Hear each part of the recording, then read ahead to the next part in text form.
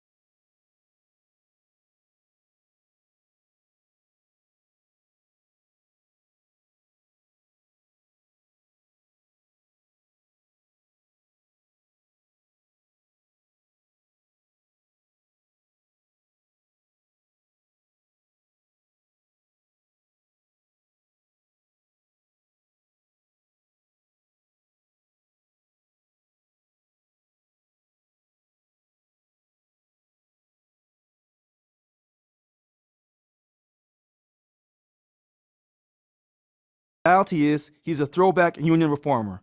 Let me stop right there. That statement, that statement, Richard as a right winger, right to work Freedom Foundation tool, is so accurate because I have been smeared since the time I stepped foot into this office, and actually before I was sworn in on June 27th of this year on a Sunday afternoon about 4 to 4:15. I am not a right winger. I'm a labor leader. I have never worked for the right to work. I've never been part of any Freedom Foundation. So when people are saying this on Facebook and they're telling people throughout the state and throughout America that Richard Lewis Brown, Local 1000 president, is part of a organization to destroy our union or destroy unions across America, that is an absolute lie. That is an absolute lie. But they have done this, and based off the lies they started before I was sworn in, they were able to have their insurrectionists out of order, improper meeting October 16th and 17th at the California Democratic headquarters. Based on lies. The person who wrote this, they're laying it out for you. Based on lies. I'm gonna continue on.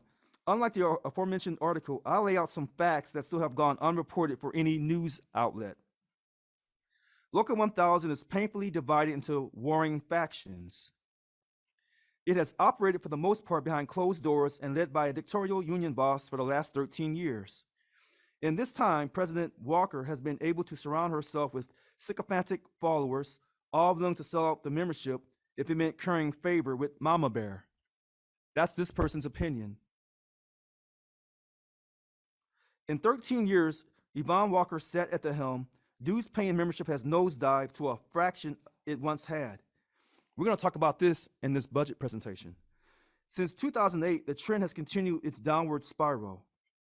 Under Yvonne Walker, state employees have lost several days of pay to every California governor, regardless of their political party. I need to repeat that for you again. Under Yvonne Walker, state employees have lost several days of pay to every California governor, regardless of their political party. During contract bargaining in 2016, Yvonne Walker walked away from contract negotiations to prioritize and force a statewide officer stipend vote during a 22-hour marathon council session. After returning to the bargaining table, received a lesser offer and announced the contract had been ratified through a pre-recorded video without ever divulging the results of the membership vote. And so when people say, why are you so transparent? Because I'm trying to overcome the prior history of Local 1000 being non-transparent. Okay, during the 2018 contract negotiations, Yvonne Walker lied to the membership by stating that retirement health benefits were not a guaranteed right, despite the fact it was expressly spelled out in our California government code. All right. Here's a quote by a famous American, Frederick Douglass. Power concedes nothing without a demand. It never did, and it never will. Find out just what any people will quietly submit to, and you have found out the exact measure of injustice and wrong which will be imposed upon them. And so all these lies that have been told about me from the time I was sworn in, and actually before, and when they sent the police to my house on May 25th in the morning at 5 o'clock on a false allegation that there was a woman inside my house screaming, people have remained quiet about this in this union. You say, well, how does that affect our budget? It affects our budget because here I am in my first year, my first 6 months, proposing the 2022 budget. And there are rumors that, quote, it won't pass. Why is that? Because they're trying to smear me with the lies they started with months ago. Hopefully tonight at 6:30, when Chris Brackett and David Jimenez presents the budget presentation, this new budget will pass 65-0. Hopefully everyone will come tonight. But when you don't call out injustice for what it is, and people say just focus on the present and on the future, but you refuse to go back in the past to correct the injustice, then you're doomed to create that same mistake in the future. That's why there are so many people who are inspired by my leadership because I'm addressing the past while preparing for the present, going into the future. All right. While the old guard is gone, her lemming like followers are still present and reeling from their demagogue election loss. Everybody can't win an election, but we have to accept the election results. And when they tell you that, Richard only won with 33% of the vote, how many people actually knew about our local 1000 election? How many people actually knew that every year we have to do a budget and it has to be passed by the board? Does people even know that? Have people ever known that? All right. The full-throated volume from them has increased exponentially, but their numbers continue to wane. So even though you see people on Facebook complaining about my leadership, that's a small minority group. That's not the overwhelming majority of Local 1000. We'll get to that here in the PowerPoint as well, about the budget. Quote, screaming with their hair on fire is only a desperate cry for the return to bygone days where they can operate in the dark corners unquestioned. Remember this statement. Screaming with their hair on fire is only a desperate cry for the return to bygone days where they can operate in the dark corners unquestioned. How does that relate to our budget? Because I'm presenting the budget to not just the board, because we're not a BOD run union, we're a member run union. I'm not doing things in the dark. I'm exposing everything. And so when these people are lying and saying all these things about don't pass the budget and they have all these questions to ask, nothing is stopping the DLC presidents from coming on today and asking their questions. But yet they tell people that I won't allow them to ask questions. Again, that's not true. The email that went out said it would be a yes or no vote. So they read it literally. But just like I'm giving everyone the opportunity to raise their hands today from 11 o'clock up to 6:30, the DLC presidents and bunk chairs have that same opportunity because I'm giving equal love and respect to everyone. And you say, well, don't the DLC presidents represent their prospective DLCs? I would say yes and no. 33 of those DLC presidents ran unopposed, so we don't know who they're representing, themselves or their DLCs. 33. We'll talk about that. All right. If you can scratch the surface of their vitriol against the new president, you will find no substance to their alarmist squawking. Despite all the made-up garbage that has been disproven as lies, it has not stopped the Facebook crowd from repeating them or inventing new ones. The constant drumbeat of fact-free labels invented by a small organized loyalist group and their cult followers has only served to brainwash themselves into believing their own hate speech. That's a powerful statement. It is unfortunate that in today's world's ratings, not news drives the corporate news outlets. How do you drive ratings? By simply providing even more sensationalism than your competition.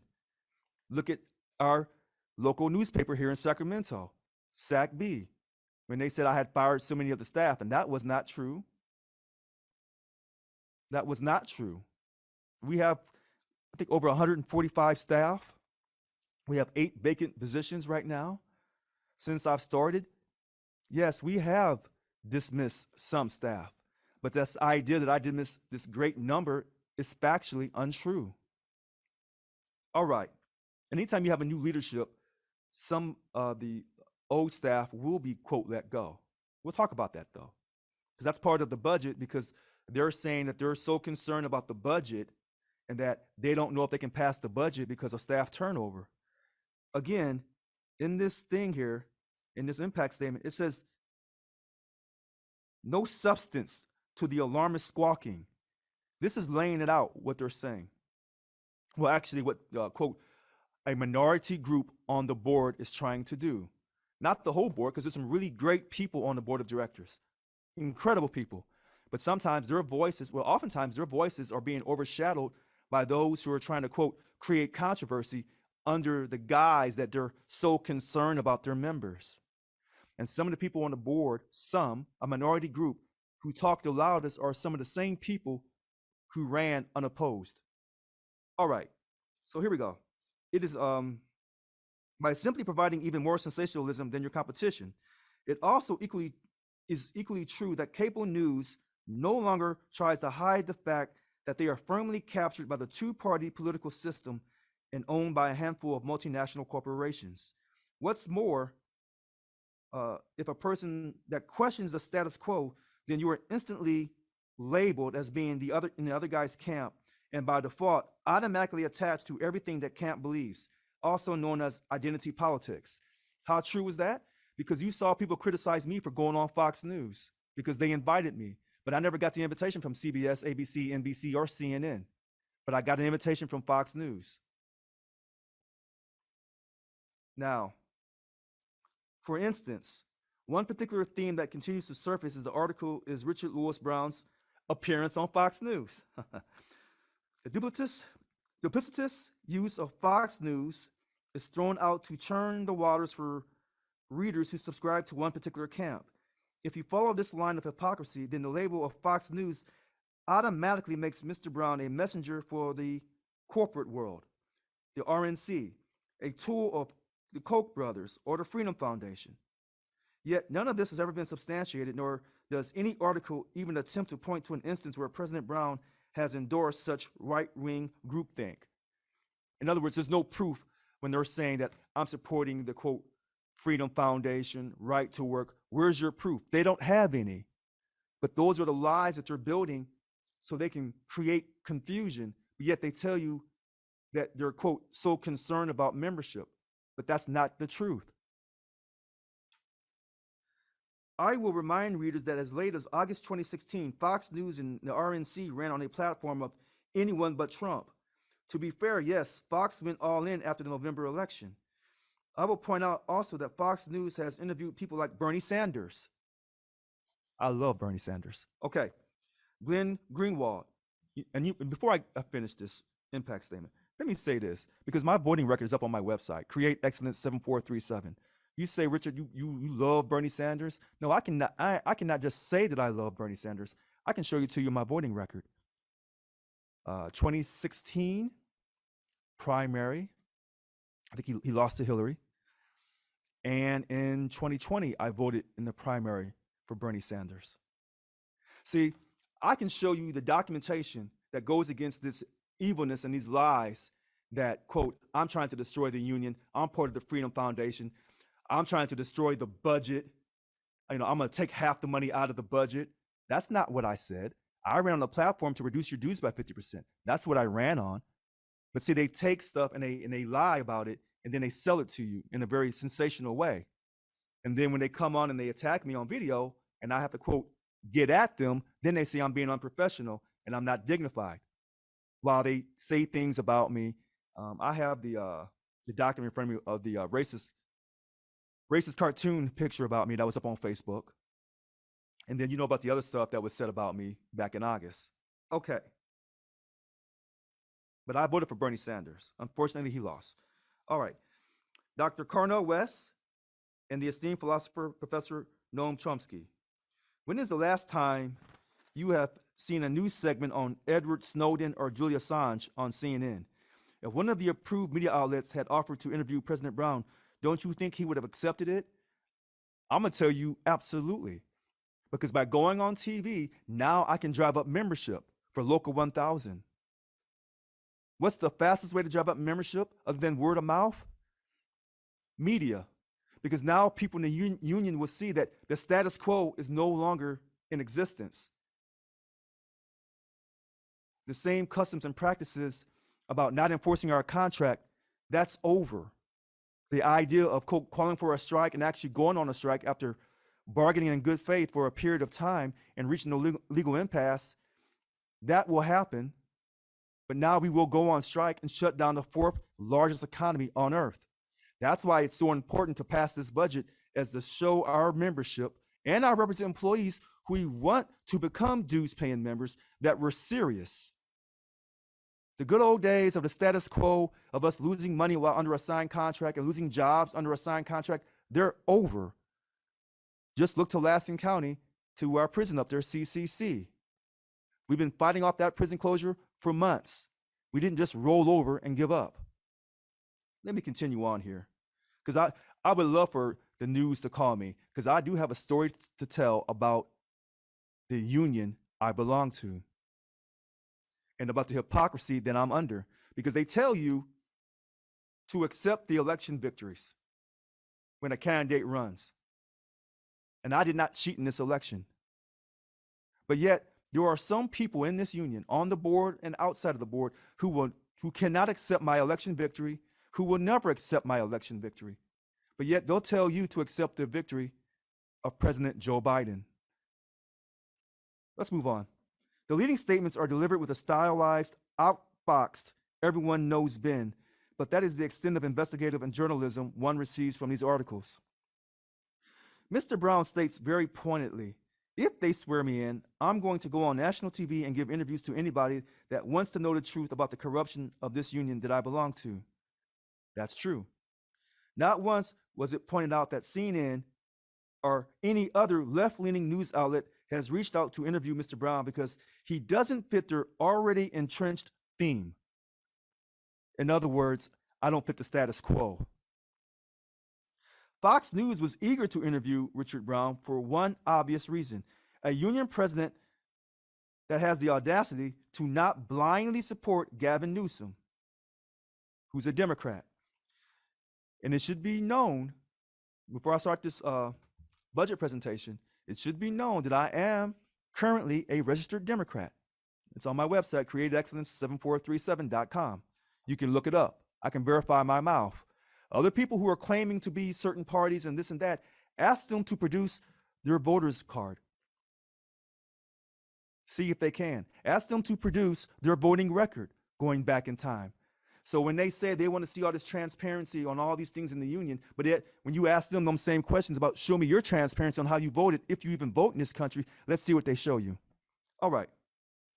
The entrenched belief for decades is that labor always backs Democrats while businesses back Republicans. Let me repeat that for you again. The entrenched belief for decades is that labor always backs Democrats while businesses back Republicans. Now, some people will say, hey, that is true. How true is that? Hard to say. Anyway, the media continues to drive this worn-out stereotype without ever examining the factuality of their convictions. If you're a good insert political party, Democrat, Republican, whatever, you don't question the status quo. How many remember that President Bill Clinton, who was a Democrat, signed NAFTA into law back in the early 90s? How many people remember that? And that was a big old deal about we're going to create a global society. But that hurt unions across America. Many jobs went across the ocean. But that was a Democrat who did that. Are the Democrats always right? No. Are the Republicans always right? No. No one always has the perfect answer. No one. All right. When California went into the COVID-19 lockdown, one of the first things Democrat Governor Newsom did was the same thing the two previous governors had done. The same thing the two previous governors, Governor Jerry Brown and Governor Arnold Schwarzenegger, balanced the budget on the backs of state employees. Under Local 1000 President Yvonne Walker, both Governor Brown and Schwarzenegger cut state employee pay. Now, in a 2020 side letter agreement that was reached under a signed contract, Yvonne Walker unilaterally gave up 2 days of pay. State employees represented by Local 1000 have not fared well under President Walker's 13-year leadership, regardless of the governor's political party. Let me stop here for a second, because passing this budget is very, very important. And that's why I said it has to be passed in its original format, because we're going to organize our union under the representational model that started October 1st. That's working really well, because our next contract, our current contract expires June 30th, 2023. We go into contract talks in the spring of 23. We have to start now. And that's why passing this budget in its original format must get done tonight. We've always passed our budget on time. It's always been in its original format. There's never been any, there may be some questions here and there, but they've always passed that budget on time in its original format. And why is it so important? Because we must be made whole for losing 2 days of pay that was scheduled for 2 fiscal years, not just one, but 2 fiscal years. Now, I want to go back real quickly. Schwarzenegger furloughed us 2 days a month starting February 2009, went to a third day, July 2009. And the Democrat controlled legislature approved it. But he lost in court because you can't furlough everybody. You can't furlough all the state agencies equally because certain job classifications, those jobs are mission essential. Some of those agencies got their money back, and our union dropped those lawsuits. Jerry Brown got us to give up our money voluntarily. One day in 2010, and then one more day in 2012 while we were under a signed contract. So that's 2 days with Jerry Brown. And then we were supposed to lose 4 days with Gavin Newsom, but we only lost 2. So 2 and 2 is 4 days compared to 3 with Schwarzenegger. But we gave up our money under the Democrats. The Republicans just furloughed us. Now, people say, well, giving up our money was better because we can bank the time and this and that. The bottom line is you lost money while under a signed contract. That has to stop. And it will stop when I'm your chief negotiator, when I'm running your union with my full powers vested. Now, instead of clinging to the now disproved theory that bribing politicians to do their job is just the way things get done, we can now have a more balanced foundation for discussion.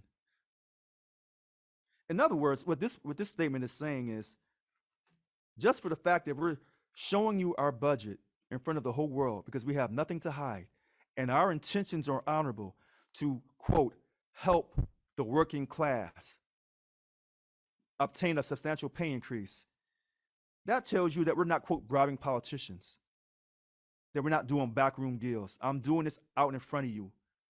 I'm telling you exactly what Local 1000 is going to do, and I need your support. And that's why passing this budget tonight is so vitally important. And that's why doing it in front of everyone so you can monitor my behavior, so you can say, oh, Richard was very professional. But now, more importantly, you can see the board in action.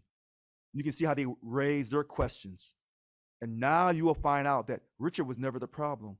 There are certain people on the board who don't want to pass this budget, who want to create lies and controversy, but yet they create these lies and controversy under the guise that they're so concerned about membership.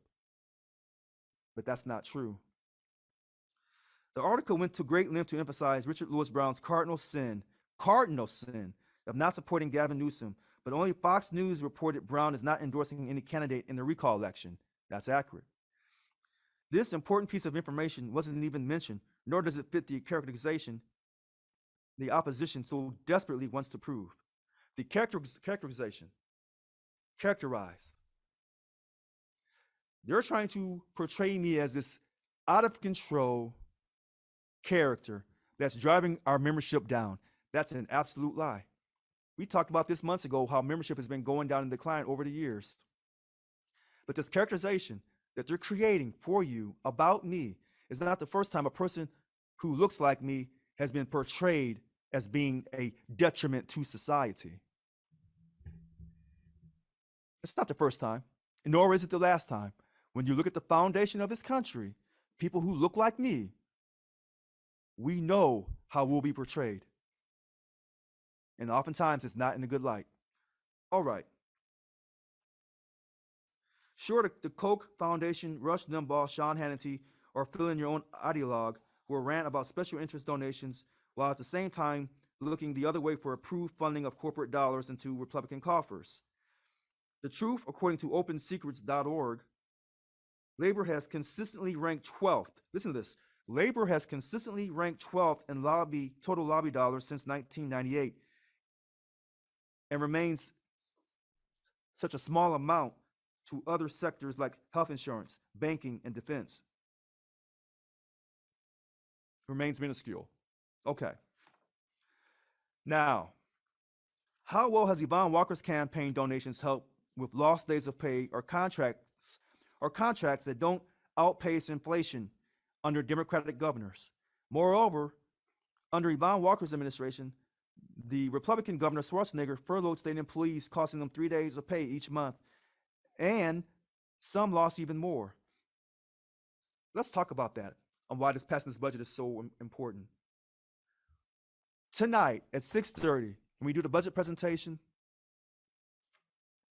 we take the questions, we open up the meeting to do the roll call vote to pass the budget. It's so important that we pass this budget to show that our union has faith in elections.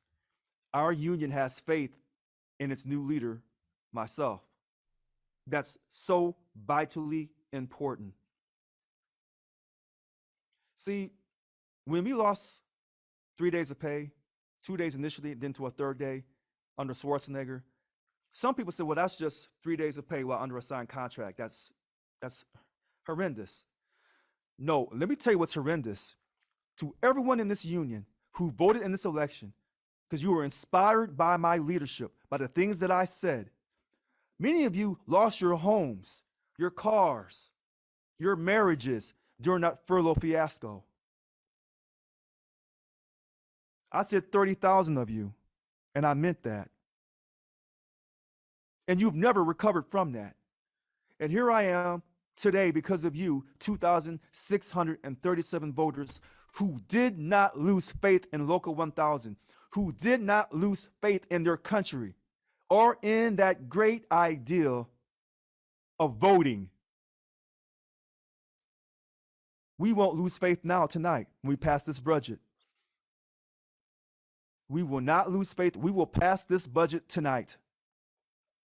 Now, when the dust cleared, Yvonne Walker made the unilateral decision to drop the lawsuit against the governor. Other bargaining units who pursued their own lawsuits eventually were made whole. And we had some people in Local 1000 who were made whole too. There was a couple different agencies that were made whole after the furloughs. But people like myself and many others, we weren't made whole.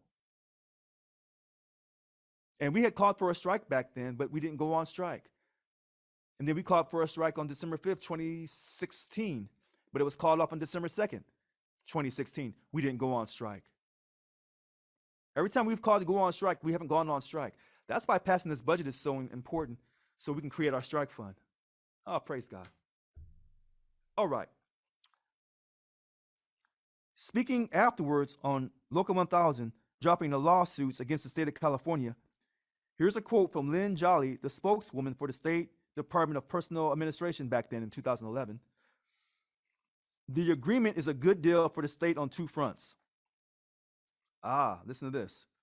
I was talking about the agencies. The first five, California, the Prison Industry Authority, PIA, the California Earthquake Authority, the California Housing Finance Agency, and the California State Lottery all received reimbursement. They got their money back. Now, I was told SCIF got their money back too. I'm not for sure about that. It cost taxpayers nothing since all five departments were completely self-funded. SEIU also agreed to drop the 4 other furlough lawsuits pending in Alameda, Sacramento, and San Francisco courts, Jolly said. Those lawsuits had the potential to cost the state tens of millions of dollars in back wages and interest for roughly 80,000 of the 95,000 workers the local represents. Let me repeat that for you again. SEIU, under the leadership of Yvonne Walker, agreed to drop 4 other furlough lawsuits pending in Alameda, Sacramento, and San Francisco courts, Jolly said. Those lawsuits had the potential to cost the state tens of millions of dollars in back wages and interest for roughly 80,000 of the 95,000 workers the local represents. All that money could have been gotten back. So when they talk about tonight about the cost of doing this and the cost of doing that, and under Richard's leadership, he's cost the union all this money. I haven't cost the union anything. Do not fall for these lies that some of the board will say when they ask questions tonight, or if they call in today. Don't fall for it. Those are lies. They're baseless. Moving on. No vote of their membership was taken. No rescue by SEIU International ever arrived. So when they said that we're stronger together, 2-point-some million with International in DC, tell those who lost their homes and their cars and their marriages and their credit scores, Tell them about us being stronger with International. So there's a strong reason why International is now involved in our internal politics. They didn't come down to help us during the furlough situation or the POP situation, but now they're heavily involved and they're worried about the ethics. We'll get to that though. The small group of insurrectionists back these decisions without a question. They do not represent our membership, our values, and they certainly don't protect our vote. One of the key points the media likes to focus on is the number of votes cast in the election, 7,880. The number by itself is meaningless without any context. But the approved messaging would have the reader believe only a small fraction of the membership bothered to vote. Well, why did a small fraction of the membership bother to vote? Did everyone know there was an election going on? Because many people tell me they didn't even know about the election. They don't even know. They did not know that there was an election going on. They don't even know when the elections happen every 3 years. So, okay. Now look, here's what I'm going to do. I'm not done reading this. I'm going to stop here. I want to bring Bob Holtz on. He's our new bunk chair for Bargaining Unit 3. Is Bob there? Is he there, Bob Holtz? Yeah, I'm here. Hi, Bob. Good morning. How are you? Good morning, Richard. Thank you I'm for your doing really patience. well. Thank you. Well, listen, I'm sorry I didn't get you on last Wednesday night. I apologize. When you won your bunk chair, that's fantastic. It was on video. Everyone saw it. Congratulations. You are the bunk chair for 3. Yes, sir. Now, you signed the pledge and you sent it back in. Thank you. By our policy file, the way it's interpreted, the swearing in of DLC presidents and bunk chairs, it's ceremonial, but some people take it very, very seriously. So, Bob, I'm going to give you the utmost respect. Can I swear you in right now? No, that'd be great. I appreciate it. It was a good conversation on Wednesday and didn't want to interrupt it. So waited patiently. Thank you. You So bet. we'll get started right now, and then I'll let you talk for a little bit. So here we go. Here's our pledge. It's in our policy file. And so I'll read, and then I want you to repeat after me, okay? Yes, sir. Okay. I I, Robert Holtz, pledge my word and honor pledge my word and honor that I will faithfully discharge that I will faithfully discharge the duties of the office the duties of the office to which I have been elected to which I've been elected in accordance with the rules of Local 1000 in accordance with the rules of Local 1000 and to the best of my ability, and to the best of my ability, carry out the plans and programs carry out the plans and programs of the union, of the union, help build unity, help build unity, strength, strength, and participation and participation among members in the union, among members in the union, in the workplace, in the workplace, in our communities, in our communities, and in the political arena, and in the political arena, and purchase union label goods and purchase union label goods and use union services and use union services whenever they can be obtained. whenever they can be obtained. Mr. Bob Holtz, Robert J. Holtz, That's me. congratulations. Well, thank you for taking the time to do this. Yeah, I understood it was ceremonial, and it's good to be recognized by the president and recognized for the properly elected, process that we used. It was great. It worked out really well. Eloise moderated exceptionally well. She's fantastic. I've known her for some time. I work at California Institution for Men in Chino. Been a vocational instructor there for about the last 8 years, but I've been with the department for going on 29 years. I've actually been on the other side on a management team, vice principal and principal. I was a fire chief at a state prison, so first line supervisor. So I know their playbook. and it's not very good.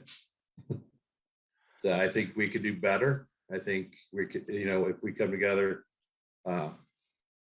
as a union, as a group, as a force, we can make things happen. And I'll never forget, share a quick little story. I was a vice principal, and I thought I was going to come in and change up how things were done. And it was a trade advisory meeting, and the faculty pretty much said, "I hope it goes well for you, Mr. Holtz, because you can't count on us," because I didn't come at them in the right way. And that just showed the power of the people, the power of the group that can make change. And fortunately, I had a great peer that said, "Bob, you got to apologize. You got to do what's right, and you got to move forward." And we did, and we had one of the best schools. So I think, that's what we all need to do: move forward, make things happen, come together as a group, because I saw how a group works together. And I'm going to embrace, my vice chair, alternate vice chair, and get them involved in a decision process. It's not going to be just up to me. They're going to be part of. I just got something from Eloise regarding a calendar, and I need Terry's hindsight. I need my foresight, and I need Barbara Wheeler to be there to keep us in check. So we're going to work together really well as a team, and they're going to be involved and understand what's going on as often as I can. So I appreciate you getting the information out to the members like this, and I think it's really helpful. It's really been nice opening the door to the website without having to go through a password and figuring out what the heck to do now. It's really nice to go click and find what you need, rather than go through 9 security checks and get frustrated and not get where you wanted to go. So thank you for what you're doing. Bob, I want to thank you for calling in. I want to ask you something, Bob, because I have to do all this stuff. And so with the newly elected bunk chairs, what is something that you feel was critical to ensure that in our next contract, as I'm your chief negotiator, but you'll handle your particular bargaining unit number 3, what is something that we have to do that hasn't been done before? I think we've done a pretty good job engaging the members. I think with all what we have available to us now, I think we can do a better job with engaging those members, and make sure we're listening to what they're wanting, and not put forth any agendas that aren't member driven. And when I've been telling people the 21% pay increase across the board for everyone, and the elimination of the 3.5% OPEB deduction for our retiree health care, and to stop the fact that 5.11, the dignity clause, where CalHR is the final decision maker, I said that will stop. How do you feel about those issues? I don't think it's so far-fetched, because every day you see more and more organized labor getting, raises, getting cost, big cost of living increases, and things of that nature. The dignity clause needs to be tightened up. And one of the things that's really resonated with some of the things that you said is must endeavor.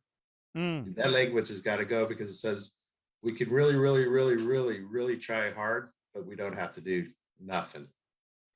We tried, but we just, and that's on the state side thinking. So that must endeavor needs to leave a lot of language. It doesn't do anything. So wait, I have a question about that, because I know you're within CDCR. That must endeavor, I strongly agree with. And as long as I'm your chief negotiator, those words will never be in our contract while I'm the president. Now, that's a promise. I know you will hold it down for bargaining unit 3.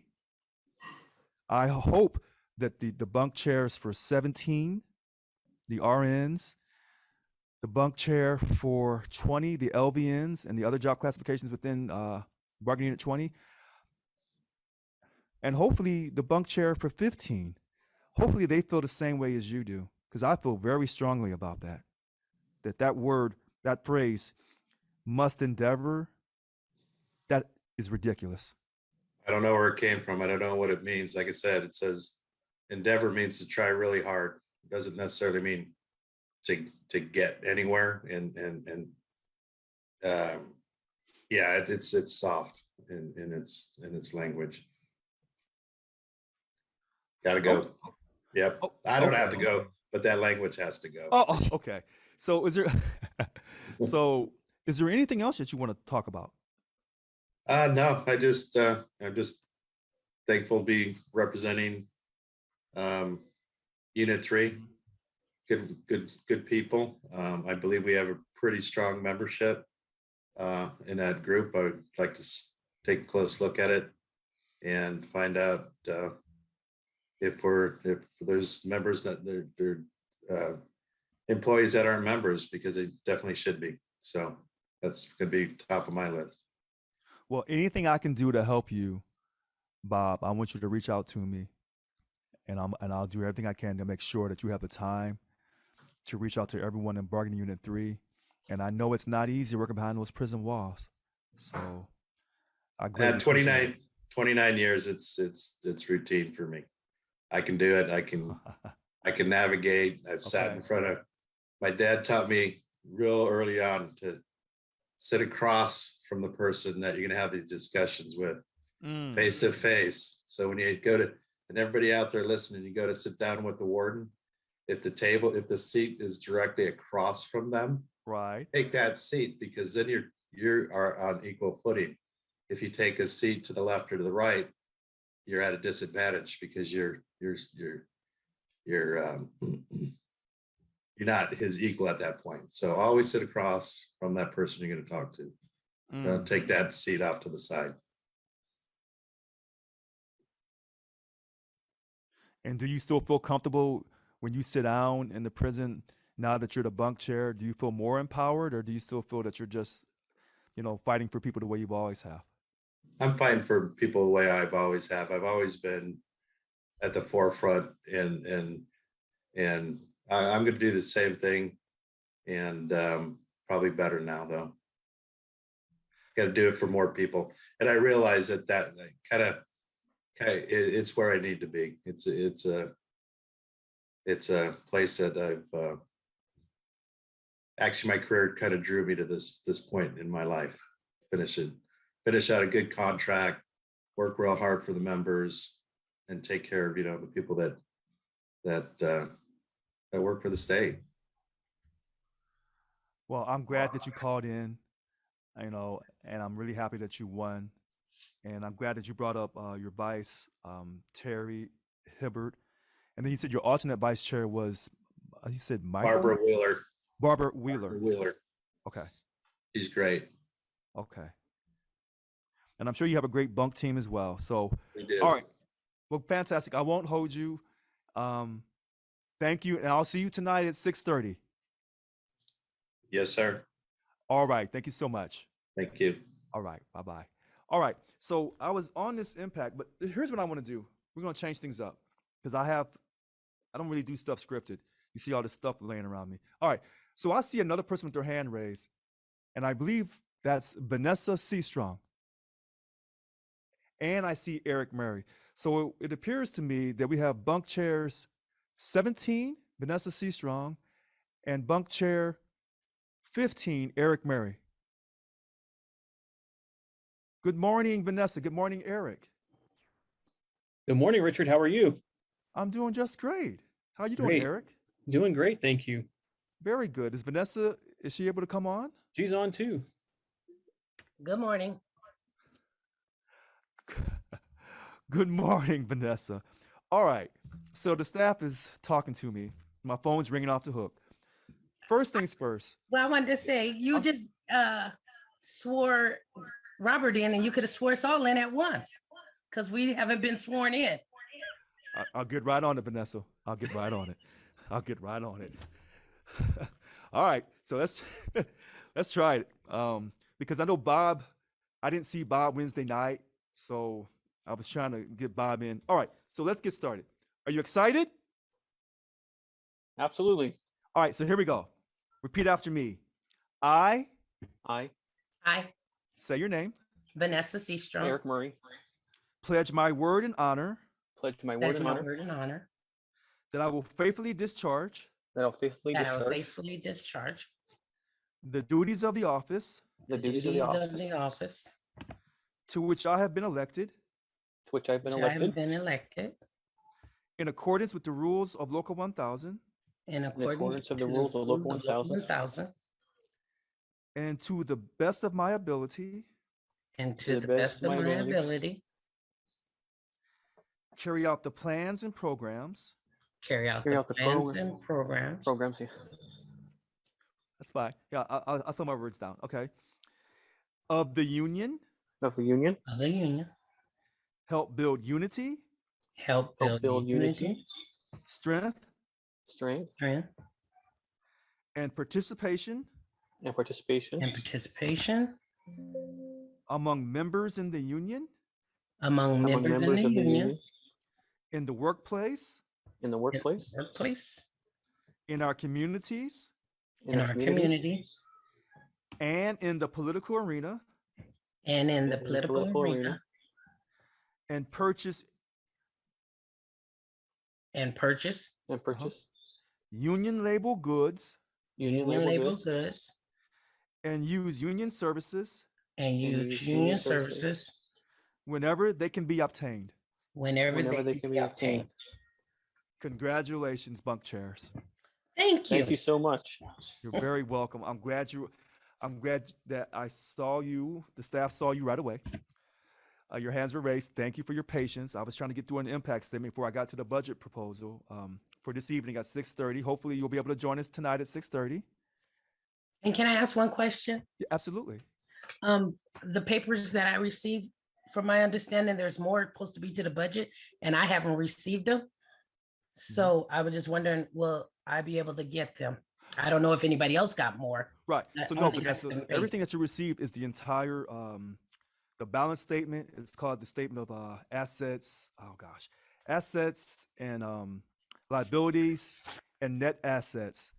So that is that particular financial document, and then the other document is the proposed budget. And so that's the entire thing.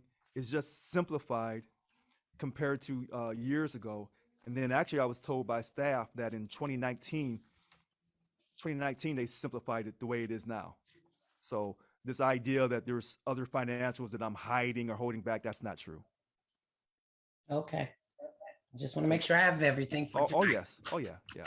We have the responsibility to give you everything, and our controller, Chris Brackett, has made sure that has happened. But that's a great question. I'm glad you asked that so quickly. Thank you. You're very welcome. Are there any more questions? Not for me. What about you, Eric? No, I'm good. I think the Shell Endeavor needs to go. I think that's Oh, a okay. top priority for all of us. So you also believe that oh wait, Bob Holt said must endeavor. Oh, you know what? You're right. Both of you are right. So it's tricky. So Eric, you just said shall endeavor must go because it's the same thing. They made the effort, but so what? And then must endeavor. So shall endeavor and must endeavor must go in our contract. Do you feel the same way, Vanessa C. Strong? Yeah, I'll agree to that. You agree to that, okay? You see, I'm taking notes here. Hold on. Because I feel like in 15, those words are very tricky. And I know in 17 and in bargaining unit 20, that word shall endeavor, they're working the nurses, LVNs, and the registered nurses, they're working them into the ground, in my opinion. Yes, they are. Okay. Another chair got on who was wanted to be sworn in, but she didn't get in time. And that's Melissa. I've been sworn in. Oh, Oh, okay, Yeah. very good, very good. So I'm sure Melissa probably has a strong opinion about the words must endeavor or shall endeavor in regards to bargaining unit 20. Yes, it needs to go. And also institutional needs. Okay, so when you say institutional needs, are you relating that to the operational needs or just institutional needs?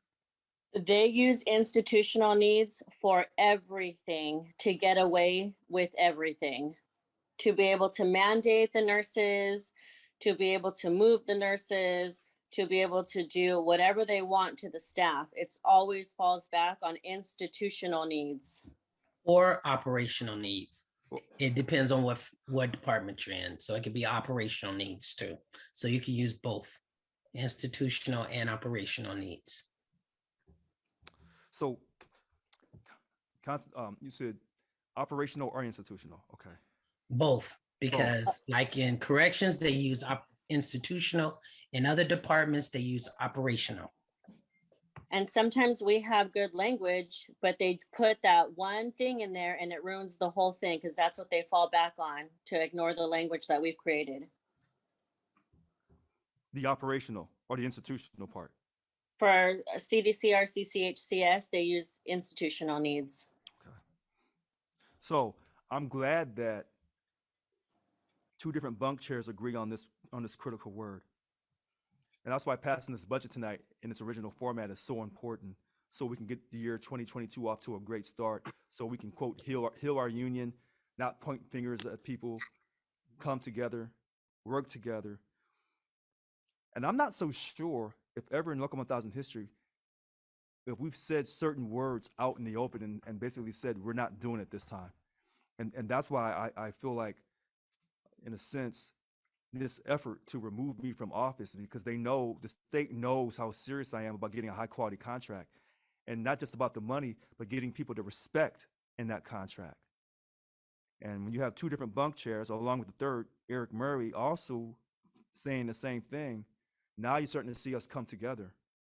And so you may see us, have internal bickering like most families have, but now we're out in the open. We're saying, hey, these are certain words that are disrespecting us, and we're not going to let that happen to us anymore. That's fantastic. And that's how you start your year 2022 off, by, quote, passing this budget tonight and not arguing over, well, we don't like this about you, Richard. We don't like that about you, so we're not going to pass the budget. That's not how we show our membership that we're working together. And it's not also how we can increase our membership so that we can all come together by 2023. We are a tight-knit group. And with a strike fund, if we have to use that after bargaining in good faith for a period of time and reach a legal impasse, in order to really show the state of California that you're serious about the fourth largest economy on earth, you may have to strike. And so we can put our differences aside now and start working together now, starting in 22. We'll be ready for 23. Would you agree to that? Yes, I would. And before the three of you get off, I just received a text message from DLC President 743 Amani. Hopefully she's watching. I don't see her hand raised. She's asking about the letter of resignation from our former CFO. So to the board, we cannot, Local 1000, release that information. That's confidential information. Now, she also states about other things that are being mentioned about assets and homes and all that. This is why I'm going through this impact statement. There are certain people on the board who are trying to scare new members of the board into thinking that they can be sued or whatever, and that's not true. A person, our former CFO, unfortunately decided to quit on December 15th, 3 days before the budget committee did their presentation. VP and Secretary Treasurer David Jimenez, I think it was last Saturday. So when he did that, that's his decision, but that's a private matter. And anybody who knows anything about labor law knows that when people quit, their resignation letters are kept confidential. So I tell all of you this, so maybe y'all can share that word with the rest of the board. Because you see here, I'm trying to talk to you, I'm getting all these texts, and I'm looking at the staff at the same time. But I want to tell you this in front of the entire membership. In fact, since you're on here, where's that paper at? I'm kind of jumping all over here. I'll say this to you. Maybe you have a couple questions. So and this is part of the budget presentation, actually. So you'll hear it again when I do the budget presentation here, and then you hear it again tonight at 6:30. Over the years, we've had people involuntarily be dismissed from Local 1000, and other people voluntarily just walk away. So for the year 2021, that total of involuntary was 8. And then people who just walked away, that number was 25. Well, I wasn't here the whole year. So you say, well, what happened after you got here? So I'll just tell you honestly, I have it on the sheet here. When I got here with new leadership, there's a new way of doing things. We walked away 8 people. 17 more people decided to walk on their own because they didn't like the direction of, quote, us getting out of politics and us putting our emphasis on representation versus organizing. Prior to me, 8 people had already quit before I showed up on June 27th. So for a total number of 33 people, 33 people have left this union through their decision or our decision. You say, well, how does that relate to going back to as far back as possible that we can track? If we go back to 2010, the number 33 is not the highest number. The highest number was 37. 37 people left, and that was in 2012. 33 was the second highest, but then we have other years where we had 30 people left in 2016, 31 in 2015, 32 in 2011. So when people like Amani are asking for transparency, I'm being as transparent as possible without violating law. So it's funny how people ask about transparency, and I give you so much. I gave you so much on the credit card statements, and then they said, well, that's too much transparency. We don't want to hear that because it doesn't, fit their narrative. So we got to keep people's private information private. But throughout the years, people have left this union. Now you have to remember, when Yvonne was elected in 2008, she never lost the election until 2021. So there were years when people were leaving. There were years when the numbers were low. The lowest year was in 2020 with 14 people left. Now, here is what a lot of people have asked me. Richard, why are people leaving this union so much? Money. Now, is it always money? No, not always. But we've lost some high quality people because of money. We don't pay enough. So on October 1st, of this year, when UAW got their new contract ratified, we tried to prevent people from leaving our union because of money. I did everything I could. Now, 14% over 3 years is not the most amount of money.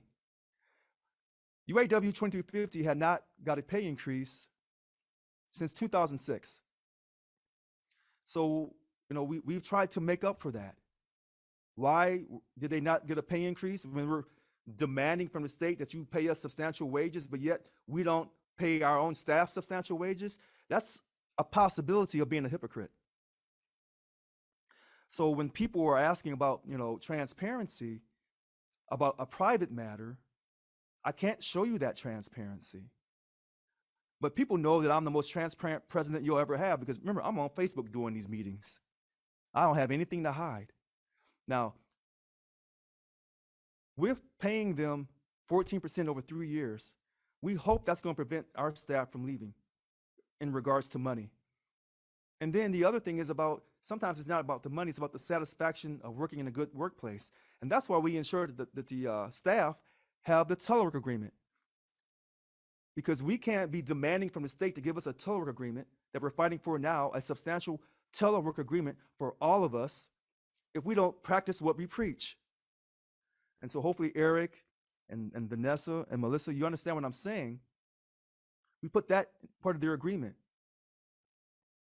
And then we also made sure the staff had Juneteenth, had that day off. And then finally, I'll say this.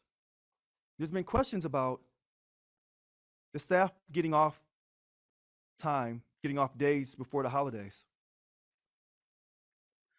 I thought that we wanted to be the #1 union in America. I thought that we wanted to treat our staff better than anybody else because we know as state employees how we're treated by the state of California. So why would we turn around and treat our staff with the same lack of respect that the state of California treats us. Because remember, Vanessa, Eric, Melissa, we're not hypocrites. So we want our staff to have some time off with their families during the holidays. It's the right thing to do. We want to build up our solidarity. That's what we want to do. So tonight, when you hear people say, and maybe some DLC presidents will call in today, saying, well, you shouldn't have given that time off, and how much did that cost us, and that's just too much money. It's never too much money when you're trying to ensure that a person has time to spend with their family, their loved ones, during the holiday season. In fact, the state of California has it in the government code. I don't have it memorized. They can give up to 30 days, 8-hour days per year. And so some of these agencies will let you off a few hours early, a day before the holiday. A few hours early, and they're still just fine. And it's not robbing the taxpayer. If we demand justice and respect from the state of California, we must first give our love and respect to our staff here at Local 1000. And I know some people say, well, the staff doesn't work hard enough. They don't work around the clock. They don't give us their best. Let me tell you something. I work with some incredible staff. And we're not going to let one bad apple destroy the crop. We're not going to do that. And we're going to stay focused, and we're going to be positive, and we're going to go forward. Now, sometimes we may have to talk about our past to go forward, but we're not going to let the lies and people's allegations that Richard did this and Richard did that. We're not going to let that happen to our union. All right. Is there anything else I missed that you asked?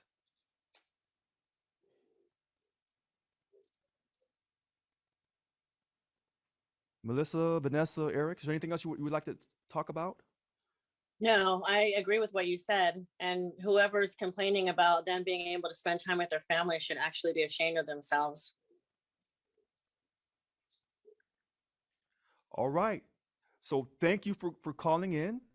And I'll see, if you don't have more questions, I'll see you tonight at 6:30 for our budget presentation. But I'm going to go over that budget presentation here in a second as well. So you're going to hear it all day today. So if you have questions, you can always just call back in, and I'll take your calls. Okay, so we're going to go back here to this impact statement. Where was I at here? Okay. Wait a minute here.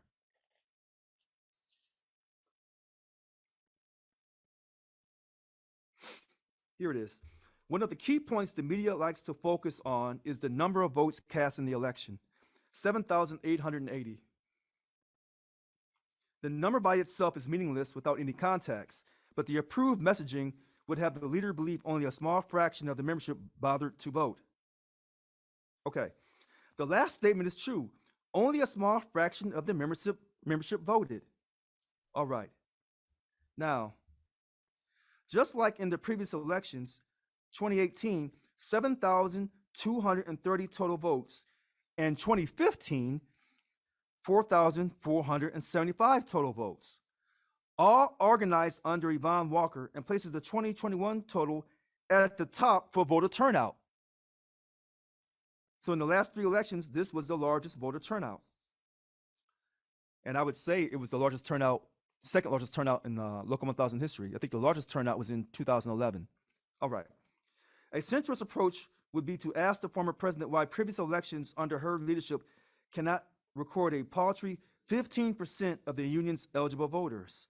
Instead, these journalists give a free pass to the former administration, who has overseen all member votes since 2011, including 2 unreported strike votes and 3 unreported ratification votes for our contracts. Okay. According to the historic research, there was never any time a redo election under Yvonne Walker until 2021. A president that had 4 elections and multi-votes waited until this election to screw up is hard to believe. A do-over for VP of bargaining cost the members, well, they say 300,000. It was actually 360,000. All right. Yet unreported was the fact that one of the DOC presidents was not eligible to run at all.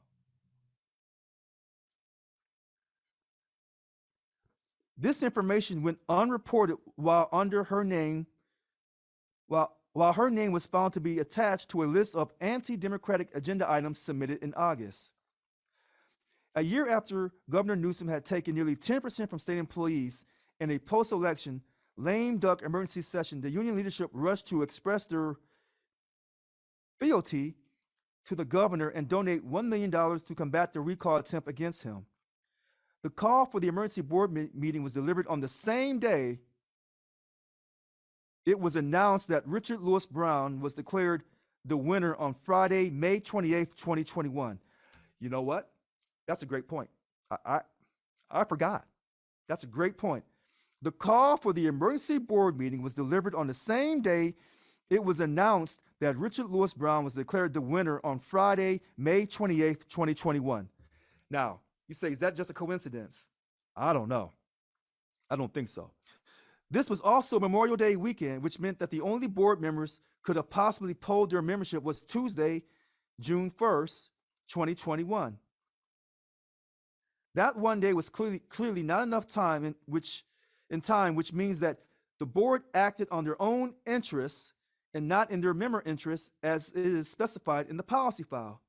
This is the status quo these leaders endorse and would have you believe that it is the only way business gets done.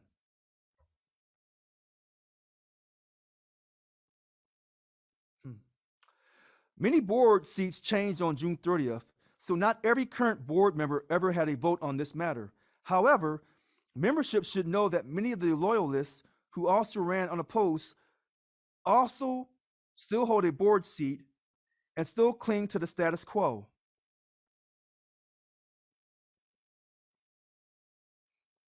I have to pause for a second because whoever wrote this, they really were writing. On July 1st, President Brown's first full day in office, demands to hold the SBAC began across Facebook. Accusations of canceling full-time union leave, hold on to this. Accusations of canceling full-time union leave fell on President Brown, yet the end of union leave was caused by President Walker's unethical departure to facilitate a smooth transition of authority. Her actions were akin to tossing the keys as she was exited and waving a middle finger to the incoming president. All right.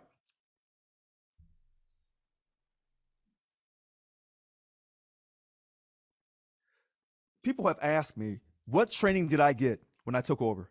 I didn't get any training. What day did I start? June 30th. They said, no, you swore in June 27th. Why didn't you start the day you swore in? That's not the way it worked out. I would have came over early in June, but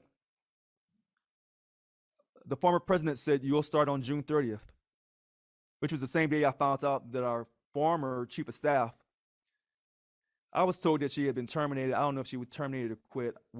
I'll have to look it up. Okay. So I didn't have any training. And many of our new DLC presidents who didn't get training, I understand what you're going through. And our bunk chairs as well, our newly elected bunk chairs. For a month, this campaign was waged at the president-elect, and this is how the previous administration and her loyalists welcomed the incoming president. On July 2nd, the do-over election for VP of bargaining began, saddling President Brown with $300,000. It's actually $360,000. $300,000 if debt. It started on that day. So $300,000 of debt on day 2. Okay, that's a great point. It's actually $360,000. All right. August 6, 2021, the protest period had ended, and Irene Green was again elected VP. She won the first time in June, and then she had to run again through no fault of her own, and she won a second time. President Brown showed class by congratulating her personally, yet the opposition had to find the negativity and complain about the cost of sending a card. So being polite, having manners, and showing class is something that has to be turned negative. On August 11th, 2021, the Taylor mother and daughter tandem put their lack of class on display, uttering their now famous quote. Yet nobody from the board denounced this vulgarity for what it was. There were some people on the board who did denounce that. Did they say it openly and very loudly? That's subject to debate. All right. Yet the loyalists and their cult followers wanted to point fingers at President Brown when his first 5 weeks had been filled with nothing but hate and vitriol being spewed at him like he was a monster. On August 20th, 2021, exactly 1 week after Irene Green was declared VP of Bargaining, the small cabal of opposition on the board submitted their agenda to change the structure of the union. From the time of taking office until now, it had been, listen to this, from the time of taking office until now, it had been only 37 working days. I want y'all to think about this for a second. These numbers keep coming up. 7437. 37 working days since the time I took office, they tried to submit their petition to change everything, to create a special board of meeting. But they never did submit a petition. They never did it correctly. Now, in 6 weeks, Richard was labeled the greatest threat to the union. They said he was going to destroy the union and has been called every name. In 37 working days, some members on the board determined that they had seen enough and that a complete structural change for the union was needed, overriding the membership vote. Overriding the membership vote. And that's why tonight, passing this budget in its original proposed format under my leadership as a new Local 1000 president, if it does not get passed tonight, overwhelmingly, unanimous, the way it was proposed, that is a slap in the face of the voting process in our great country. That's what that is. And, I'm hoping for the very best. And we'll have to go from there. We stay optimistic. And when people are asking questions about, well, how much did it cost the staff to be off? Again, it's so funny how we want the state to treat us with love and respect, but yet the staff who never had a pay raise since 2006, who was never given time off before a holiday in a substantial amount. They may be getting an hour here or an hour there. But under my leadership, I'm letting the staff know, you're just as important as I am. You're just as important. Yes. Yes. And so people are complaining about that. But remember, were these same people who are complaining about the staff getting time off during the holiday season to spend time with their families during this pandemic, were these same people complaining about when the cops came to my house under a false pretense? Were they worried about my life? I'm just saying. Okay. So let me continue on here. 37 days. Was it only 37 working days? Those agenda items were not written and submitted on the same day. This agenda was in place long before that day they were mailed. How long before is the real question. Did they start writing the day he took office or the day it was announced he would be the new president? Either way, they rushed to make a judgment about President Brown long before he had ever taken a single action as the sitting president. Richard Lewis Brown is a firebrand. His unconventional approach appeals to some and turns off others.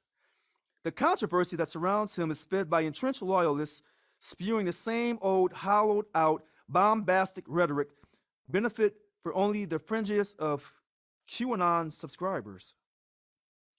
Okay? What pillars of the establishment has President Brown shaken that has caused such backlash?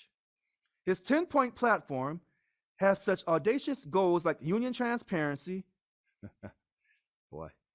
union accountability, eliminating the salary stipends for the statewide officers. I got myself in trouble doing that. You know that, right? Okay. All right. Setting a 2-term limit for all voluntary elected positions, including myself. His agenda has been referred to as the death knell for Local 1000. Unbelievable. Furthermore, he has openly stated the union will increase representation of state employees at their work sites. We want everyone to be a job steward. We want everyone to be a job steward, which means I want all represented employees, whether they pay dues or not, because the contract protects all of us. But by policy file, you must be a dues paying member to be a job steward. What I'm trying to do is increase our job stewardship in all the work sites, so we're always protected. I'm not trying to destroy the union, and we need everyone to pay money to the union. I don't know how many times I have to say this. That's why passing this budget is so important tonight. It's 6:30. All right. Let's see here. A clear departure from the consecutive years of hemorrhaging job stewards under the previous leadership. Reversing course, President Brown has eliminated Yvonne Walker's LAPS program that was immediately recognized to be a 9-month-long loyalty test rather than a program to develop new stewards. Everyone has an opinion about that LAPS program that was created. I never liked it. I thought it was a way to control who became stewards. Anyone who wants to become a steward should become a steward, and they should be allowed to become a steward. Are there some bad apple stewards? Absolutely. Are the bad apple stewards in a very, very, very small amount? Yes, absolutely. I trust the people that I represent. Hopefully, we can learn to trust each other. And when that stewardship program stopped in March of 2020, it never started back up. So when I came into office on June 30th, 2021, I was trying to make up for lost time. That's what I was trying to do, and I still am. I want everyone to be a job steward. I want everyone to be a dues-paying member of Local 1000. Let me say it for you again. I want everyone to be a dues-paying member of Local 1000. I probably didn't say it enough times. I want to pass this budget tonight in its original proposed format. I want us to heal as a union. I want our family to come together as we enter the year 2022.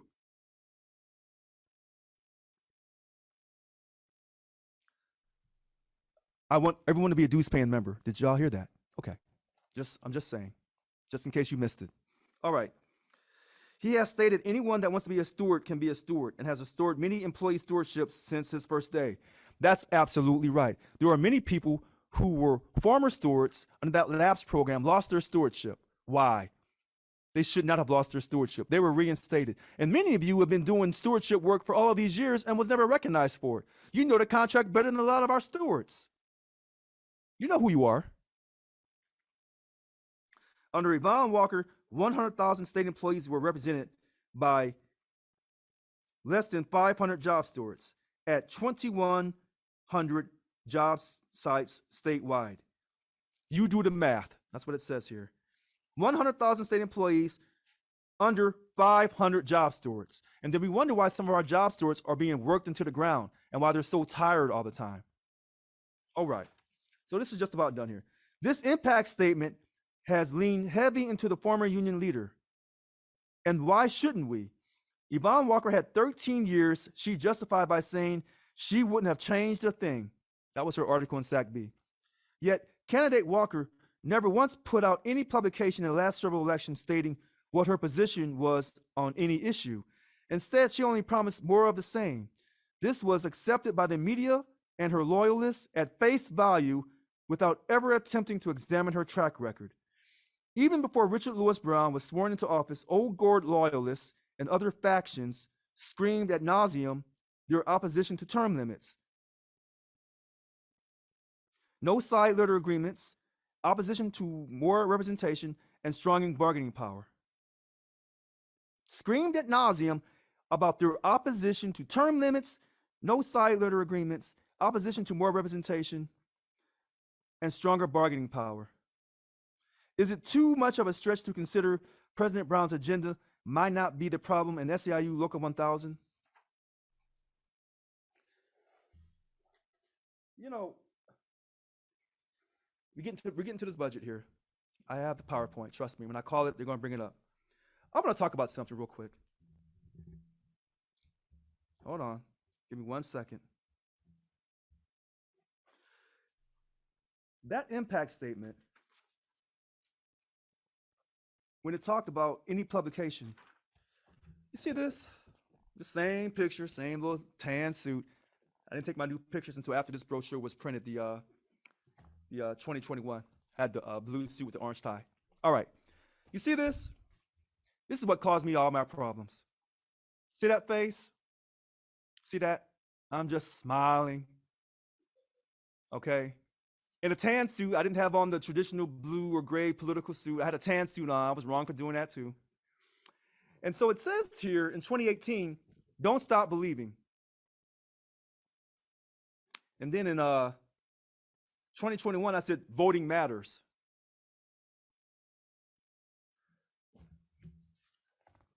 You see this?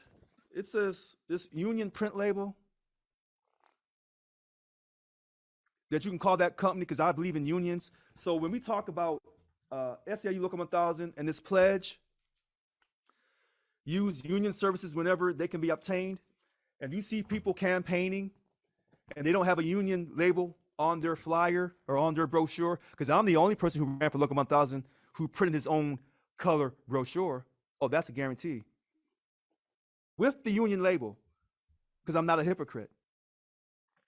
And then I did it again in 2021, and it says legally used right here, because there was prior elections where our ballots were going out with a union label that was not legally used. And they were actually violating this pledge.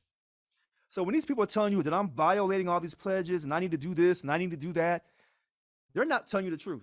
Now, here is the truth. You say, whoa, hey, Rich, hey, buddy, man, dude, that cost you some money for those pictures. How much that brochure cost you? You're right, it did cost me some money. This one too. Especially when you have a union print shop printed out. But how can I not have a union print shop printed out if I'm talking about I'm for unions? You say, well, how did a person on the AGPA salary afford all that? You had to be working with the Freedom Foundation. No, it's called financial discipline.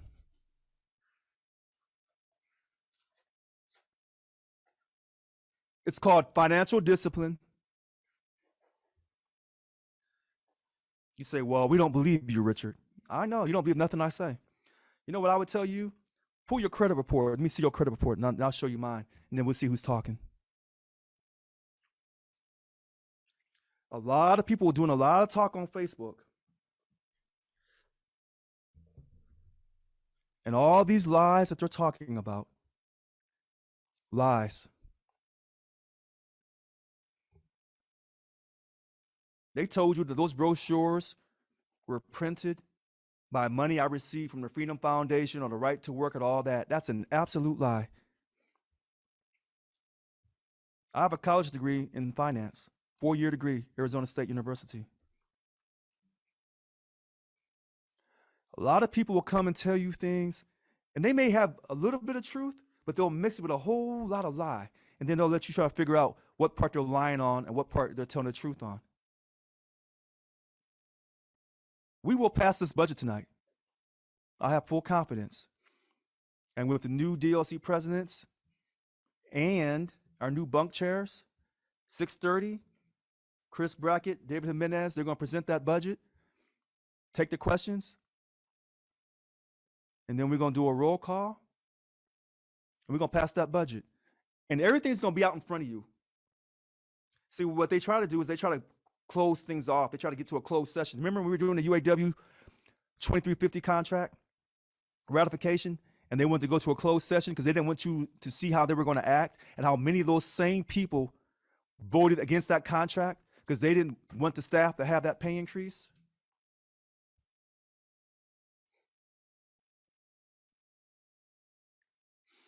This is why I'm going to spend all day with you. All right, so here's what I want to do. I don't see any hands raised. So I want to go to this this budget right now. How long am I talking for? Woo! Woo! Hour and a half. So what? We're going to keep going. Dig in. We ain't at 2 hours yet. Oh, what? We're going to talk a little while longer, and then we're going to take a 2-hour break. The staff's telling me that they're tired. They want to take a break. So, all right. So let's bring up this this budget presentation real quick. And then we'll take a break here in a little bit for like, I guess, 10 minutes. All right. So here we go. I got it up. Board of Directors, special board meeting. So this presentation was prepared by Chris Brackett, our Local 1000 controller. He had got a promotion in the summer. And Kenny Sims, our Local 1000 research director. All right. Let's go back to their names again. Chris Brackett. I can't tell you how hard Chris is working. Chris is a wonderful person, has a great family. This man is working and working and working. And I can't thank him enough for the time and energy he has put into Local 1000 over the years. Same for Kenny Sims. These two men, these two gentlemen, have given their very best to Local 1000, and I want to acknowledge them. I want to take my time and acknowledge them, and I'm going to keep acknowledging them, acknowledging their great service throughout this day. All right. Let's see here. Officer stipends, the savings. I'm going to be crystal clear about how does this affect the budget. It does affect the budget. Look at this.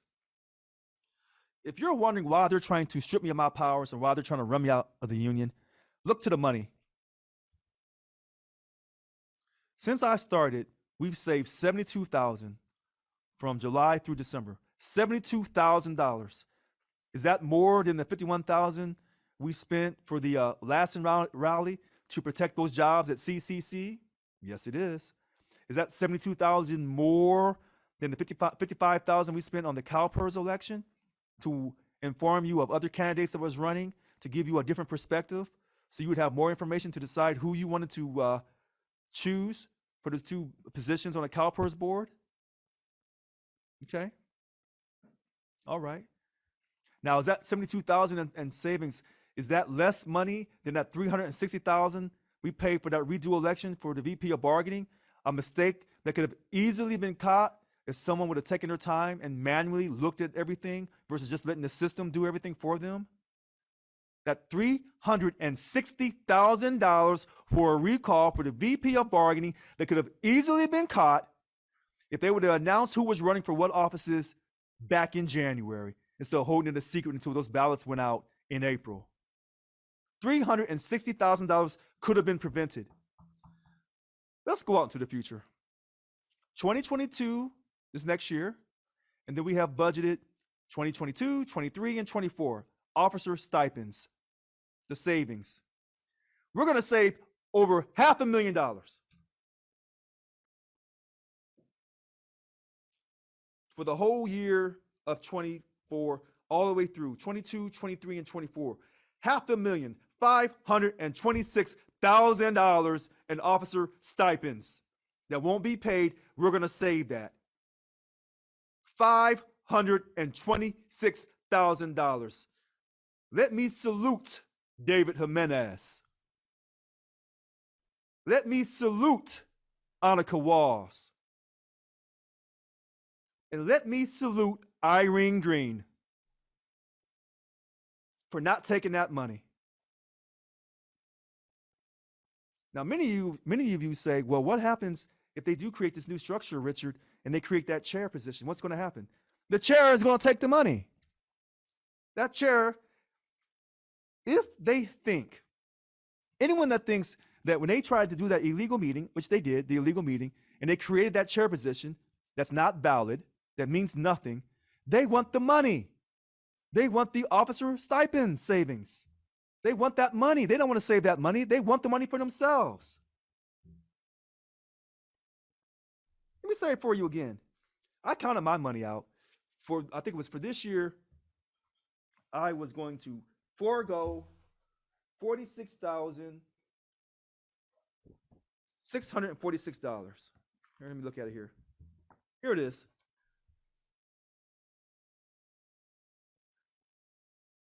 I'm not taking the salary stipend money.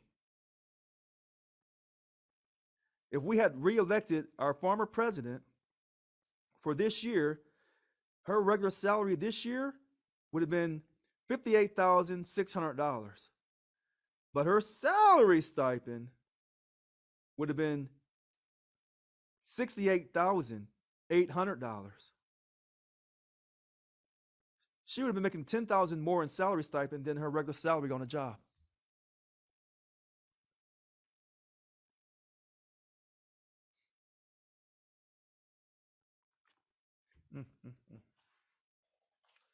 Woo.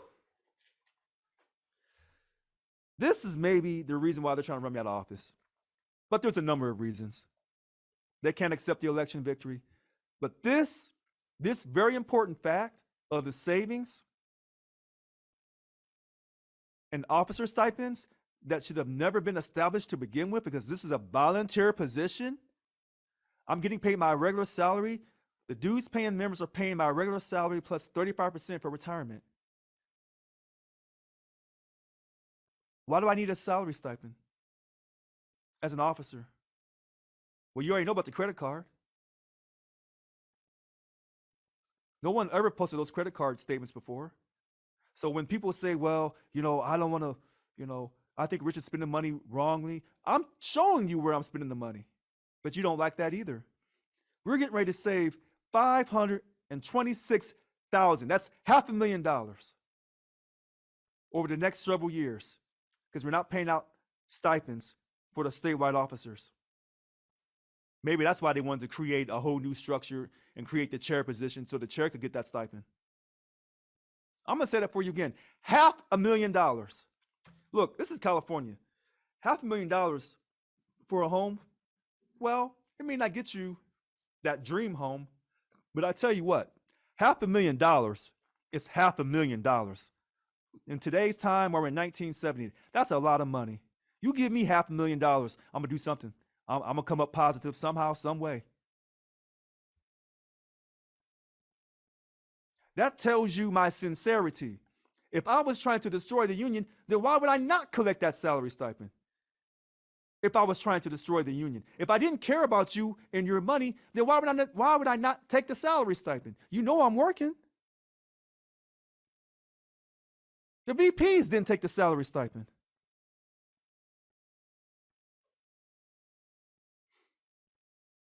Now I said in my platform, hold on.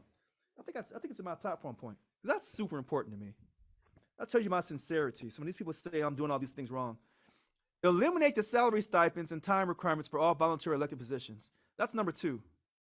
I meant that.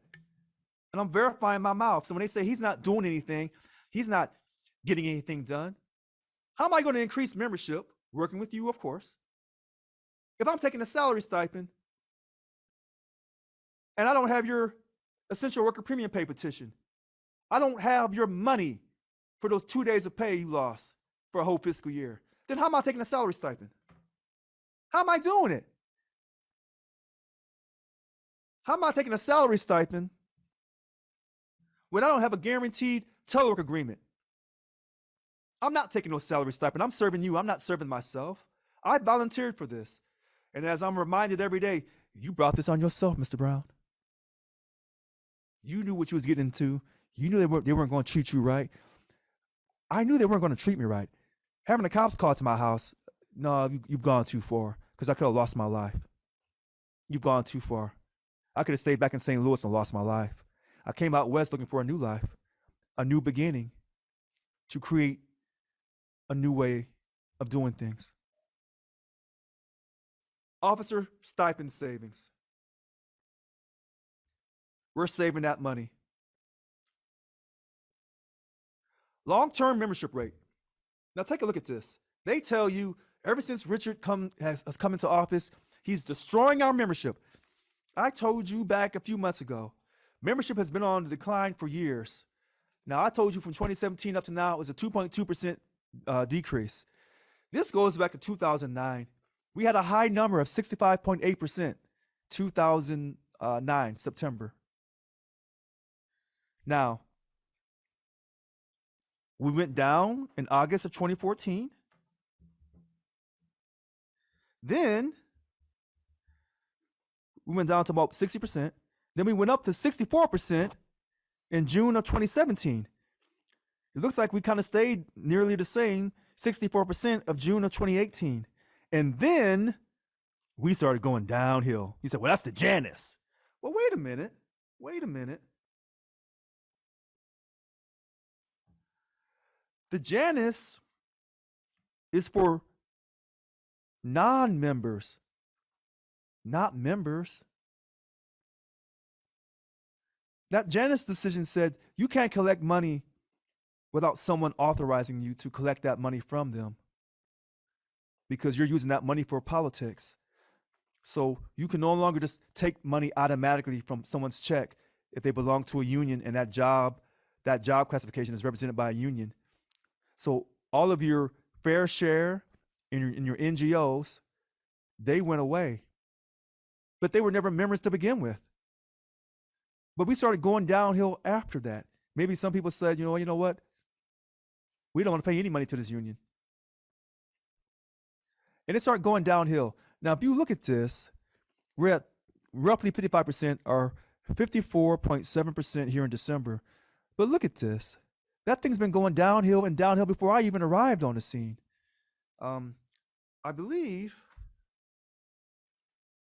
from June of 2019 or June of 2018 through June of 2020, you see this big dip. Wait a minute here. Hold on.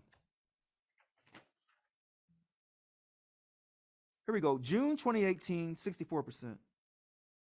Then it drops, and it drops, and it drops.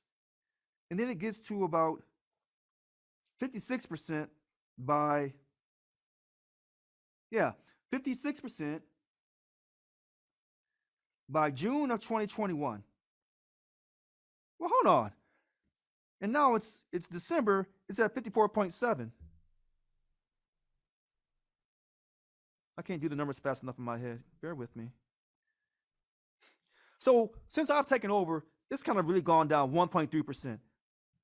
But these people, some of these people are on the board telling you, we can't pass the budget because Richard's causing the membership to fall into decline. That's an absolute lie. How many lies can you tell about me? I don't know. I guess enough till you run me out of office, I guess. This is showing you clearly membership's been dropping. It's showing you the highs as far back as we could track, 2009. And it's showing you the low. But it's been at this for a while. Going down, going up. Then it's been going down. And that's why it's so important that tonight we pass this budget tonight in its original format. That doesn't mean we're going to argue and fuss over every little thing. No. Show some confidence in leadership. Let our members know that we can pass a budget. We may not agree on everything, but we can pass our budget in a timely fashion. They were telling people, Richard won't even allow us to ask questions on the budget. That's a lie. And I'm looking for the hands raised to see if any of the DLC presidents saw this today. The email went out to everybody equally this morning so I could talk to represented employees so they could ask me questions about the budget because they've never been included in the budget before. Their voice has never been included in the budget before. It hasn't. I don't think most of you even know about when we had these little board meetings. And why we use these corporate terms, board of directors, I thought we were fighting corporations, not trying to be one. Yeah, we're a nonprofit corporation, C5, Form 990, if you're just, counting. But why are we using these corporate terms when the people we're fighting is the corporations? Sorry, maybe I've gone off on a tangent. Okay, I'll start smiling. I'll relax a little bit. But this long-term membership rate, of all the slides, you should take a close look at this. It's going to go up on our website. Hopefully it's up there already so people to take their time and go through it. Now, look, everyone can interpret numbers the way they want. I understand that. I do. Now, we're going to talk about this slide, and then we're going to take a break. We'll take a 10-minute break. Local 1000 political party affiliation. Let me run this down for you really quickly. You see all these numbers and Democratic Party, the Republican Party, decline the state, other. Libertarian Party, Unknown, Green Party, Independent Party, Reform Party, Conservative Party, blah, blah, blah, blah, blah, blah, blah. All right. Key number, grand total, 81,200 people, 220 people responded to this survey years ago. Okay, now, nearly 49% said they were Democrat. So let's do this. 81,220 people responded years ago to this. I'm not sure, it's either a survey or when you fill out, somehow they figured this information out. I think it came from a survey. Now, nearly 49% are Democrat. Okay.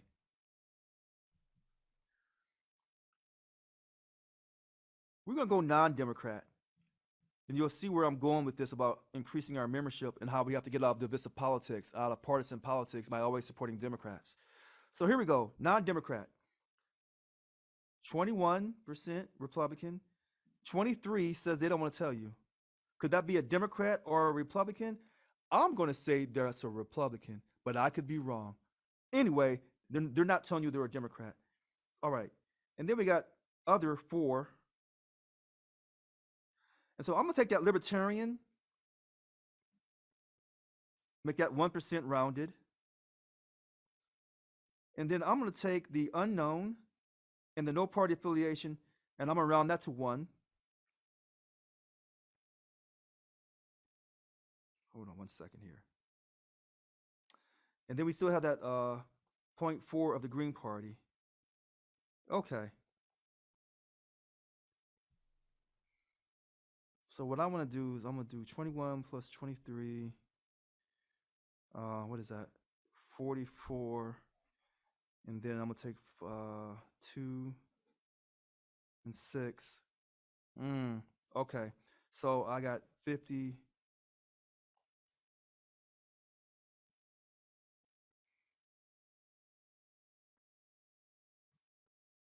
Wait a minute. 50%. Let me try it again. So I'm going to take 21 plus 23. I'll take off the 0.3. So I'm going to have 44. And then I'm going to take that 4.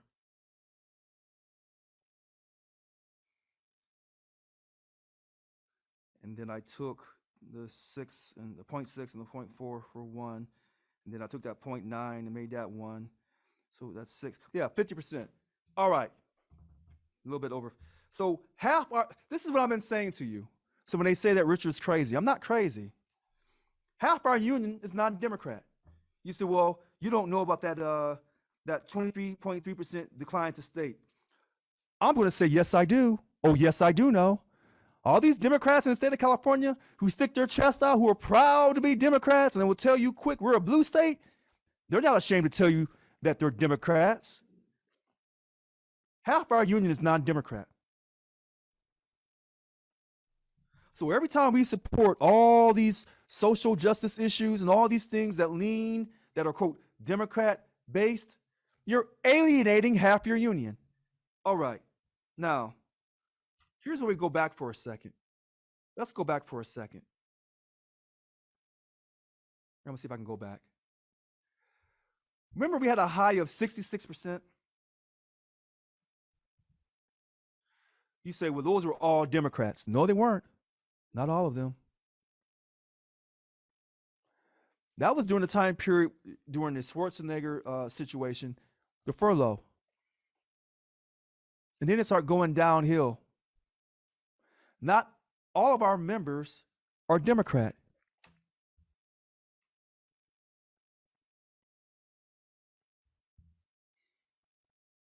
Hold on.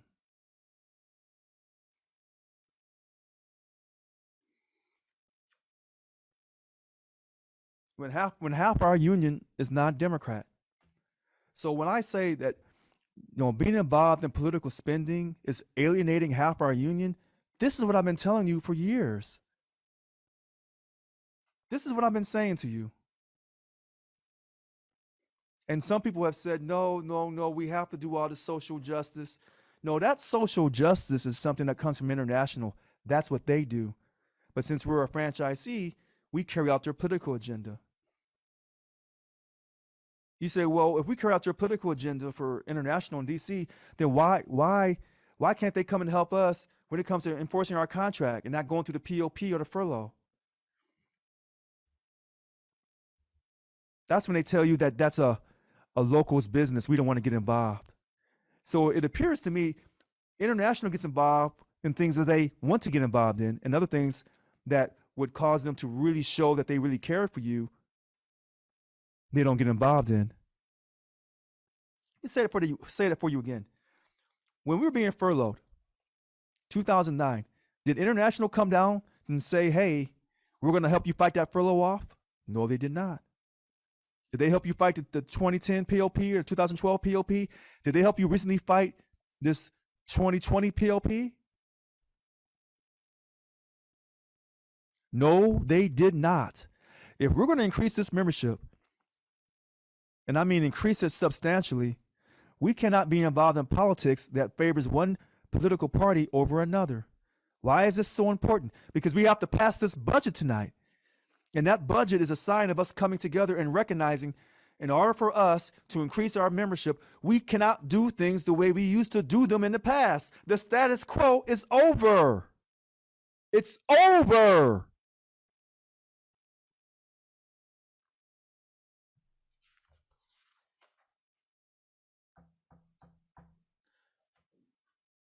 All right.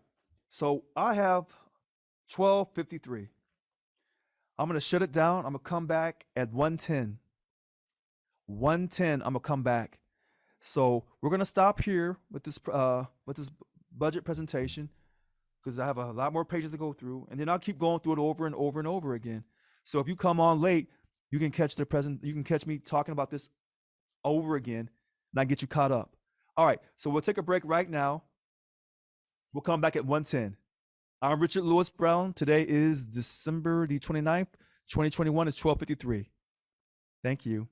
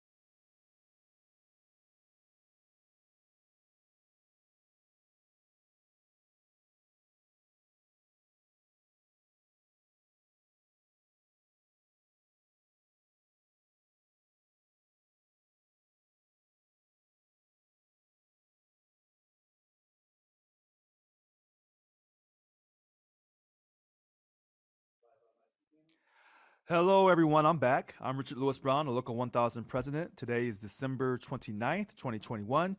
Tonight, 6:30, special board meeting, one agenda item only, passing the 2022 budget. We were doing the budget presentation ahead of time, and so we've stopped for a moment. We just have come back, and I don't see any hands raised in the queue. Anyone is free to raise their hands, whether you're just, a dues paying member, maybe a non-dues paying member who wants to become a new dues paying member. Anyone can raise their hands in the queue. Any DLC president, if they're on hand, or bunk chair, if they have any questions, because I know a lot of them said that they didn't think they had enough time tonight at 6:30 to 8:30 to ask all their questions. So they're free to come on now and raise their hand and ask a question. Tonight, 6:30, Chris Brackett, our controller, will go over the presentation, the budget presentation that I'm going over right now. He'll go over it again with David Jimenez. And then we'll take questions again tonight from the board only tonight at 6:30 to 8:30. Unless no one has any questions, then we'll do a quick roll call. We'll take a vote and pass the budget. All right, so I'm looking for hands raised in the queue. And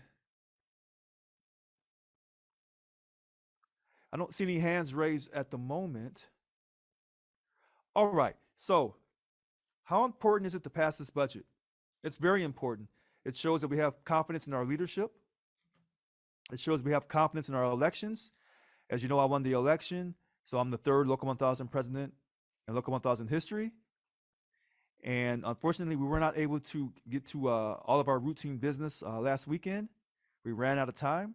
So we're going to get to it tonight, special board meeting. We're going to bring in the good year with good charm.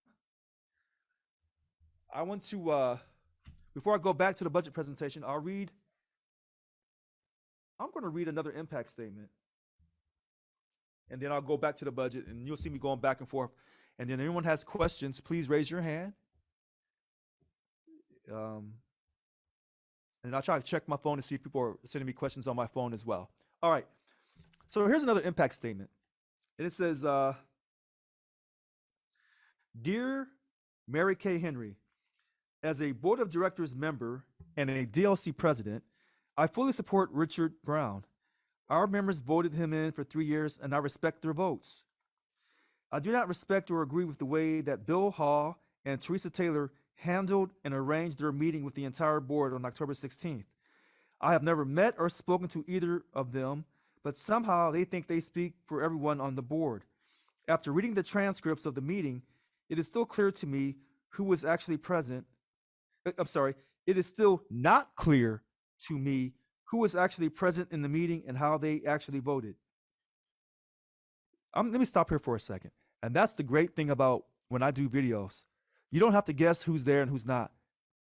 I'll do everything out in the open. So when they had the insurrectionist out of order improper meeting October 16th and 17th at the California Democratic headquarters in downtown Sacramento, no one really knows what happened. You never saw the Zoom. But tonight, our special board meeting on proposing and passing our 2022 budget, you're going to see everything. There's not going to be any secrecy. So if they say, well, we have questions that we don't have enough time, or we want to take this to a closed door session, they're not telling you the truth. That's why we open this meeting up to all of the membership, and we're doing it the whole day. So that anyone that has questions, they can feel free to raise their hand and ask these questions. So that's why I had to stop on this impact statement at that paragraph. Because what they did in October, no one really knows except for reading from the transcripts. But you can read from a transcript, but you can't really get a sense of what really happened unless you were there, or you can watch it on video, because you can always watch it again on video. All right. They were planning to take down Richard Brown as soon as July. Since September, I received a barrage of emails from them informing me of what they were planning to do. I didn't know that. Many of the opinionated replies to these emails were consistently rude, harassing, inappropriate, and downright racist. I have been privy to other conversations regarding their meetings that also conveyed thinly veiled racism. I have followed the Facebook conversations from mostly white people towards a black president. It's disturbing the hatred these people have towards R.L. Brown. Every week they consistently bully him publicly and accuse him of being crazy if he defends himself. It is their white privilege on full display. I have witnessed how they manipulate the truth to fit their narrative. They continue to meet in secrecy and are not at all inclusive of all board members when they're conducting union business and making decisions for all of us. It is for these reasons that I find it incomprehensible that the leader of a huge organization would take the word of a few. I know there are other board members that support Richard Brown. Did you do a proper investigation and attempt to speak to all of us on the board, or are you only listening to a chosen few? Please stop feeding the frenzy of legitimizing their attempts to disrupt our union for their own personal gain. Legitimizing their attempts to disrupt our union for their own personal gain. Their greed has caused a huge disruption within our union.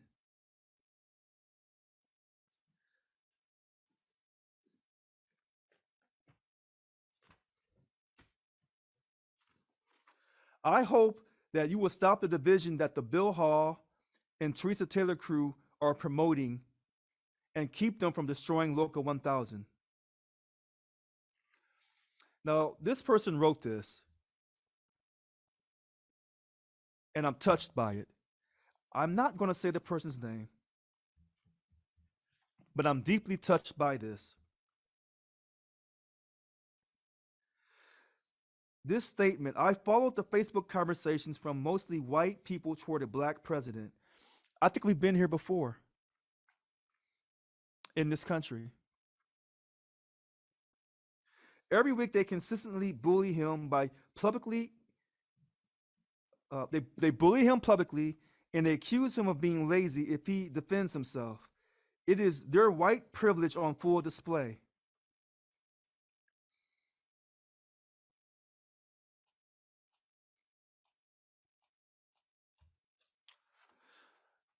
Well, that's a powerful impact statement.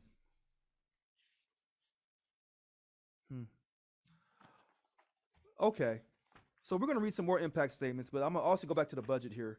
So I'm doing multiple things at one time. And here's another impact statement. Sure, I don't skip over people's stuff.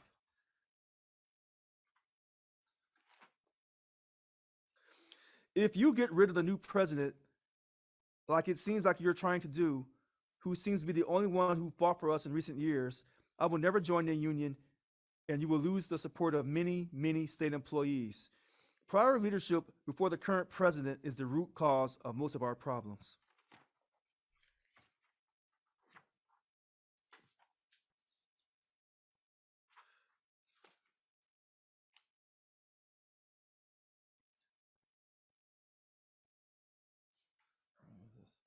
So here's another one. This is why 5 DLC presidents are trying to remove RLB from the presidency. President Brown is exposing Yvonne Walker for her misdeeds. And then it says here, to Tel Aviv, then to Rome. That was on that trip. And then this person is saying, the whole time President Walker was in office, she was using our money from SEIU to fund her trips. Okay. Here's another one, and then I'm gonna go back to this budget presentation. Some DLC presidents who sit on the board launched an assault against President Brown. This is corruption at its core. This BOD does not represent me nor my voice, and I, as a dues-paying member, reject any efforts they have in motion to remove President Richard L. Brown's powers and make changes to the policy file. This attack is not only illegal, but racially and politically motivated. I voted for President Richard L. Brown as the SEIU Local 1000 president. I did not vote some BOD chair. I demand for President Richard L. Brown to remain as the SEIU Local 1000 president. BOD, you must listen to the voice of SEIU Local 1000 members. Okay. Now we're going to go back here to this budget presentation.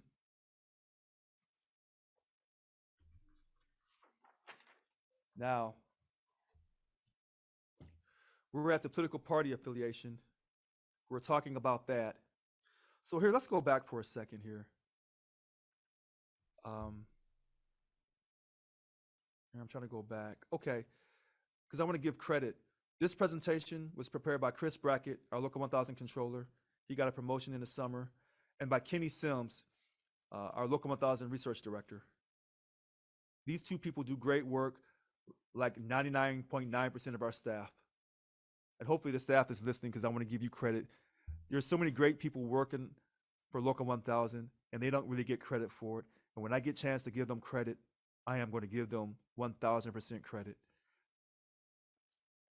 Officer stipends, the savings. Between now and 2024, because I'm not taking a salary stipend and the VPs are not accepting a salary stipend and I'm not authorizing them to accept a salary stipend, we're saving $526,000. That's a lot of money. Now, the long-term membership rate's been going down since 2009. It's gone down, it's gone up, and now it's currently going down. But that started before I came into office. You'll see the number June 2018, 64%. It's been going on the downward spiral ever since. And it looks like that 56% was in December of 2020. Let me go back.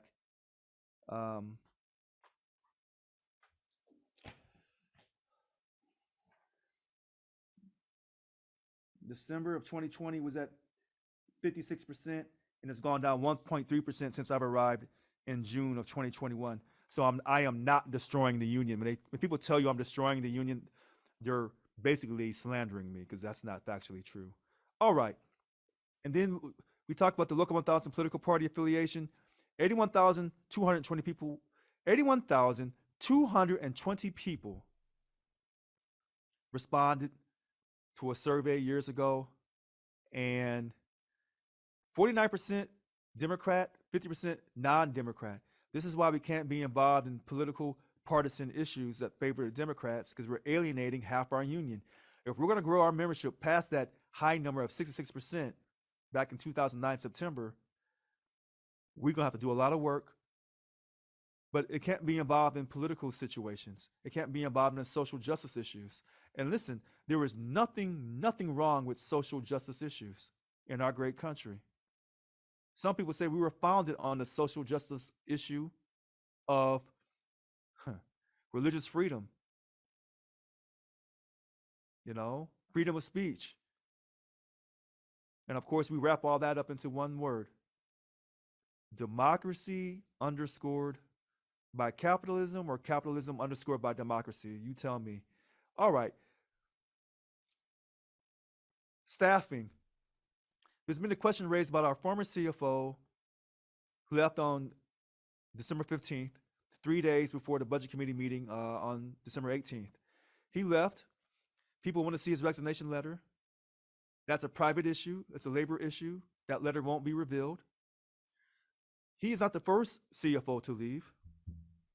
We've had other CFOs leave as well, and no one asked to see their resignation letter. How many more, Richard? Go all the way back to at least 2009. We've had 5 before this current CFO quit, or resigned, should I say, on December 15th. Now, some people say, well, why did he have to quit in such a hurry? Couldn't he have given us 2 weeks' notice? I don't know. He could have. That's a question you'd have to ask him. But maybe he thought it was just important for him to leave right away. But that's what he did. Now, he's not the first one to leave. He's the 6th CFO we've had. And we will hire a 7th one. That's a guarantee. When you look at this Local 1000 staffing levels, you'll see right now we have 8 vacant positions. We're staffed at 145. And this idea that I'm destroying the union, everybody's quitting the union and running to other unions, that's not true. And some people have, quote, left the union on their own because they were seeking more money. And that's why we tried so hard to ensure the staff on October 1st, 2021, got a substantial pay increase of 14% over 3 years, along with telework, along with the Juneteenth holiday being celebrated. Because we're not hypocrites here, we lead by example. And we also have tried to lead by example by making sure our staff had time off from work during the holiday season. And there's nothing like having time off from work during the holiday season to spend time with your family and to rest. Because some days here at Local 1000 can go quite long. And over the years, we've averaged people leaving our union, either involuntary or voluntary. We've averaged about 25 per year since 2010.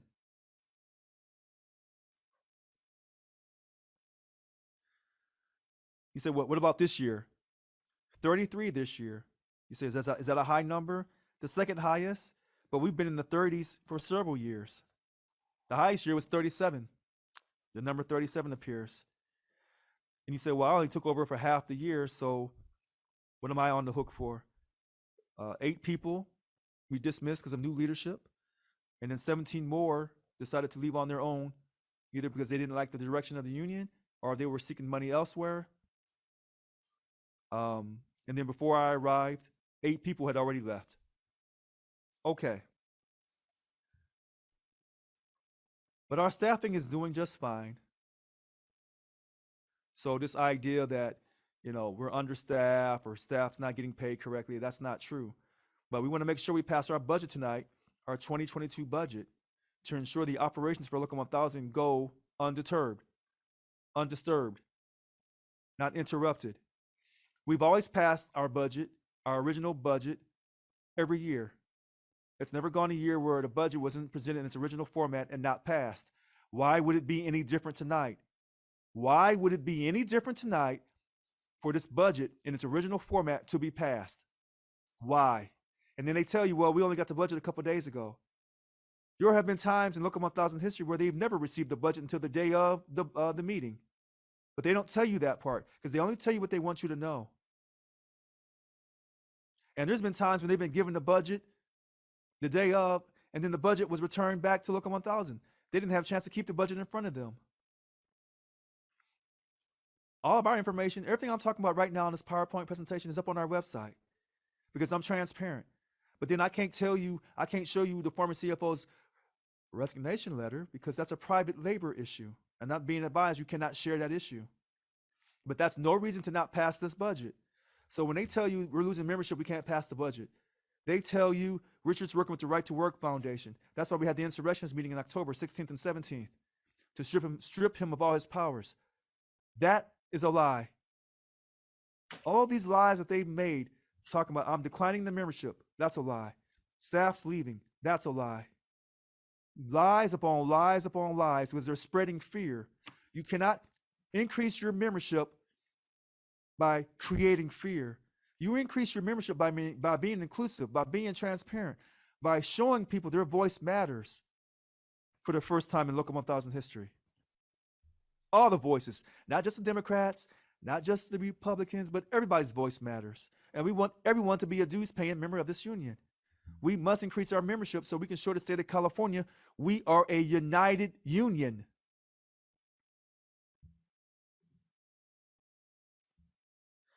I've been asked, has the board ever asked for resignation letters in the past for other people who have quit? No. Then why are they asking you, Richard? I think you know why. I think you know why they sent the cops to my house on May 25th of this year at 5 o'clock in the morning on a false allegation that there was a woman screaming inside my house. I think you know why. I think these impact statements that I'm reading, and I don't pre-read these impact statements. I just put them in the book and then I start reading them. They're telling you why as well. Before I go to this next slide, right here, I'll go to the next slide. Great. Okay, give me 1 second. I see Vanessa C. Strong. So give me 1 second, Vanessa. Oh. She's the bunk chair, newly elected bunk chair for 17. So I'm going to read the purpose statement because someone has asked me to read this. Local 1000 is a strong member-led union. The purpose of Local 1000 is to have the power necessary to give our members and all Californians the opportunity to have a good life, live in sustainable communities, and enjoy the fruits of social, economic, and environmental justice.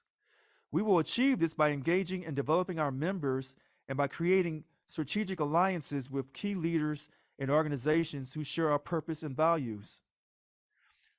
Some people say, well, Richard, you never changed the purpose statement.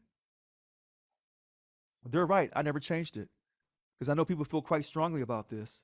My question is, when it says to have the power necessary to give our members and all Californians, my question is, why do I have some people on this board who say, hey, if they don't pay money, we don't care about those people. When it talks about here in our purpose statement, all Californians, and I know all Californians are not paying dues to our membership. They're not dues paying members. So I'm seeing some very interesting things about what people say and what our purpose statement says. All right, I'll stop talk right there. Before I go back to Vanessa Seastrong, our bunk chair of 17, I forgot to catch Richard Roca this morning. So I'll do Richard first, Vanessa, and then I'll come right back to you. Go ahead, Richard. Richard Roca, I see your hand raised.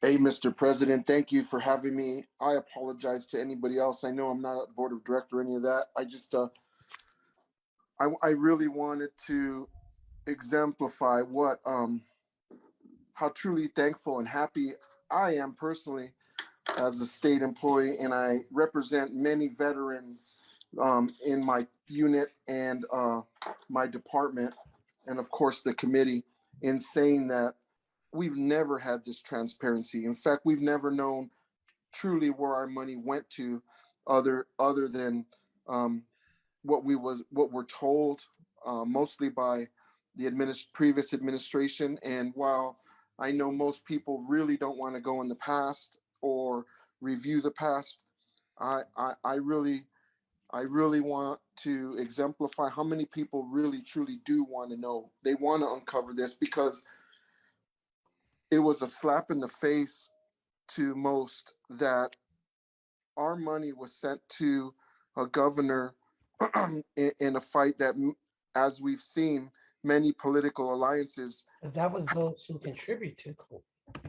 did not support, and without even voting or asking on the day out the door. And so for this CFO, who quite frankly really shouldn't have been allowed to give a resignation letter because he should have been shown the door, isn't it interesting also that we never see anybody from staff that raised the flag, any whistleblowers that were saying, hey, this money is being misspent, hey, this money. So for Richard to really go above and beyond and show the character, even though he knows he's surrounded by people that are undercutting him and his administration, he's given every one of them an example, an opportunity to show what they're made of, to show what they're by, instead of showing them the door.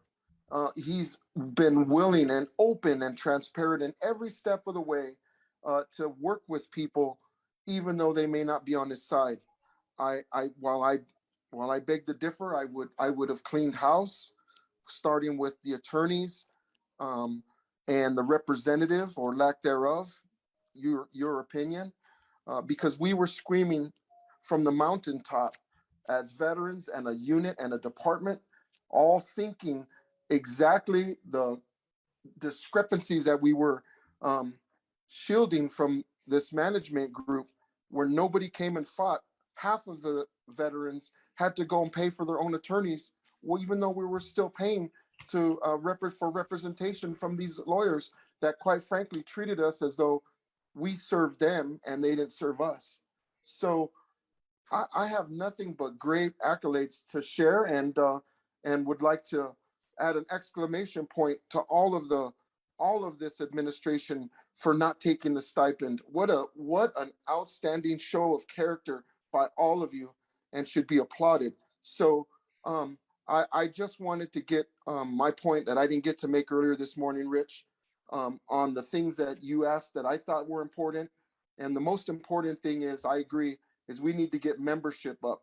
but we cannot get membership up if this union doesn't observe seniority.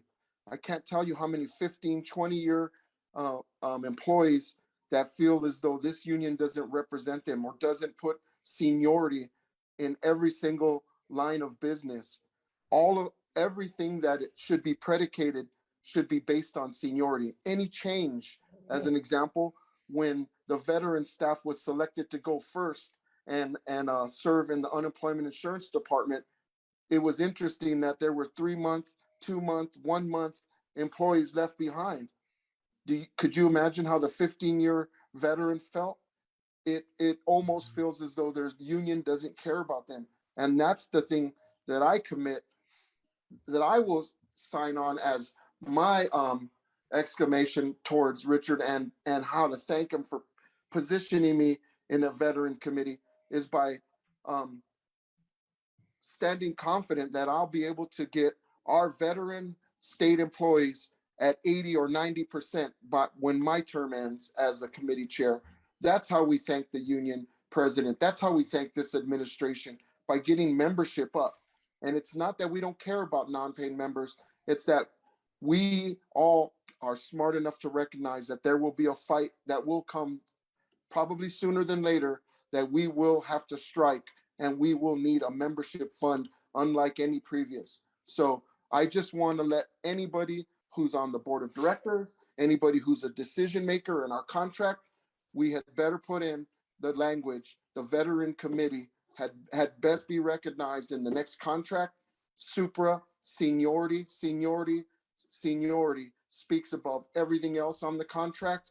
And we must have this transparent fiscal responsibility that Richard is laying the groundwork of. And I have nothing but accolades for where we're going with the direction under this president. And that's all I really wanted to say. So thank you for the time, Mr. President, and anyone else.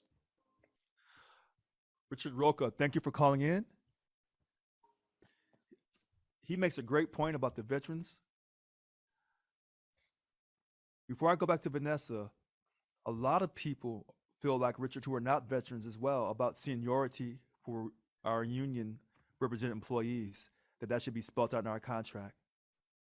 And Richard, and to those who are non-veterans, they are both right. That seniority language must be in our contract. In every job classification, it should be a standard thing. When you sign a contract in a union, you should have seniority, period. You should not be losing your job while under a signed contract, period. It's just that simple. That's what a union does. It's about seniority. You put your time in, you should be given a level of respect. That's what I've tried to do for the staff here with their UAW contract. All of the work they've put in for all of these years, I've tried to give them a measure of respect. That seniority is very, very important. One quick thing. He talked about some of the prior spending, that credit card situation that I put up weeks ago, and how the former CFO never talked about those spending habits, and how some of those charges could be looked at as being questionable. That's a great point. One person can look at a spending of a credit card and say, hey, it's valid. Someone else can look at it and say, it's not valid. Remember, they're criticizing me for having my shirts pressed and my pants pressed at the French Boulevard Laundry. Remember they were saying that? You're looking at one right now. It's pressed up, it's starched up, so I can look presentable. And they were complaining about that. Some people say, we want you to be pressed up. We want you to be starched up. That's that military term. We want you crisp and clean. Other people say, we don't care how you look, and we don't want to pay for it. So everyone looks at this a little bit differently about how the money was spent for Local 1000. But like Mr. Roca said, I'm showing you everything. So if I was really trying to hide something from you, I wouldn't be trying to show you. Now some things I can't show you because of the legalities of it all. But, for some people to say, well, you have to show me something, but you can't show nobody else something. See, that's secrecy. And if you notice, I want to show everybody equally. I want to show everyone equally. All right, so I'm going to go back to the bunk chair 17, Vanessa C. Strong. Okay. I had a question about the slide. That's why I was, because of course I don't know anything about Which one? Which one? the last one where you is about the staff. Yeah, that one. No, before that. Okay, here we go back. All right, give me 1 second, Vanessa. I'm trying to go back. This one Okay, here? and I just want you to explain to me Okay. about the exempt rank and file and the non-exempt rank and file, because I don't know if you had said it. My internet keeps going out, so I keep getting slapped off. So as All I'm right. on, I'm trying to listen because I want to know about the budget. And the information I have doesn't go into detail like this. So I Well, have a lot of questions. this was something extra that we put in. And let me make sure I say this right, because I always get this turned around. When you see the exempt rank and file, that is our hourly. I'm pretty sure that's our hourly. I wish they'd have put that in parentheses. And then our non-exempt is our non-hourly. Or do I have that flipped backwards? I have it backwards. All right. So the exempt is our non-hourly, and the Okay, non-exempt is our hourly. Whew. Okay. Okay. Thank you, staff. okay, I'm supposed to have that memorized. okay. So yeah. it wasn't what I was thinking. Yeah, Okay, it's so actually the reverse. Yeah. if that explains it. All right, Yeah. thank you. Oh, okay. So we're showing you. Let's go back in time to the Zoom. Someone asked me to put up the structure of the organization for the board of directors, the DOC presidents, and the bunk chairs. And then they asked for the staff organization. So we put them both up. And now you see this again in this PowerPoint presentation. The budget, 2022 budget presentation is up on our website too. And so we're showing you the staffing levels. And then if we go forward, you see the local 1000 staff departures for 2010, 16, and you see voluntary or involuntary. And then you see 2011, 32 departures. Remember, 2021, we're at 33, which, oh gosh, I just can't make these numbers up. So they say I went by 33%. Our departures is 33 for 2021. If you round it, they say I won by 34% just by the voters in my category. Okay. 2012, 37 departures. That's the highest number. And they made that kind of small because there's so many departures. 33 departures 2013. 2014, 29 departures. Let me stop and slow down for a second. And all this we're doing today is on closed caption. Tonight at 6:30, we'll have our sign language interpreters. All right. And then we're going to go on to 2015, 33 departures.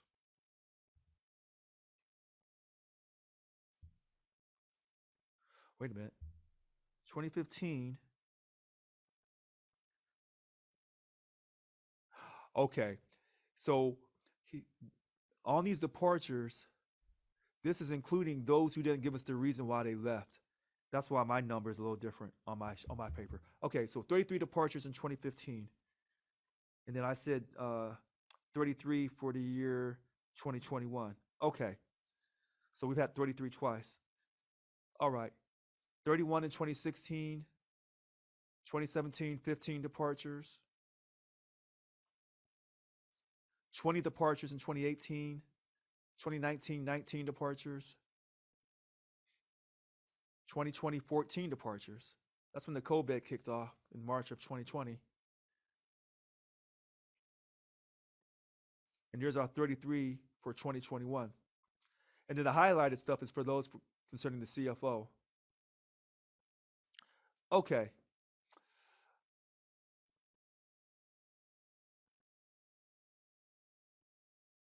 Yeah, and this is our staff departures by year, involuntary, not available, voluntary. You'll see a total number from 2010 up to now is 312. 312. And you'll see in the years, 33 is mentioned twice. 33 in 2013, 33 in 2021. And you'll see in the 30s, 1, 2, 3, 4, 5, 6. 6 times in the 30s. So when they say when Richard took over, he was causing everybody to leave and quit and give up on Local 1000, the staff, that's not true. This is why I keep saying that all this stuff that they've been saying about me, it's lies. I say it's hot garbage. I say it's slanderous. I'm showing you these numbers. Now, people can show you numbers and argue from many different pivots, many different platforms. Here's what we do know. 312 people are gone, one way or the other, since 2010. So we have 12 years. So I'm going to do 312. 312 divided by 12. So it's 26 a year. 26 a year.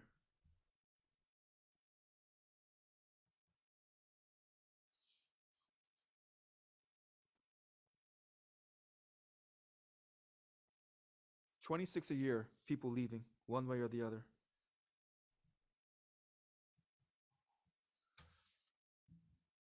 And I'm trying to show you these things so that when the board meets tonight and they say they cannot ratify, they cannot propose, they cannot vote to say yes on this 2022 budget in its original format, you'll know that it's not because they don't want to pass it. It's because they want to defy me. This is a personal thing. They don't want to see the Local 1000 operations continue. They'll say, well, you didn't give us the information fast enough. And I just told you, and I told people in the emails, there were times when the board never got these financial documents until the day of the meeting. And sometimes when I give it to them, they snatch it right back from them. What I've done differently is I gave it to them on Monday as soon as possible. After we went back and redid everything and checked everything to make sure it was accurate. And then I put up on the website so that all of membership can see it. And not just membership, but our non-members can now take a look at how we operate our budget so they can feel good about becoming a dues-paying member of Local 1000.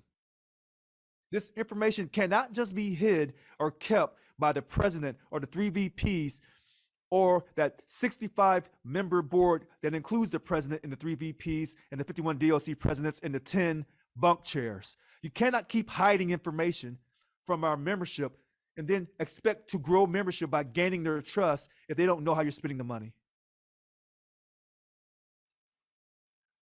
All right, moving on. And this is just another ratio.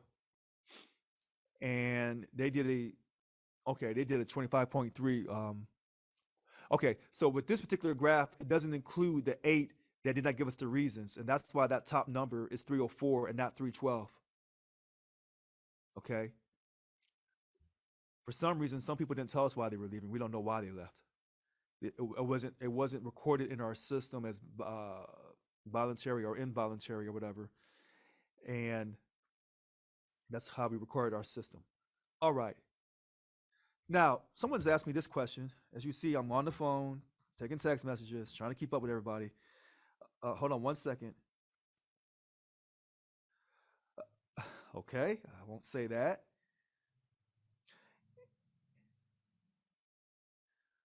And I won't say that part. Someone's sending me secret text. Okay. All right. Okay. Wait, hold on. Wait a minute. I'm told that the MRC expansion is working well. We went on October 1st to a representative style organization, which is what we were under CSEA. Then we went more to organizational that involved politics in the 2007, 2008 timeframe.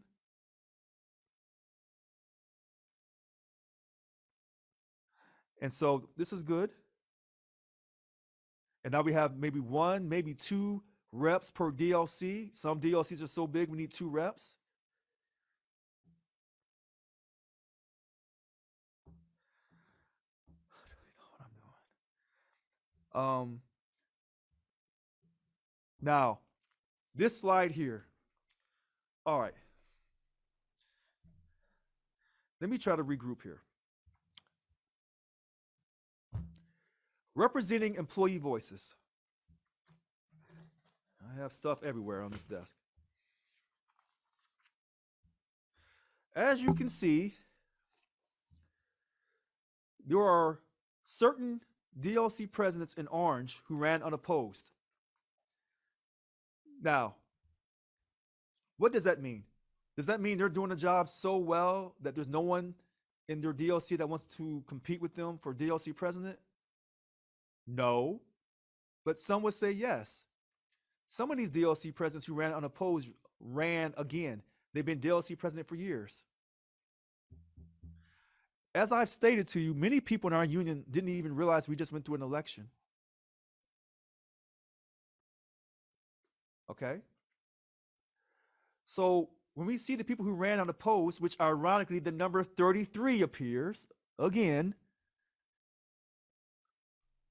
some of the people who are, quote, trying to remove me from office, who are trying to strip me of my powers, their names are reflected strongly. Do I need to say their names? Okay, I won't say their names. But hold on one second here. I'm just going to do a quick glance of this. Give me 1 second. We have 33, and I'm going to do a quick glance. Let me see if I can count them really quickly to myself.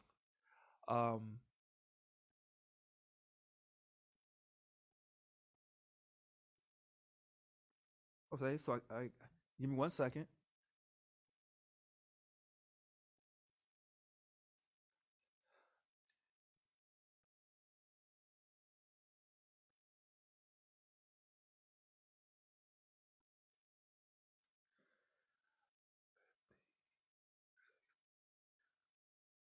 Okay, a quick glance of that 33. 18 of those want me out of here. They want to strip me of everything. 18 of this 33 want me out of here. And they say that they're representing their membership, but that is not accurate. That is not true. Because number one, who did they run against? What votes did they get? When they tell you, when some of these people on the board tell you, well, he only got 2,637 votes, which is only 33% or 34% rounded with my particular category. Some of these people ran against nobody.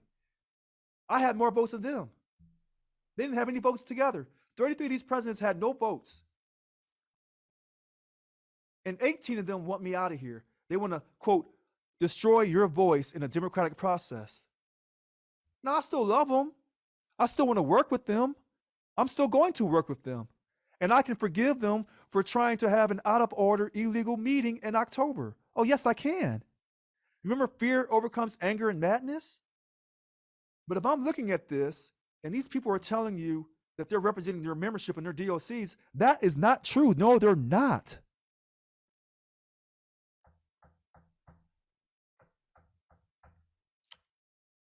$18 of that 33.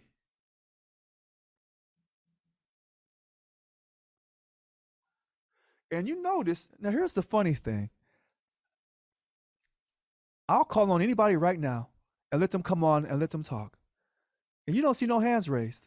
You wait till tonight. You'll see all those hands raised so fast. But they don't want to talk right now. Oh, we have a hand raised. All right, so let's call on DLC President 772, Mary Dela Cruz. Go ahead, Mary. Hi, thank you for taking my call. Oh, you're very welcome. I just first of all want to thank you for your PowerPoints and sharing this information. I am 772. I am one of those ran unopposed. This is my second term. The first time I ran, our whole slate won. Okay. And we replaced the slate that was running.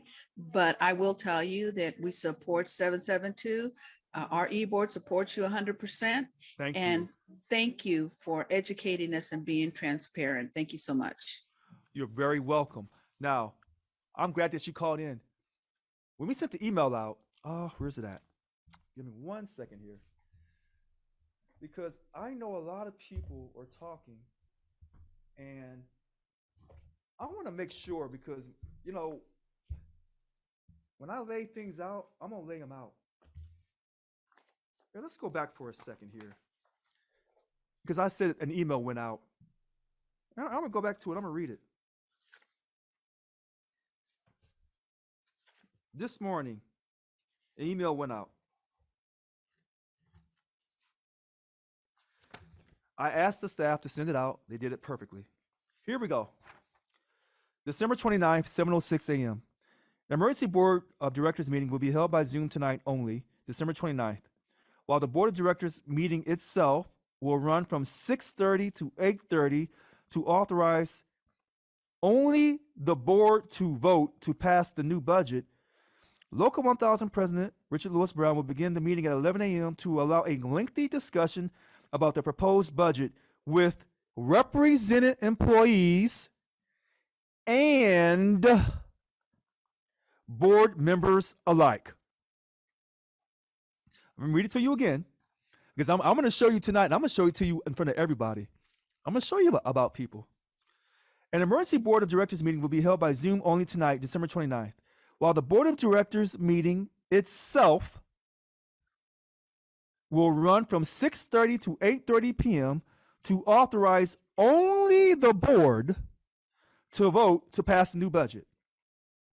That means our dues paying members can't vote on the budget, only the board. We voted these people in, and they vote on the board to pass the budget.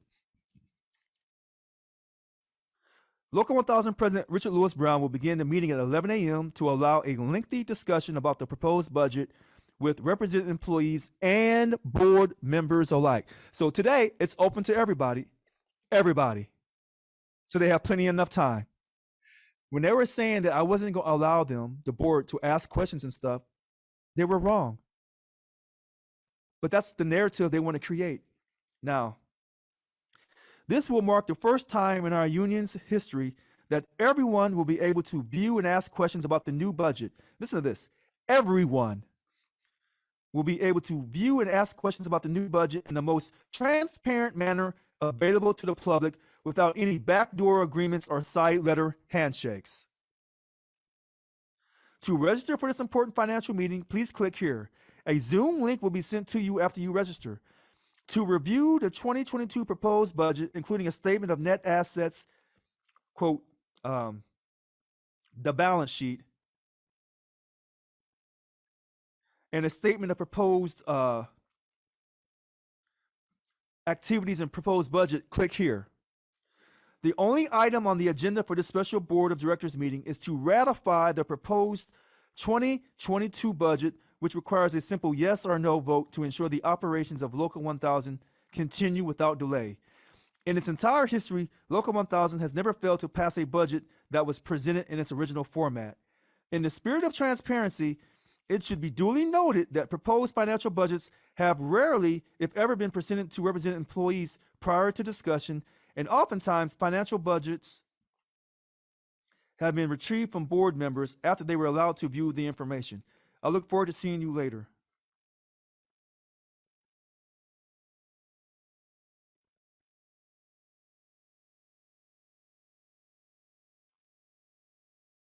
And I see one mistake.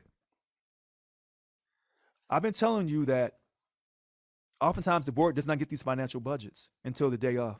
We should have said that in this email, but I know I'm a little wordy, and the staff cuts my words down and makes it very presentable and grammatically perfect. So that's what they did. But I'm reading this to you because here we are. We're gonna be here all day. You say, "Can you talk all day, Richard?" You know I can. Listen, where's the board of directors? You've heard one DLC president. You've heard bunk chair 15, Eric Murray. Bunk chair 17, Vanessa Seastrong. Bunk chair 20, Melissa Vartanian. And bunk chair 3, Robert Holtz. Now, I know people will say, well, they're busy working, Richard. They'll see you tonight. Okay. I wonder, because sometimes you can't tell on social media who's working and who's not. Sometimes you would think that people are working from home and on social media throughout the whole day. That's why I'm going through this, and I'm going to take my time, and I'm going to keep going over this over and over again. Now, I do see some people who sit on the board watching, and I'm not going to say their names, but I know that people are watching, and recording information. Yes. Yes, they are. I hope they are. All right. So, because I'm looking, 33 presidents ran unopposed, but 18 of them want me out of here. They want to rob the people of their voice. Why is that so important? Because this country was founded on the democratic principle. We'll forget about the slavery of the enslaved African. We'll forget about the broken treaties with Native Americans. We'll act like that didn't exist. And we'll forget about the Mexican-American War and the money of Guadalupe Hidalgo didn't get there. All those millions of dollars. We're based on voting and respecting the vote of the people. And by certain people on the board trying to remove the voice of the people, they are destroying the union. The very union that they say they care so much about. Representing employee voices. 33 ran unopposed. 18 of them want me out of here, but yet they say they're speaking on behalf of their membership. But we did a PowerPoint talking about that. Here we go. Remember this PowerPoint from months ago when I was doing all those PowerPoint slides? And you said, why is he talking about all this? Because I knew what I had to do. Representing employee voices. Do you feel your DLC president represents your voice when he or she votes for you at BOD, such as the $1 million given to SEIU State Council to help Governor Gavin Newsom successfully defeat his recall? I wrote that statement. I wrote that because I know the words I put in there. No, 65%. Yes, 34.8.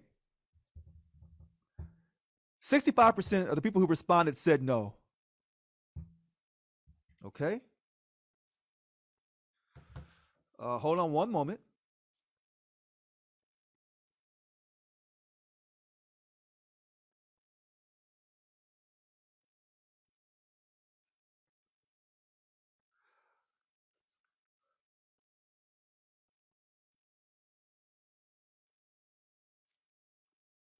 Now, someone's asking about the salaries. What about employee salaries? And for our staff, we put the range as I've been advised, and then I think we did not put the range for management because that's kept confidential information. So I'm telling this person that's confidential. And this person I respect greatly because they are truly transparent. And all this person has to ever do is come down and talk to me.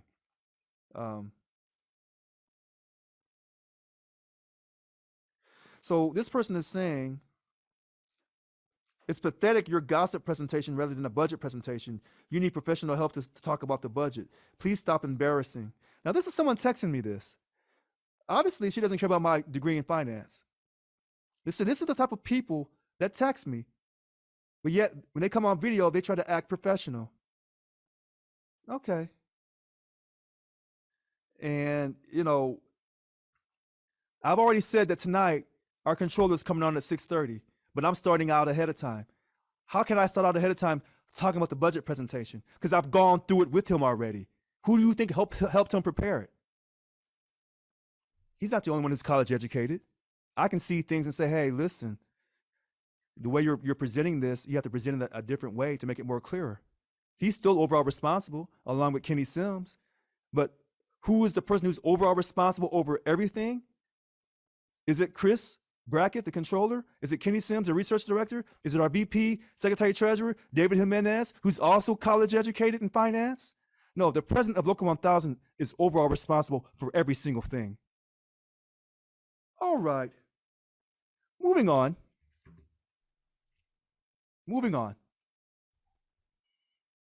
Representing employee voices. Has your DLC president or bunk chair asked you your opinion about motions to be presented at the BOD prior to voting on these motions? 83.4% no. Well, if they haven't contacted you, then who are they voting for? What kind of motions are they presenting? They're presenting their own self-interest motions. Let me read this slide for you again, because this is a good one. This is why they're not saying anything. This is why they're so quiet right now. And I see the names, and I'm looking at names in the queue, and I'm smiling. I'm smiling because I knew they wouldn't say anything. Why? Because the truth hurts.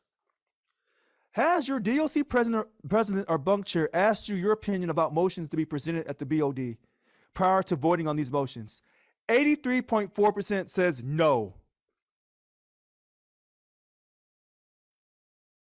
Representing employee voices, are you aware of dates and times for BOD meetings? 80% several months ago said no. And you wondered why I sent this email out 5 different times. 2 times to just the board, and then 5 more times to our membership. And people were still texting me saying they didn't get the email.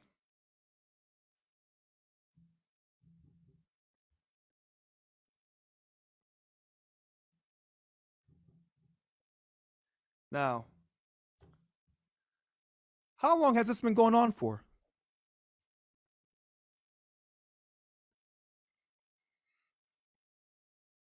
How long has this been going on for? How many years? Do people even know what BOD stands for? How many years has this been going on? Has the voice of membership been ignored? How has that affected our ability to increase our dues paying membership? As you saw from the slide, it's been going down for years, since 2018.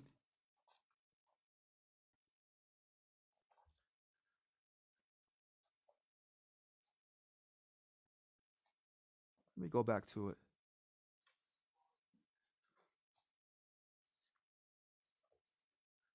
We had a high in 2009, 65.8%. Went down to 59%, 59.7 in August 2014.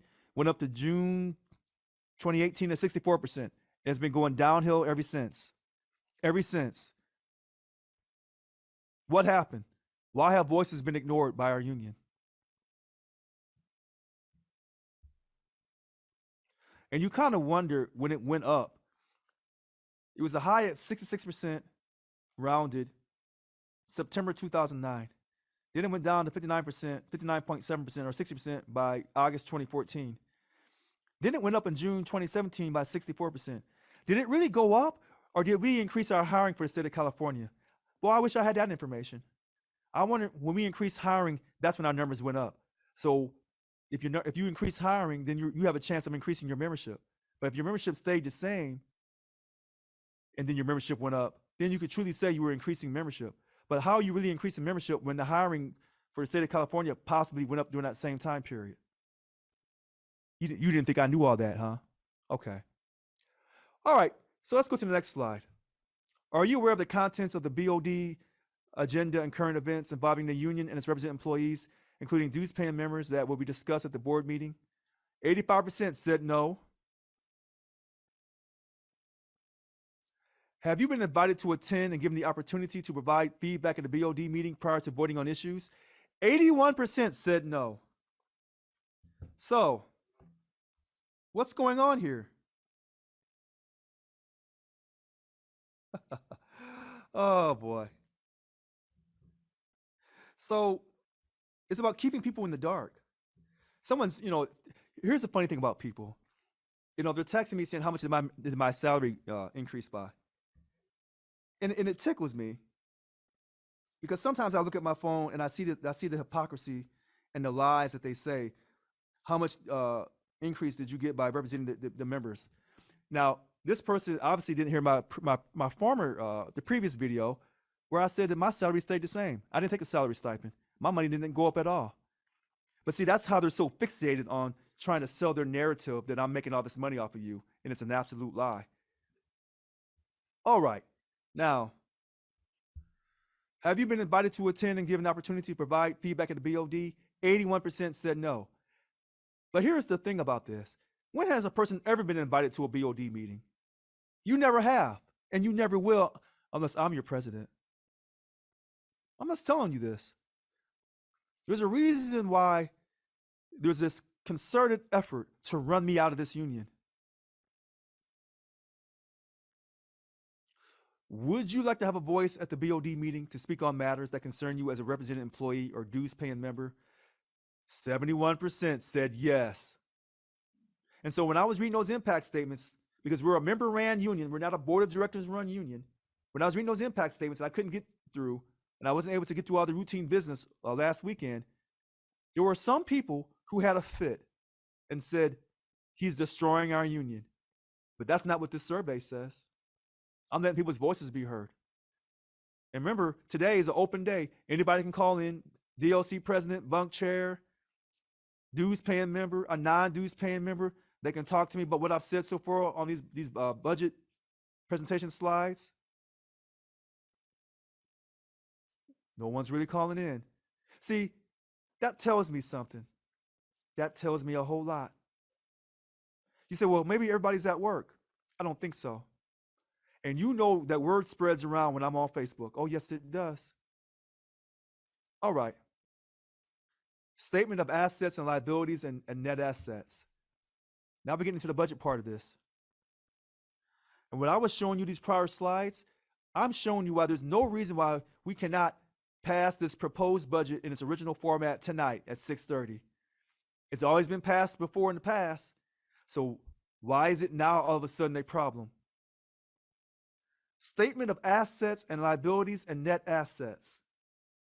It's the balance sheet. That's what this is. For a nonprofit, the owner's equity is called net assets.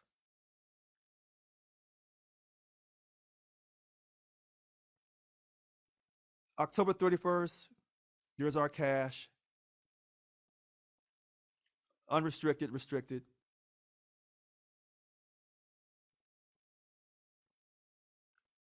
As you can see, it actually is higher. October 31st, 2021 versus December 31st, 2020. Okay, but December 31st, 2020, that whole year is basically closed out. So we still have time to go yet. So we're not closed out yet for 2021. We'll close out on December 31st, 2021. The information for November and December is not closed out yet. Is that not normal? Absolutely not. It's very normal. A lot of work has to be done to create these numbers, to finalize stuff. Hold on one moment here.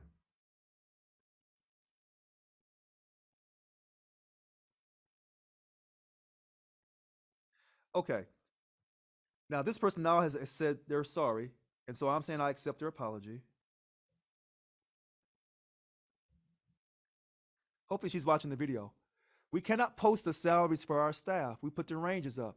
Why can't you post the salaries for the staff, Richard? Because I'm being told I can't do that. Why can't you post the salaries for our management? Because I'm being told I can't do that. Well, who's telling you that? Staff?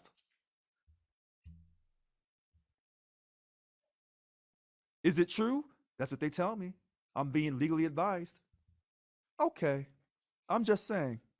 Now, because when I got started here on June 30th, 2021, I wanted to put up everybody's salary, every single person.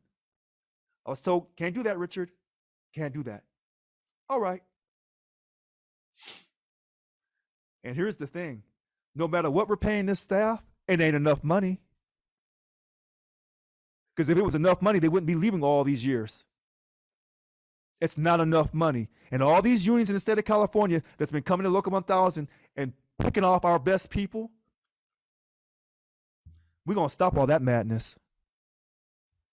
And I say that with love, peace, hair grease. I don't say that with a threat. I'm saying that with this positive energy.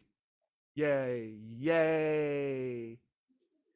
Because I don't want someone to say I was throwing a threat out. Okay, so there's our money. Moving on.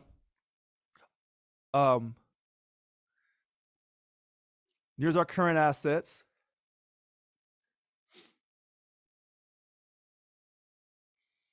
In the investments, we're a nonprofit, so there's a rule on how much money we can make in our CDs and other stuff like that. I can't remember the exact percentage amount. I'm sure Chris Brackett knows that number.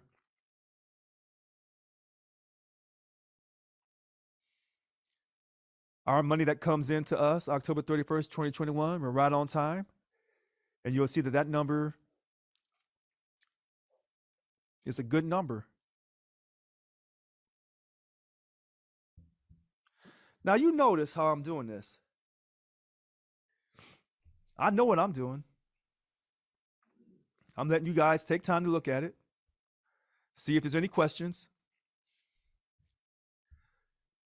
You know, the state of California, when it does its budget, they put their information out in January.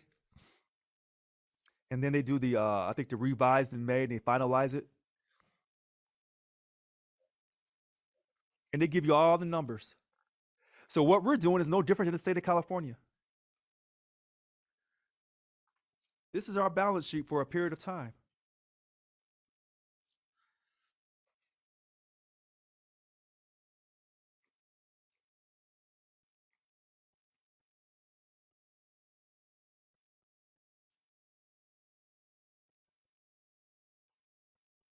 Here's our property.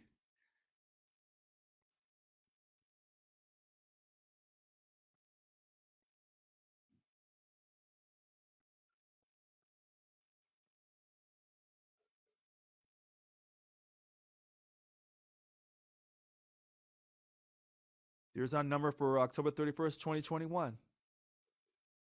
Total property and equipment.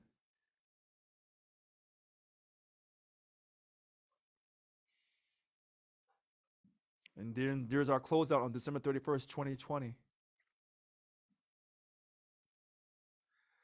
Our liabilities, what we owe out. And as you can see here,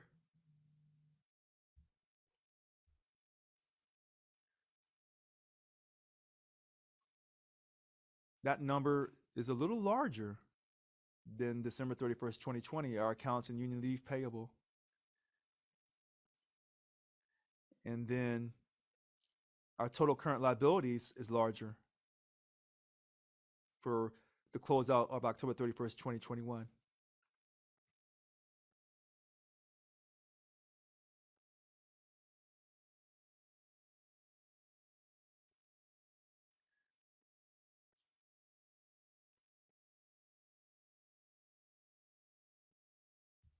Okay. Let's keep going here. And there's our non-current liabilities.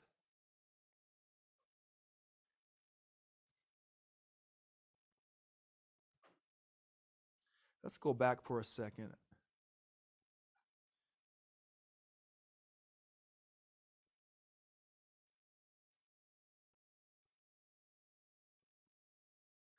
And what you're seeing is the variance difference in our far right column. You don't see it fluctuating very much, except for a few categories. And I'm gonna let, if anyone has questions, I'll let Chris talk about that.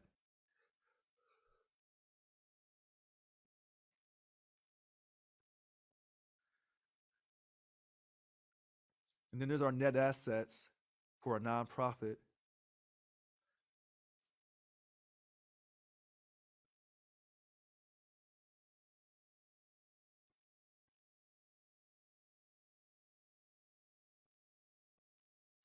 Interesting thing about the strike fund, the strike fund number looks the same, but we know that that number is going to increase.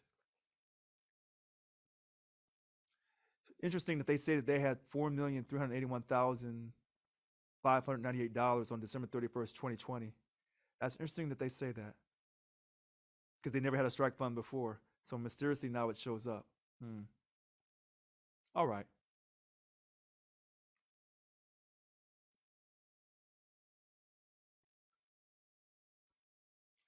So you see our total assets, what brings us in money, easily convertible to money, what makes us valuable. And then you see that number, October 31st, 2021, which is very similar. It's a little larger than the number on December 31st, 2020. And then you see the total liabilities and net assets, quote, owner's equity. For 2021, those numbers match because the total assets have to equal your total liabilities and net assets. That's the accounting equation. All right.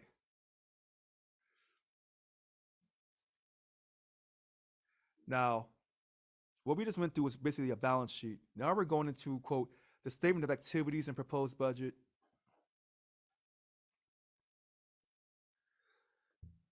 This talks about the past. 2019, 2020, and then as of October 31st, 2021, what we projected for 2021, or what was projected for 2021, and then we have our proposed budget for 22, 23, and 24. A budget is a proposal.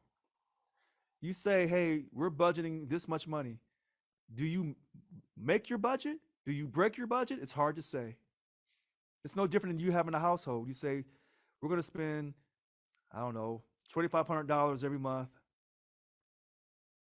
on such and such. And so 2,500, or let's say 2,000 a month for 12 months, 2,400. Did you make your budget for those 12 months? Were you financially disciplined? I doubt it. Maybe. But that budget of 2022, 23, and 24, it's a proposal. That's what that is. Uh-oh, wait a minute.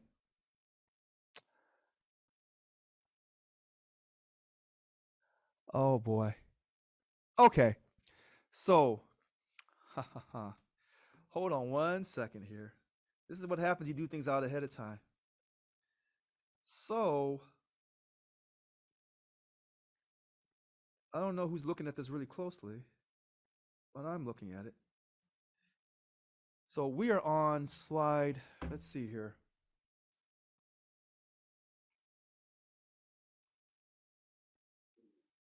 $39. All right. Let me catch up to y'all. 39. 39.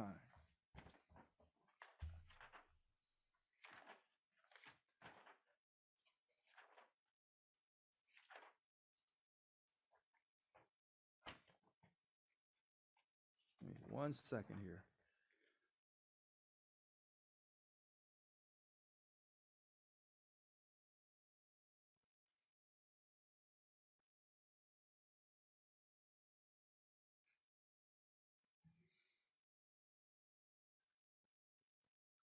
All right, so easy catch.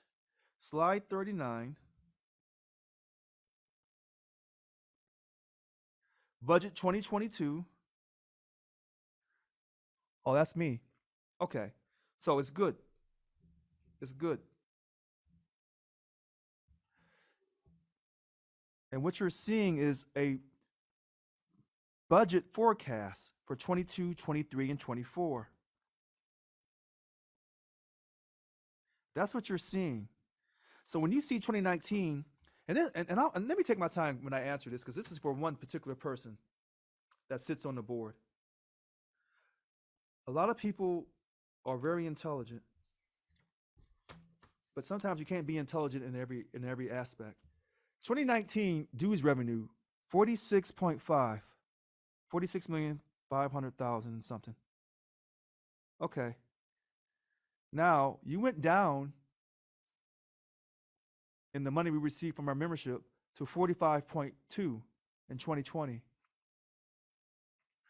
We're projected by the end of this year to have 44, or just say 45 million. Okay. Now, we're going to raise our membership over time. And over time, through 22, we're going to raise our membership to a certain level to where it's going to be at 52 million or 52.2 million.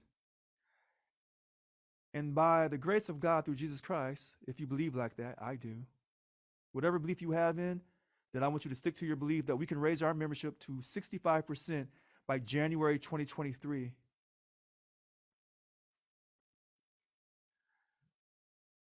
And then hopefully, throughout the entire year of 2024, it will be at 80% plus. And that's why those numbers are so much bigger than the prior numbers. 2019, you knew what you had. 2020, you knew what you had. As of October 31st, 2021, we're at 37.2. I'm just doing a 37.2 million.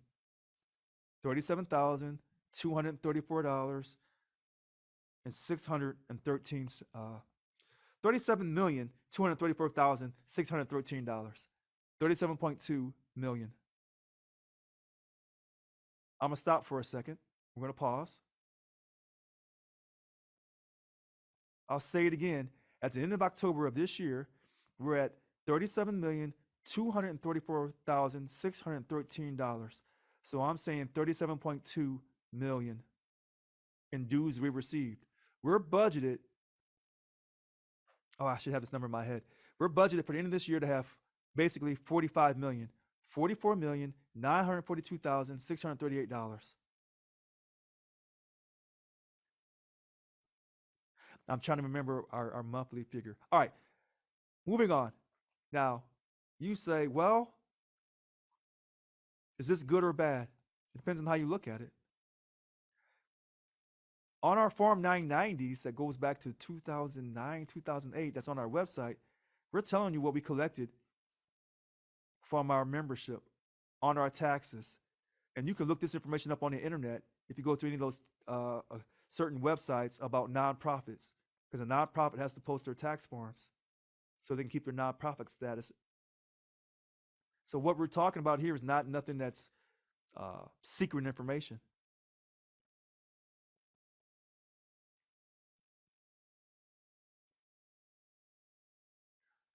Now, here's the great thing about transparency.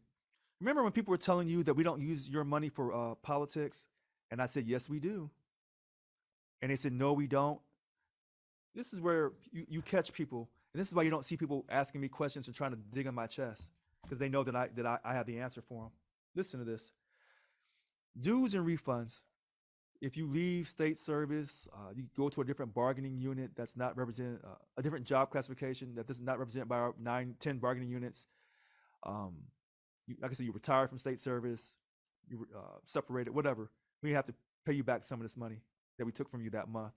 And so you'll see where we've had to pay back money in dues. You may have canceled your membership. That'll affect that too. Then it says transfers to PACs. And that transfers to PAC, that's to our issues PAC. No, our candidate PAC. Our candidate PAC. You said we have a candidate PAC? Yes, we do. And $1.50 of all of our dues dollars, $1.50 of every dues dollar goes to our candidate PAC. That's politics. But I told you that. Told you that when I was running campaigning all these years. $1.50 of every dues dollar goes to our candidate PAC. That's the transfers to the PAC. That's from our dues money. Now, we have 3 other PACs. So the candidate PAC is $1.50. On our membership application, get to it here. On our membership application, right here, it talks about by writing my initials in this box, I instruct SEIU Local 1000 to not, and not is capitalized, all 3 letters, to not withhold an additional $2 per month for political activity. That $2 is our issues PAC. Not the candidate PAC, the issues PAC, the additional $2 of your dues paying money. In fact, the money that the board voted on June 2nd to give SIU State Council $1 million to help Governor Gavin Newsom successfully defeat his recall, that money came from our dues money for those who did not initial the box. It came from the issues PAC. You say, what about the COPE PAC? The COPE is this PAC. That's money that goes to international. Once we reach a certain threshold on the COPE money to international, they send us the money back, the overtures, back to us, and then that money goes into our quote issues pack.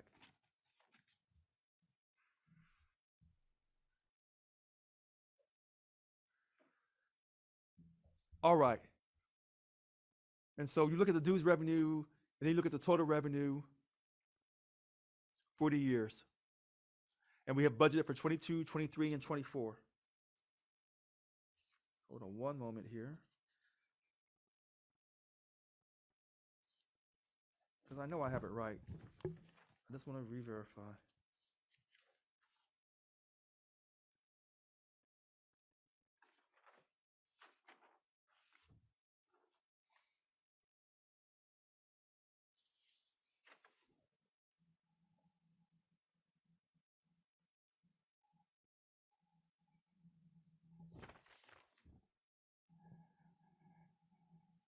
Okay. Now we're going to go on to the next slide. You see our expenses. And you see the proposed budget for 22, 23, and 24. We know the staff got a pay increase of 14% over 3 years, 7% this year, 4% next year on October 1st, and 3% in 23, 3% pay increase.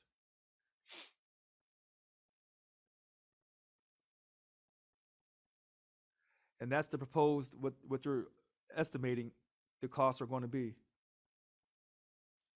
So like most organizations, the cost of staff goes up.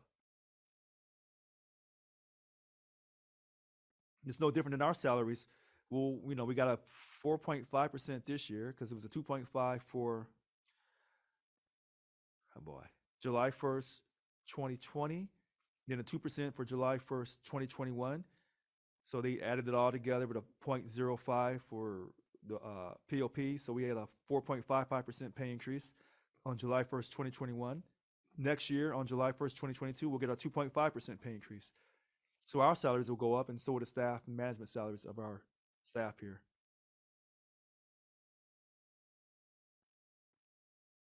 And then we have to remember with the overtime and other issues that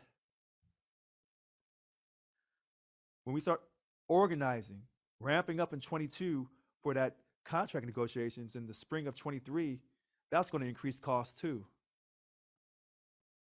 For overtime possibly, and for paying, paying the staff.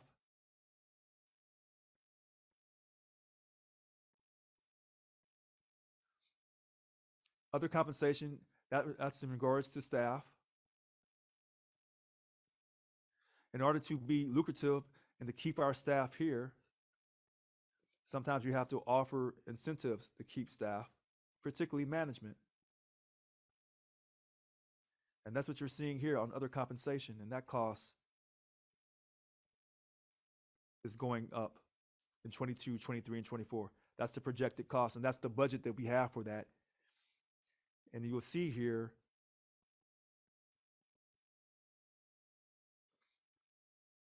as of 2021, we're at 330 or 331,000 if you round it.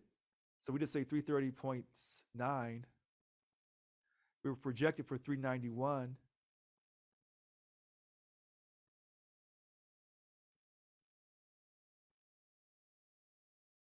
Oh, this is good. So it looks like we're gonna fall under the budget of the 396. Okay.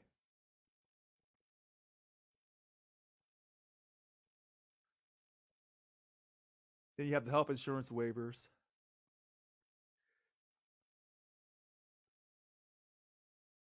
And we don't really do cell phone reimbursements anymore. All right.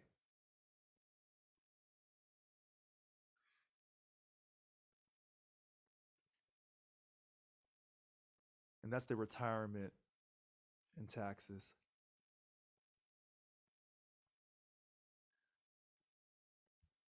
Wait a minute.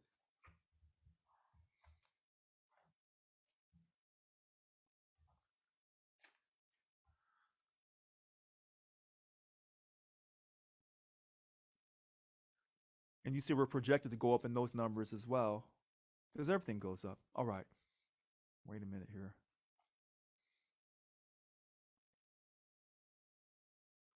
And so we're still falling under budget. And so this is what a lot of people have said, Richard, you're not taking enough credit because we're actually running cheaper with you in charge than if we had the incumbent still running things. Possibly, I would say yes. Some of that is attributed to the union leave.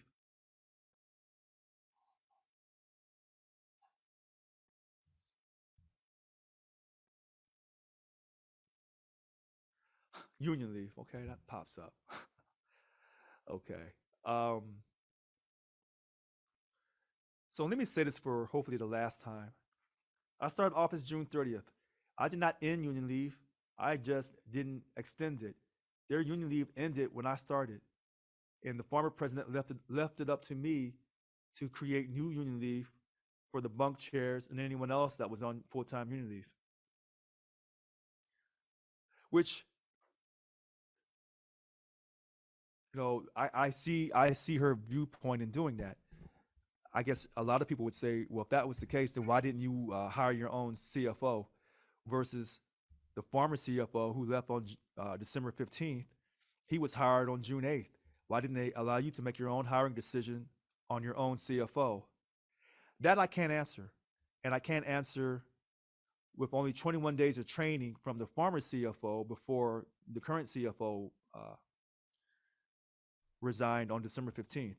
So when our current CFO resigned on December 15th, he had been hired on June 8th, and the person who trained him, which was the CFO before him, only had 21 working days to show him everything that he could do, that he needed to know on how to run Local 1000's finances.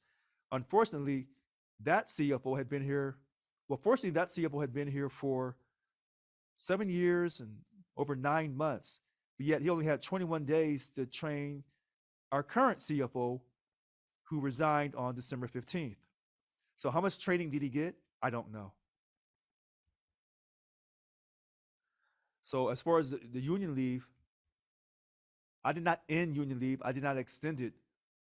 And then when I did start union leave for certain bunk chairs and certain people, so we could increase our membership and we could help with job representation, I've done that, but you don't hear much about that because they don't broadcast that. And I don't broadcast which bunk chairs I gave union leave to, which people got union leave. I just don't tell people's business. But there are people doing the work of the Local 1000. But you'll see where the projected cost has gone down dramatically. Projected cost for union leave in excess of 30 days, I would say that looks like 1.4 million. And we're only at, whoa. So union leave in excess of 30 days. We were projected for 1.4 million.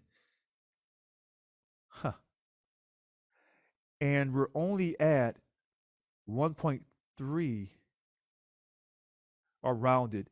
So I'll just say the whole number for you. As of 2021, October 31st, we're at $1,250,070. We were projected for $1,398,524. But we were budgeted for $2.5 million. And we spent $2.9 million in 2019.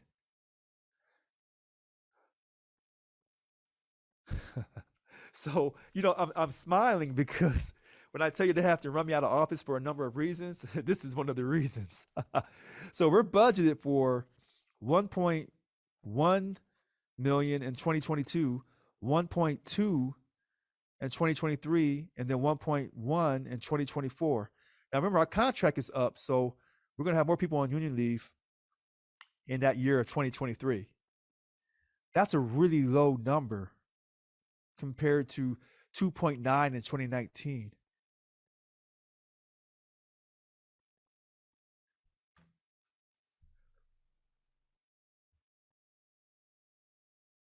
Well, to some people, that's great. That's great financial responsibility. Other people say, oh, heck no, we're a member-run union. we should have more members on union leave so we can increase that membership to, like you said, Richard, you said 80% January of 23 and over 90% by October of 2023. But I told you earlier in the slides, we want to be at 65% because that's a more modest approach for us to hit by January of 23. And then by October of 23, we want to be at 80%. Okay.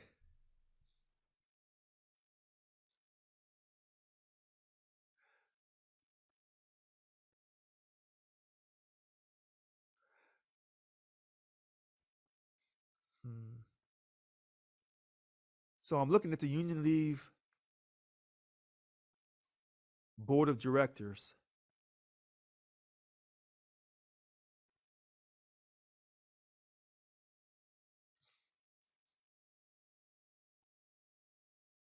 In 2019, doing business as normal, $104,571. 2020 was dramatically reduced because they were doing it by Zoom, so you saved a lot of money. As of this year, we spent as of October 31st, 2021, we spent $2,500. We were budgeted for $15,000, so we'll come way under that. They budgeted $20,000.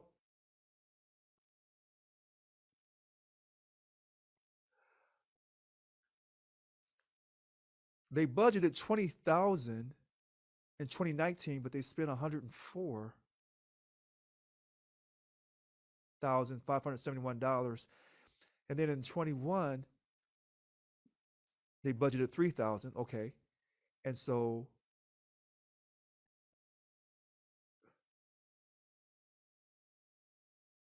they budgeted $21,000. No, I'm sorry. Wait a minute. Let me read this again. They budgeted $3,000 in 21.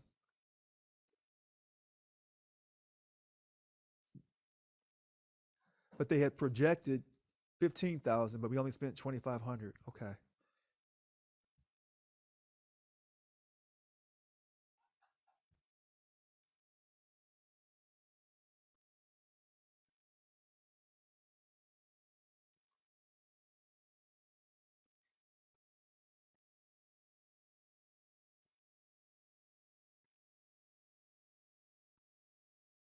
So I'm looking through this.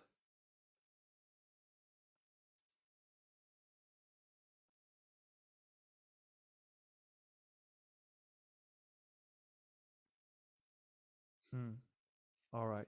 So into the future, we kept the numbers pretty low because we're hoping that we can do these board of directors meetings in person. Hopefully the COVID won't keep us where we have to do it by Zoom for health safety precautions.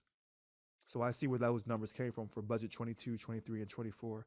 So we should be able to say that, yes, we can beat this pandemic by hopefully March or June of 22 to where things can go back to being normal again. That's what we hope for.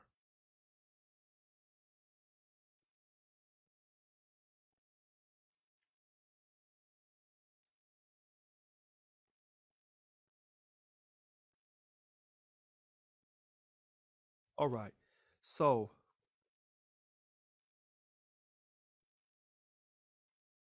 then we have other employee member expenses.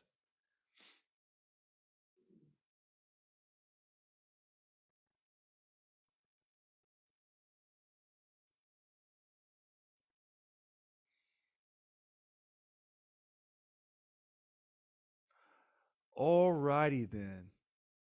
Travel. 2019, we spent $2.7 million.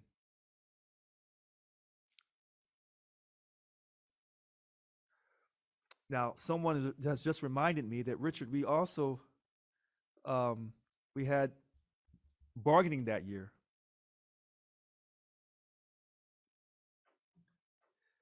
And they were absolutely right. And so that's why that travel was at 2.7 and the meetings was at 3.5 because it was bargaining. That was a bargaining year. Okay. And then we have to remind ourselves in that bargaining year, this is where it gets tricky. Our prior contract ended on January 1st, 2020, a very unique contract. And normally our contracts end on the fiscal calendar on June 30th or July 1st. But this time it ended in the middle of a fiscal period.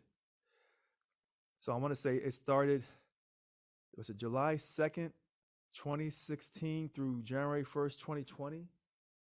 That was our prior contract. Does that sound about right? Our prior contract, not this current contract, but our prior contract started July 2nd, 2016 through January 1st, 2020. That sound about right? All right. So that's why the costs in 2019 were so high. And then you see our costs go way down.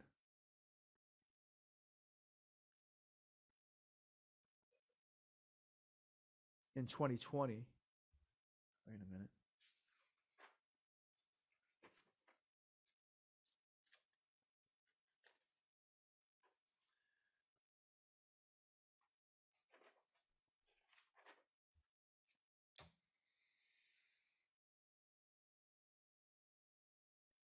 And so in 2020, it goes way down, of course, because of COVID. And then of 2021, as of October, the costs are way down, of course. And we had projected basically 85,000 for 21, even though we had budgeted for 67,000.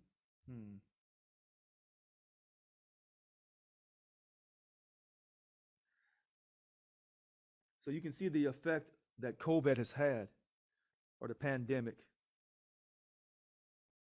In 2019, they budgeted 3.5 million, but they only spent 2.7. And then for the meetings, they had budgeted 3.2. So for 2019, they had budgeted 3,183,000, but they actually spent $3,540,335. Oh, I see what happened. Because remember, the contract went on, and we the side letter was in June 19th, June 19th, 2020. October of 2019 is when our contract actually got ratified. Because remember, there was a second revote for bargaining unit 11 that got done on October 13th. So that's when they gave us the date of ratification for our contract, for our current contract, October 13th, 2019. Okay, so I see that. As you see, our budget is really low for 22, 23, and 24 compared to the prior years for travel and for meetings. But this is just a forecast. We may go over that, we may go way under that. We don't know for sure.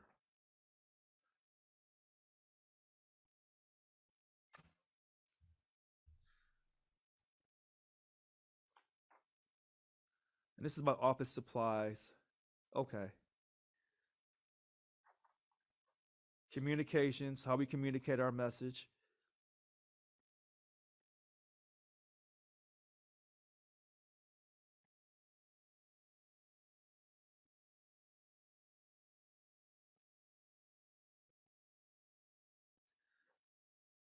And as you can see, we're way. Oh, wait a minute.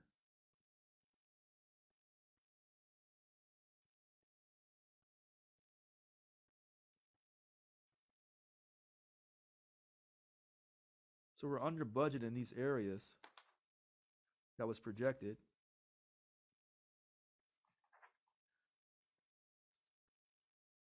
And then we have the media advertising.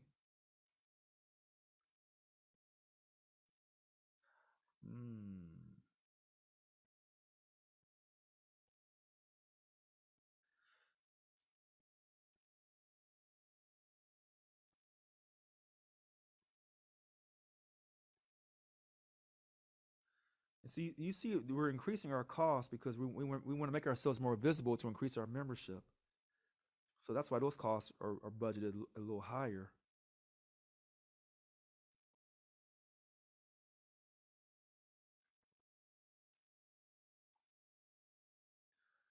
And then we go to the professional services.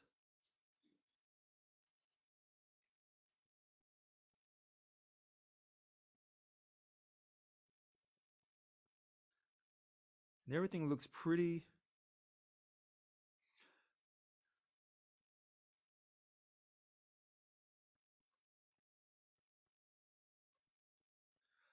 Everything looks good on this. Someone has brought up the attention about the interpreters, making sure we have interpreters for all of our Zoom meetings. So in 2019, they paid 182,000. 2020 went down. 2021 it went down dramatically.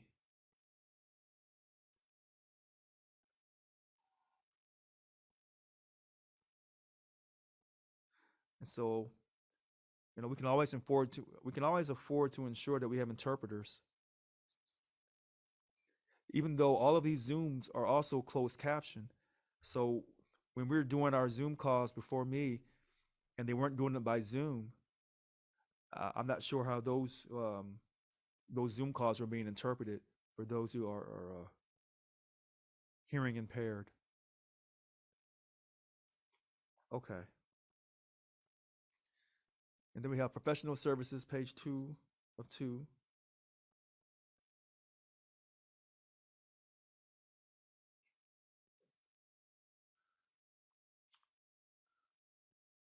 And so I've been asked this question about the external organizing, why we pay out all this money.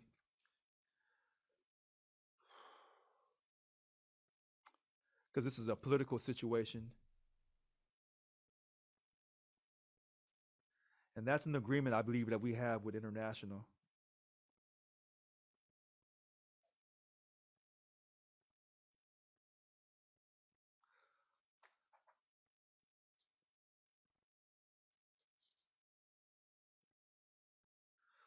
And this particular page talks about our money that we pay out to International and to our SEIU State Council and to our other labor affiliates. And as you can see, it can be costly.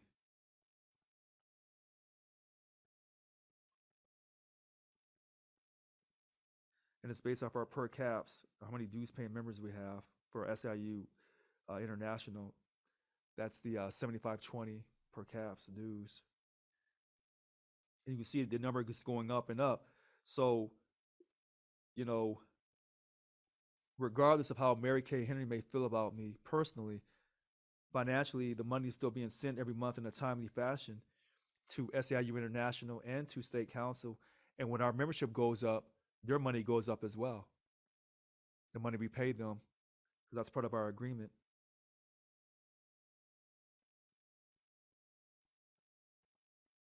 And the other labor affiliates, when our money goes up, their money that we pay them to stay unified, to help them and to help us, their money goes up as well.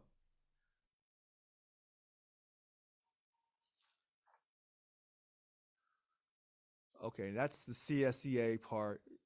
We pay CSEA for their support. And this is the facilities expense. And I'm sure that David Jimenez has a lot to talk about looking at these costs.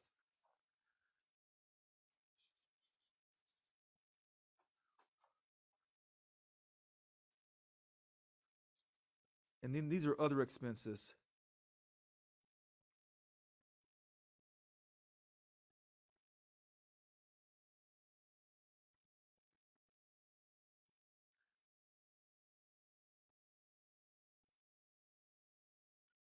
And the great thing about being a dues paying member, we do pay member death benefits. And we pay that through a CSCA. That's one of the benefits we offer you when you become a dues paying member.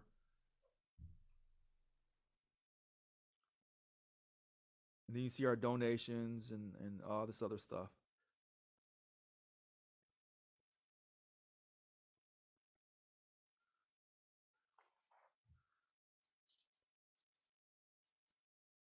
Okay.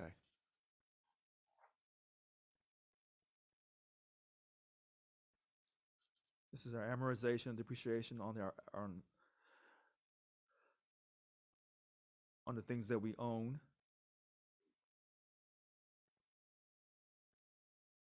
All right.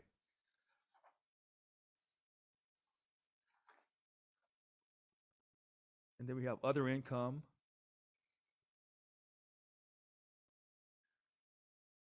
Which, as you can see, the parking lot is the big one.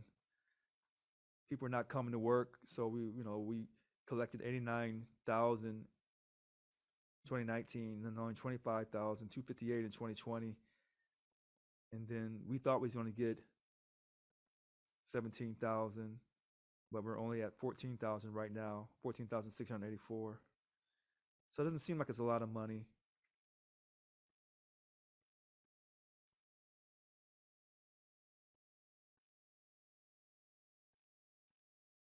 But it is income.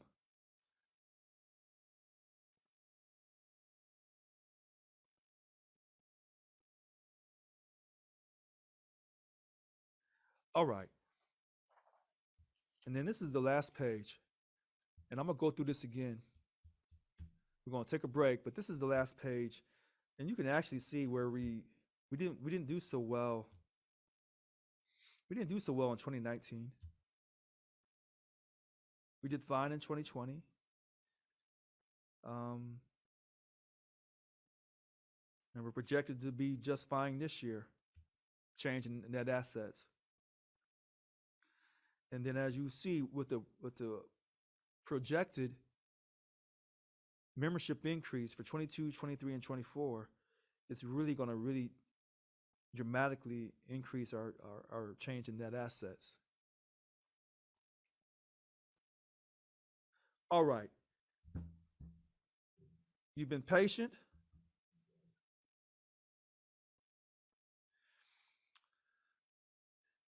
It is almost 3 o'clock. We're going to stop. We're going to take a 15-minute break. We're going to come back at 3:15, and we're going to start this all over again. All right, I'm Richard Lewis Brown. Today is December 29th, 2021. We're taking our second break of the day. We will return back at 3:15. Thank you for your time.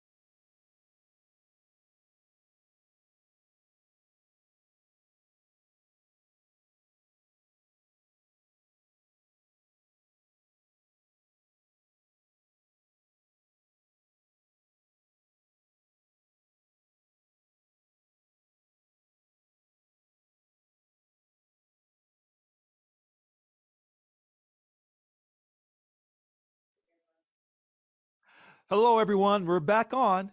Today is December the 29th, 2021. I'm Richard Lewis Brown, your Local 1000 president. Tonight, 6:30, emergency board meeting to pass our 2022 budget in its original format. Tonight, we'll hear from our controller, Chris Brackett, research director, Kenny Sims, I believe, as well. And we'll let also our VP Secretary Treasurer, David Jimenez. They'll do the presentation, they'll take the questions, and then once we're done, we will do a roll call, make sure we have a quorum, and we'll vote the contract. So, and that's going to happen really quickly. So that's the budget for the 2022 budget to ensure that Local 1000 continues to operate without any disturbances. Now, I've been on since 11 o'clock today, and we sent out emails for the last several days. We sent out 5 different emails, and we sent out 2 emails just for the board of directors, our 51 DLC presidents and 10 bunk chairs, along with the 4 statewide officers, including myself. It's vitally important we pass this budget in its original format tonight. And so when they do this presentation tonight at 6:30, the board will be able to ask their questions to Chris Brackett, Kenny Sims, and David Jimenez, our VP Secretary Treasurer. And then we'll do a roll call, and we'll take to ensure that we have a quorum, and then we'll vote on the contract. Never before in Local 1000 history have we ever been so transparent, if ever any type of transparency when it comes to the board of directors meetings. And never before has a budget not been passed in its original proposal, in its original format. Tonight will be no different. And I'm hoping that we'll have a 65-0 unanimous vote that the importance of passing our budget to show that we believe in our leadership, we believe in our membership, we believe in our elections, and most of all, we believe in a labor union that's on the right track. And we're going to see that tonight.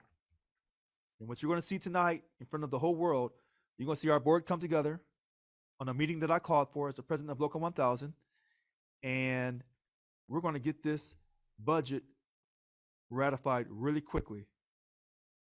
And when we go out these numbers, it's actually the budget presentation is up on our website. So we're really no different than the state of California when they put up their budget in January, and then they put up the other budget in May. And then the LAO, Legislative Analyst Office, they'll oftentimes review the budget. And so, we're being transparent for the first time in Local 1000 history, but not just with our board of directors, because we're not a board of directors run union. We are a member ran union. And so I'm really excited about this. This will be my first budget as Local 1000 president. And I'm really excited about our union coming together. And sometimes we have to go back in the past, learn from our past to prepare for the present to go into the future. I'm taking questions all day today. I've had a few people ask questions. I had a few people make comments. It's been a really quiet day. And, the board of directors, they're also free to call in and make questions and comments as well.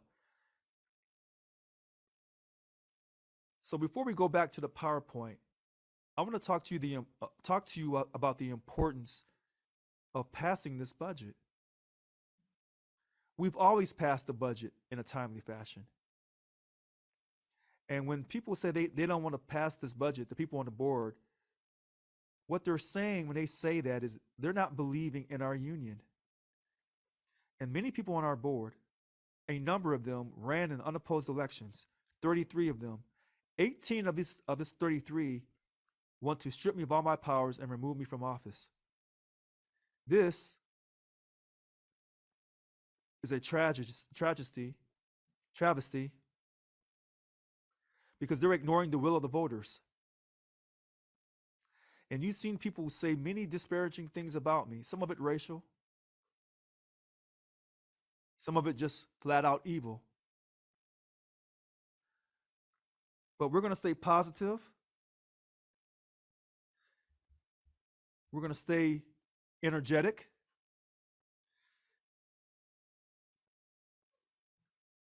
And we're going to stay focused.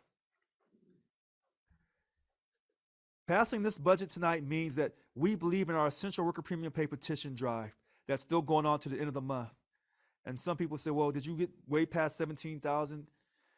I don't know if we got way past 17,000 because it's the holidays and things have slowed down. But passing this proposed budget tonight in its original format tells our membership they believe that we're fighting to get that essential worker premium pay for them. We're fighting to ensure we get the best telework agreement with the state of California, the very best we can get, and we're not willing to do side letter agreements that reduce our dignity or our financial value while under a signed contract. By passing this proposed budget tonight, it shows that even though we may have our differences in our union, at the end of the day, we still come together to handle business. And even though we weren't able to handle all of our routine business last weekend, because we're not a board-run union, we are a member-run union, we're going to get it done tonight in an emergency board meeting. Tonight is the start of the new year, actually. So even though New Year starts on January 1st, 2022, we're getting started the 29th, the 30th, the 31st. We're getting started 3 days early. 3 days early, we're getting started on a new year of 2022 by passing this budget tonight in its original format. Even though people have tried to slander me and say mean things about me that are simply untrue with no basis of truth, I am still optimistic and I'm positive and I'm full of hopeful, exciting, enthusiastic energy.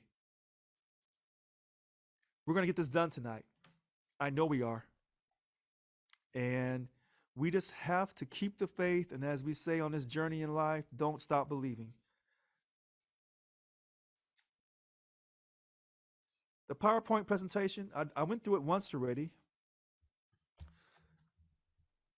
Let's go through it all over again. So I don't see any hands raised. Are there any questions before we go to the PowerPoint presentation again? Are there any questions in the queue? Are there any questions in the queue? All right, so I see a Peter Usury. So go ahead, Peter. Hello, Mr. President. Can you hear me? I can hear you loud and clear. Hey, I just have a real simple question. Could you please tell us how many board members it takes to form a quorum? Yes. Did I miss it? Did you say that earlier today? And No, I never did. That's a great question. So for a quorum, I've been informed that 65, it takes 33 for a quorum. That's what I'm being informed. Okay, thank you. And I just wanted to tell you, thank you for your military service, and thank you for representing us as president. Have a happy new year. Oh, happy new year to you as well. And you're very welcome. As far as the quorum number is concerned, Peter, we're 65 strong on the board, 51 DLC presidents, 10 bunk chairs, 4 statewide officers. It takes 33 to have a quorum to conduct business. 33. If only 33 people show up, then you have enough to conduct business.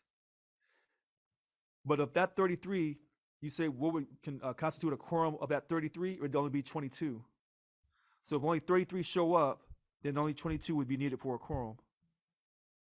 No, I'm sorry. Wait a minute. No, I'm so sorry. I said that wrong. 65 is the board. You need 33 to conduct business. So 33 people have to show up in order to conduct business. So I said it correctly. I wanted to make sure I go back and retract what I'm saying. Okay.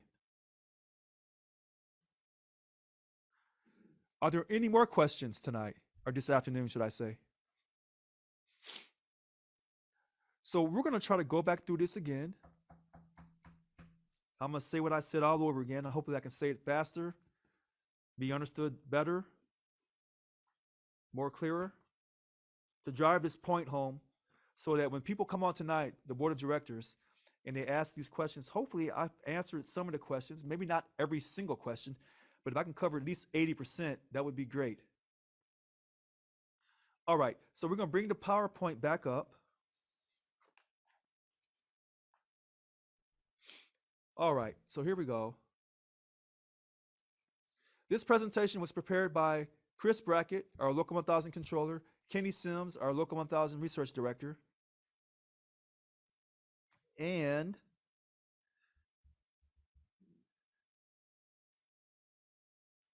I helped out a little bit as well.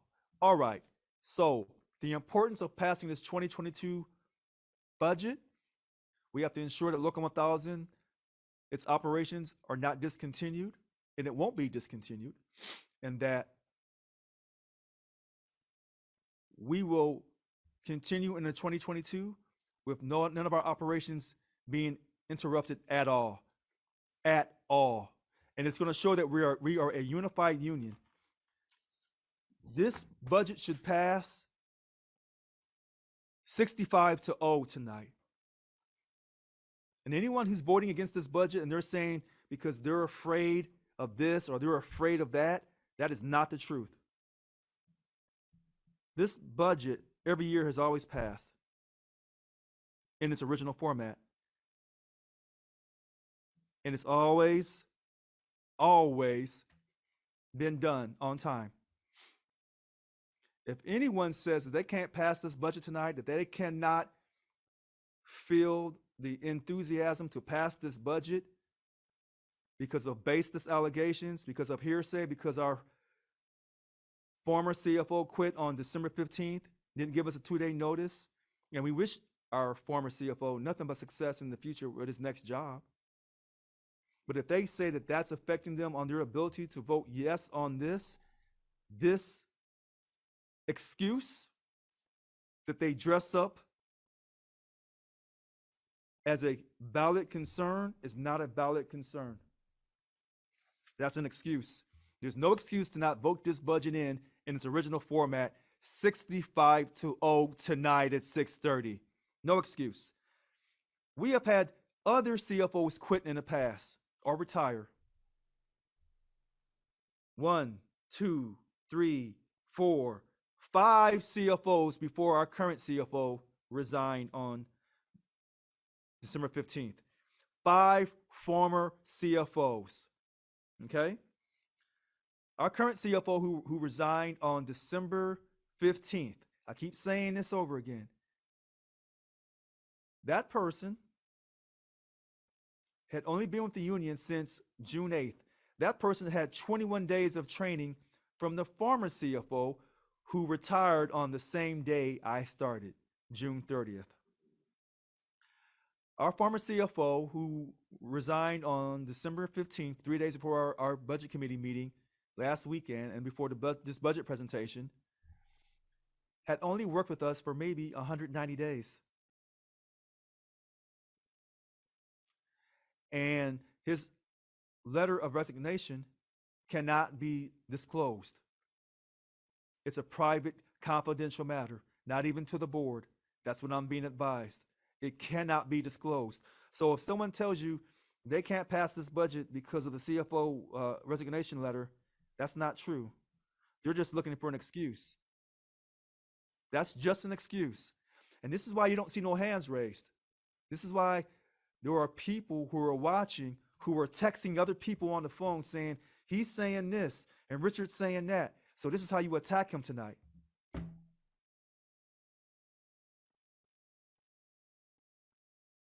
Trust me, I'm not new with this game of life.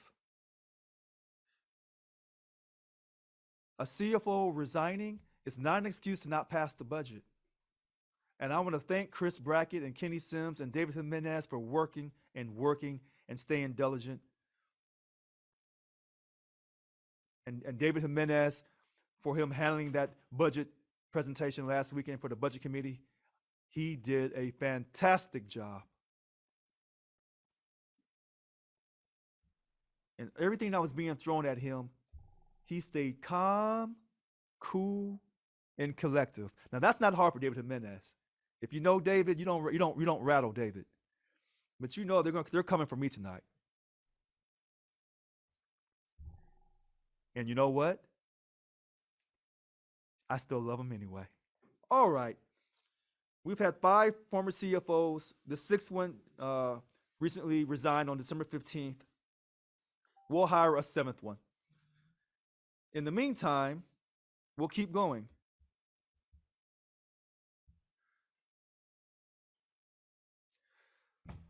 Why is this officer stipends the first slide you see? When you save $500,000, you better put that up front. Since I've taken over as president, we've saved $72,000 till December of this year. $72,000. We're going to save over $500,000. I'm not going to authorize the salary stipends to be paid to the VPs, and the VPs didn't want it anyway. And that's a shout out to our VP Secretary Treasurer, David Jimenez. A shout out to our VP Organizing and Representation, Annika Walls. And we know Annika Walls has been put through all kinds of things since the last time she was elected in 2018. And for her to say, I'm not going to take that salary stipend, that's amazing. And to Irene Green, our VP of Bargaining, who had to run in 2 different elections in the same year through no fault of her own. She didn't accept the salary stipend either. Oh, and before you ask, are me and Irene going to be able to work together in 2022? Yes, we will. What time do you have? What time is it? Ah, there we go, our numbers. 3:33, you heard me say it. I will work with Irene Green. All right, Irene.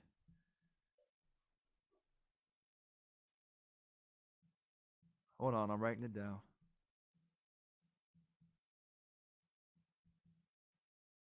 All right, next slide. Long-term membership rate. People tonight, some people on the board will tell you they cannot pass this budget tonight because the membership is falling and it's Richard Lewis Brown's fault. That's an absolute slanderous lie. Membership's been going down since 2009. Gone down, gone up, and now it's on the decline again. Okay? High point, 66%, rounded, 2009. High point again, June 2017 to June 2018, 64%. Then it reached down to 56% by, I believe, what is that? December. Hold on one second here. Where is it at? 56% by December 2020. And then it's gone down to 54.7%. Down 1.3% since I've taken over from the 56% in December of 2020. I had nothing to do with this. Not one single thing. We talked about our membership going down by from 2017 up to now by 2.2% per year. So if they tell you tonight membership is why they can't afford to pass this budget, that's a lie. CFO resignation, that's a lie on why they can't pass the budget. We've had other CFOs in the past. So membership decline. First they said they're afraid. That's the first lie. Afraid of what? You know, someone said something to me. I'm gonna get to that here in a second. But afraid of, quote, challenging the status quo. Yeah, maybe that's what they're afraid of. Some of them on the board, not all of them, some of them. We don't want to stereotype everybody on the board. Okay. CFO resignation letter. CFOs come and go all the time. Did he have to do it 3 days before our budget committee and in this budget presentation? He didn't have to. Did he give us 2 weeks notice? No, he did not. Do we wish him success in his next job? You better believe we do.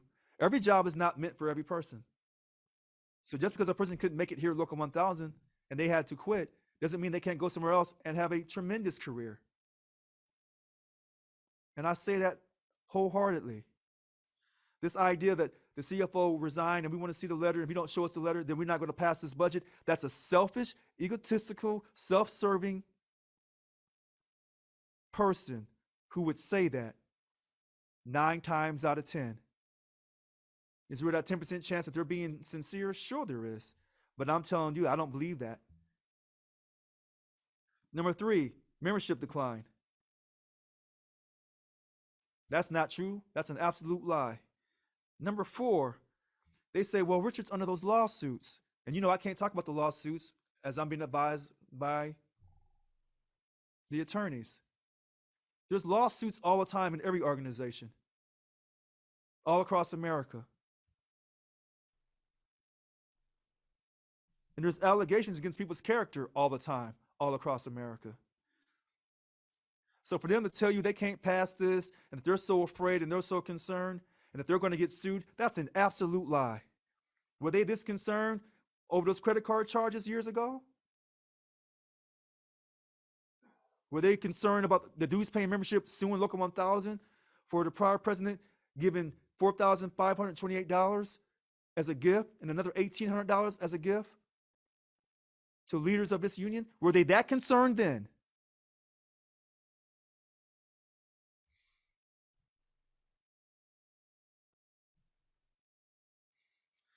There's 5 lies. Then they're going to talk about demeanor and ethics. And they can't pass this budget because they don't believe in my demeanor and my behavior. That's an absolute lie. How many times have they called me these names? I have the text messages. You've seen it on Facebook. You saw the racist cartoon character that was put up on Facebook? So that's a lie. Number 7, they don't know, they didn't have enough time. I've told you, they've had plenty enough time. Oftentimes, these financials were not given to them until the day of the meeting. And then the information was pulled back from them after the meeting. This information is up on the website for everybody to take a look at.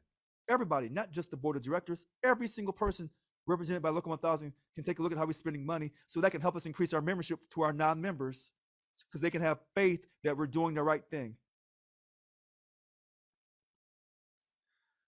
What's the 7th thing? The demeanor, the transparency, not enough time.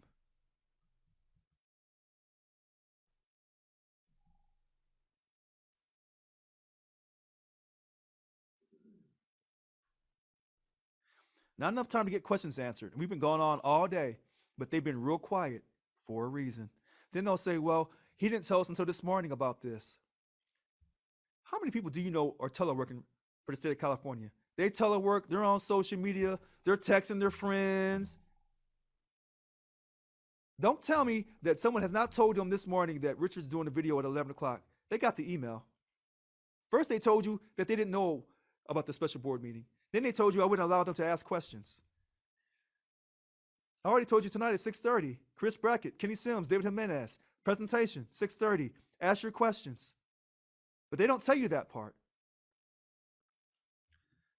And remember, this is a meeting that I called for.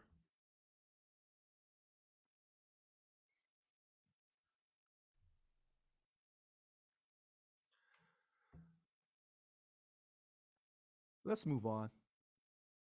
Political party affiliation. Half our union is non-Democrat. 49% is Democrat. It's like the country. We're just split 50-50. We don't want to ignore our libertarians, our Green Party, U.S. Constitutional Party. But our country is really split between the 2 major parties, and our union is no different. That's what this thing is telling us, this slide. And this is why I have said we must pass this budget tonight to show our non-members that they can come back to the union for the first time, or they can become new members for the first time. We must show our non-members that we're not just a social justice organization that supports the Democratic Party. If you're going to increase your membership, the way our slides show here, with the projected revenue, 65% by January 2023, 80% by October 2023, then you must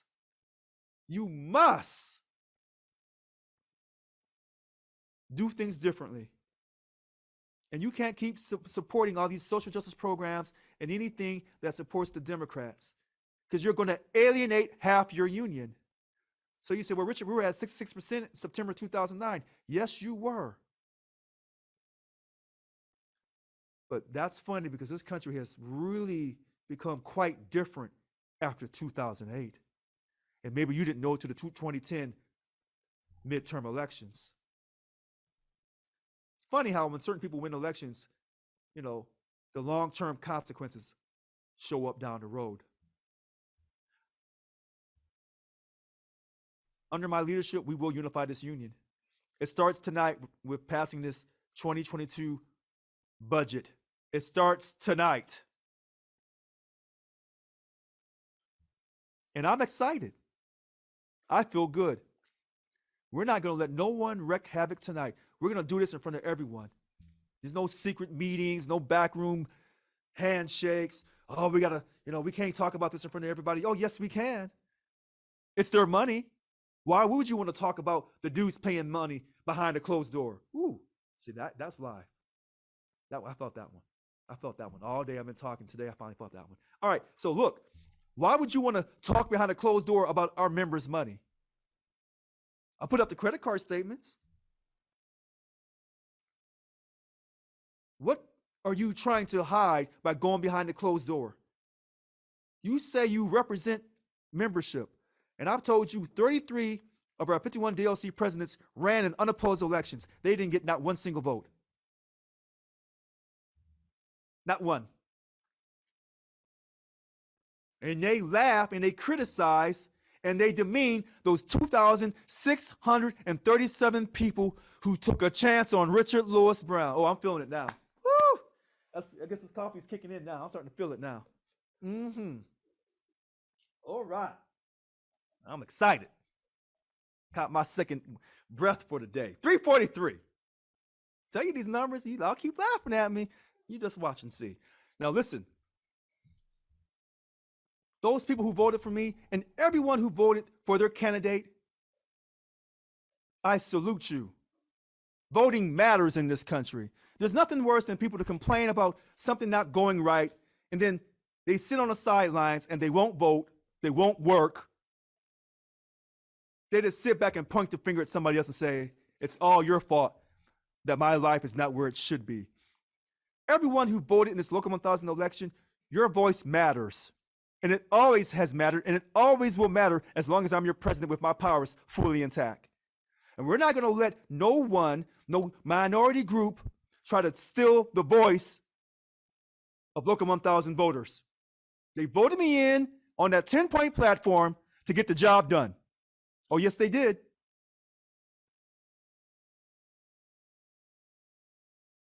And we're not letting no one steal your voice. Not tonight, not no night. We're going to do this tonight in front of everyone. We're going to pass this budget 65-0. Anyone that tries to offer you these excuses on why they can't pass this budget, what they're saying is they don't believe in you. They don't believe in the membership and the vote of the membership. That's what they're saying. And they are free to come on right now, any of these DLC presidents or bunk chairs, and have a conversation with me. Yes, come on. I'm waiting for you. They said I didn't give them a chance to talk last weekend.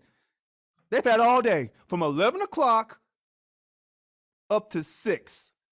I may take a little break and then we get started right back at 6:30. But maybe that was their strategy to say that I wasn't going to allow them to talk last weekend. Maybe that's their strategy.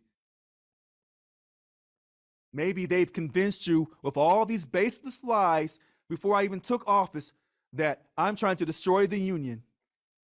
No, I'm not. No, I'm not. And you know I'm not trying to destroy this union. Why would I try to destroy a union and put it all over the media, social media, on our website?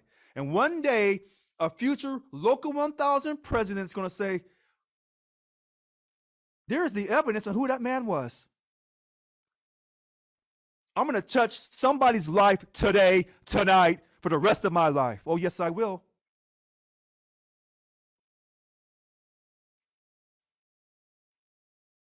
When they tell you they're afraid to pass the budget, they're telling you they're afraid to challenge the status quo. They want things to stay the way they are. They want to collect the salary stipend with their imaginary chair position. That's what they're saying. Oh, yes, they are. Oh, I see a caller. Bunk chair 17, Vanessa Seastrong. Good afternoon, Vanessa. Now, Richard, I don't think that's fair for you to be saying all this because Mhm. this is my first time Mhm. ever seeing the budget. And from what I'm hearing, this is not the full budget. And for you to say that It's the we're- full if- budget, Vanessa. Whoever's if telling we you that vote- is telling you a well, complete lie. Well, the budgets that they were sent previously. It's in the same other- budget from 2019 that was sent. That's a years. complete lie that they told you. It's more detail is what I'm hearing. This is The not budget that you detailed. received, along with the board, along with all the dues paying membership, along with the non-represented, the email that went out, what was sent out is the same thing that was sent out by 2019, and that's what I've been informed by staff. So whoever's telling you that is telling you an absolute lie. So the packet, because I remember being in a board meeting as a Yes. witness, just Yes. sitting outside observing, and they Yes. gave them a whole packet of the budget. And what I received is only 7 pages. And that's just Uh-huh. because I did front and back Right. of them. But this, I've seen just witnessing that they got a bigger packet. So, And even though we didn't get it because we Right. were observers, right. but for you to say that we're the reason why we won't pass it, I'm gonna pass what I see is right. Okay. And so for you to say that, I think that's wrong for you to say that about me because I'm part of the No, bump no. of I the didn't. board. I just said some. I said some. So listen to this. Okay. Listen to this. Check this out, Vanessa. Don't go anywhere. I have the proposed budget. I have my scribbles and writing over it. I was informed by staff. This is the same format they did in 2019. Now, as you see here, here's a 2016. That 2016 looks like it's a lot bigger. Okay. They did it in 2019 and they consolidated, but it's the same information, but it's consolidated. So what you got is the same thing they sent in 2019. That's what I was told by staff. And I asked that question. I said, why does this look different? And then when I looked through it, I said, oh, I see what happened. It's the same information, but it's presented to you differently, consolidated on a smaller piece of, on less paper. That's what they did. So when they tell you that we didn't get So- everything and I'm okay. hiding something, that's an absolute lie.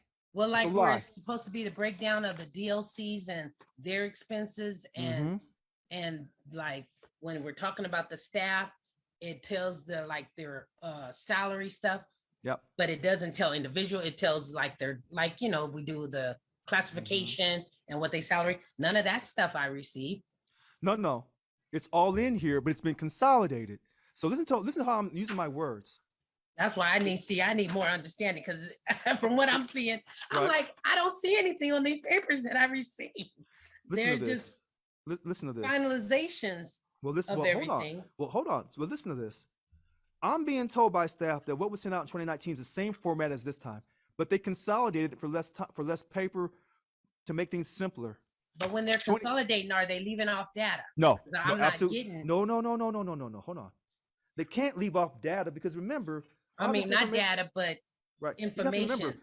listen to this. All this information has to jive. The numbers have to balance because it's being reported on taxes. So they cannot be withholding information from you. So when these people are saying some, and I don't know if it's some of the members on the board or some of the members who are outside the board, this information you're given that's being put up on our website, and we are a nonprofit and we submit our tax returns, it's the accurate information. Nothing, and I do mean nothing, is being held from you. Those numbers add up.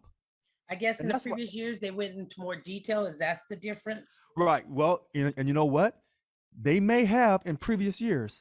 In 2019, they changed the format. That's before I got here. And that's why I'm taking my time all day today. And I'm so glad you were able to come on because they've been saying these things. And what I let people do. And you know, I'm- a I'm- lot of people, Richard, I didn't even know about your email this morning because I don't get up in the morning and look at an email. Right. And you're so right. And you I text me. didn't, and you then- told me about this email now, this morning when I was talking to you about some other issues. hold on. and- Wait a minute. I'm glad that you said that. And so if you wouldn't have told me, I wouldn't have known about this meeting until later when I looked at my, Well, I don't look at my personal. when I'm Well, trying to listen, work. hold on. I'm glad that you brought that up because I was just talking about this, about this paper. And what I did this morning, I said we sent out 7 emails, 2 to the board and 5 to everyone, including the board. 7 times, the number 7. Now this morning, that That's email saying went there was out. this morning meeting at 11?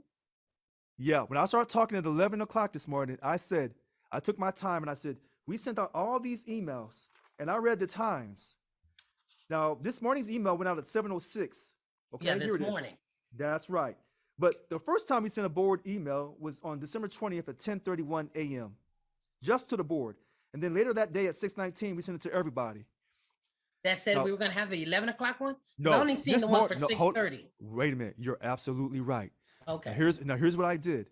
This morning, I sent out an email saying, "Hey," because I was being told the board was worried that they wouldn't be able to talk, and I said, "What are they talking about?" So I said, "We're gonna let the members talk all day because we know members can talk." That's what I did, and I opened that thing up.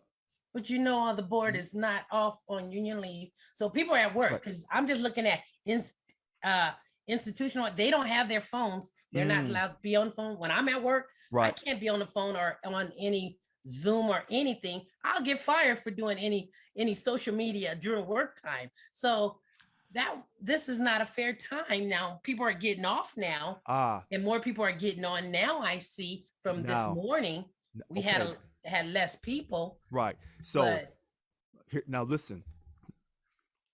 I don't talk about where people work, and I know why you said why you said what you just said. Here's the great thing about me. What I allow people to do is sometimes I'll allow people to just lie and just build this narrative against me.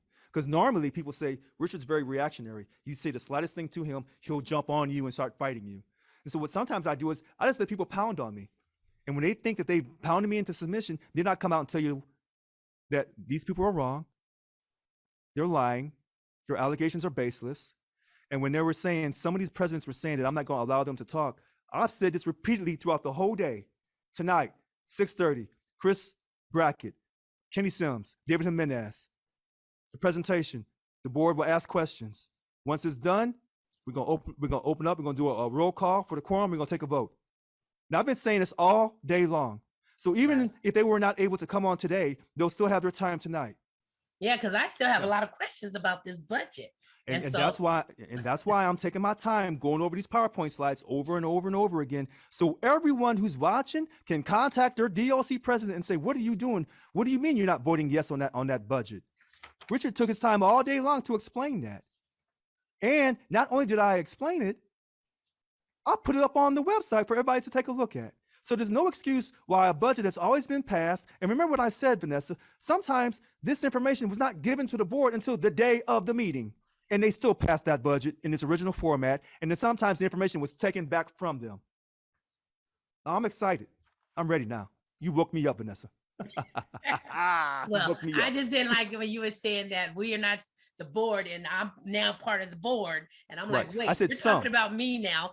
And I had to get no, back on. No, because you And educated me you know, last. I'm working while I'm talking to you, so I'm still Hold on, working. listen. Hold on, Vanessa. You educated me last week. I don't forget those conversations. So listen to this.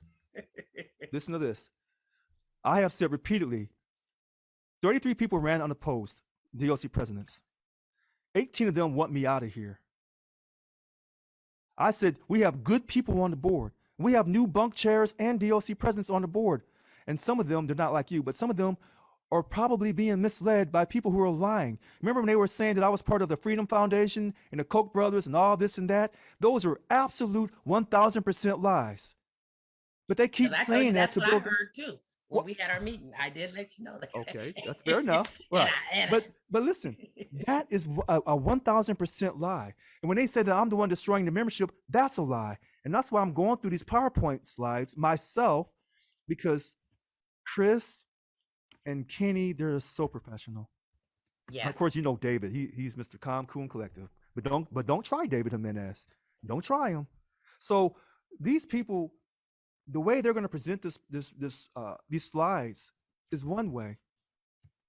But as the president of Local 1000, I'm going to tell you ahead of time what's coming. And then I'm going to let the people say, "Oh, wow, Richard was actually telling the truth again. Again, he was telling the truth.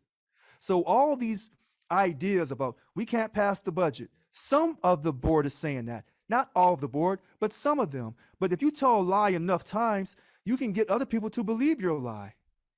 These are lies that some of the board and some of our non-board members are saying so they can defeat the proposal of the passage of this 2022 budget, a budget that's always been passed every year, regardless. But now, after 13 years, you have a new president, and some people don't want to accept my victory, then they'll do anything and everything they possibly can to stop this budget from going through. That's all I have to say. Okay. But keep calling back. I got Kevin Menninger here, former Vice President, Secretary Treasurer, Kevin Menninger. Go ahead, Kevin. I'm unmuted. Can you hear me okay? Oh, loud and clear, Kevin. Excellent, excellent.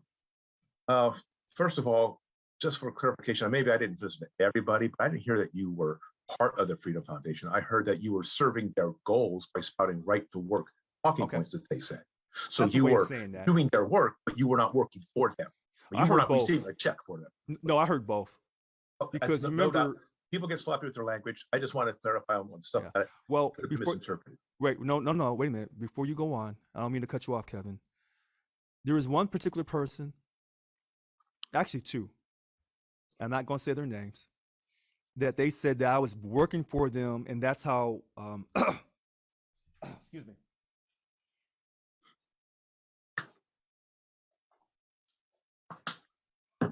That is how I paid for these brochures. They said you didn't pay for that, they did. That's why I say that, Kevin.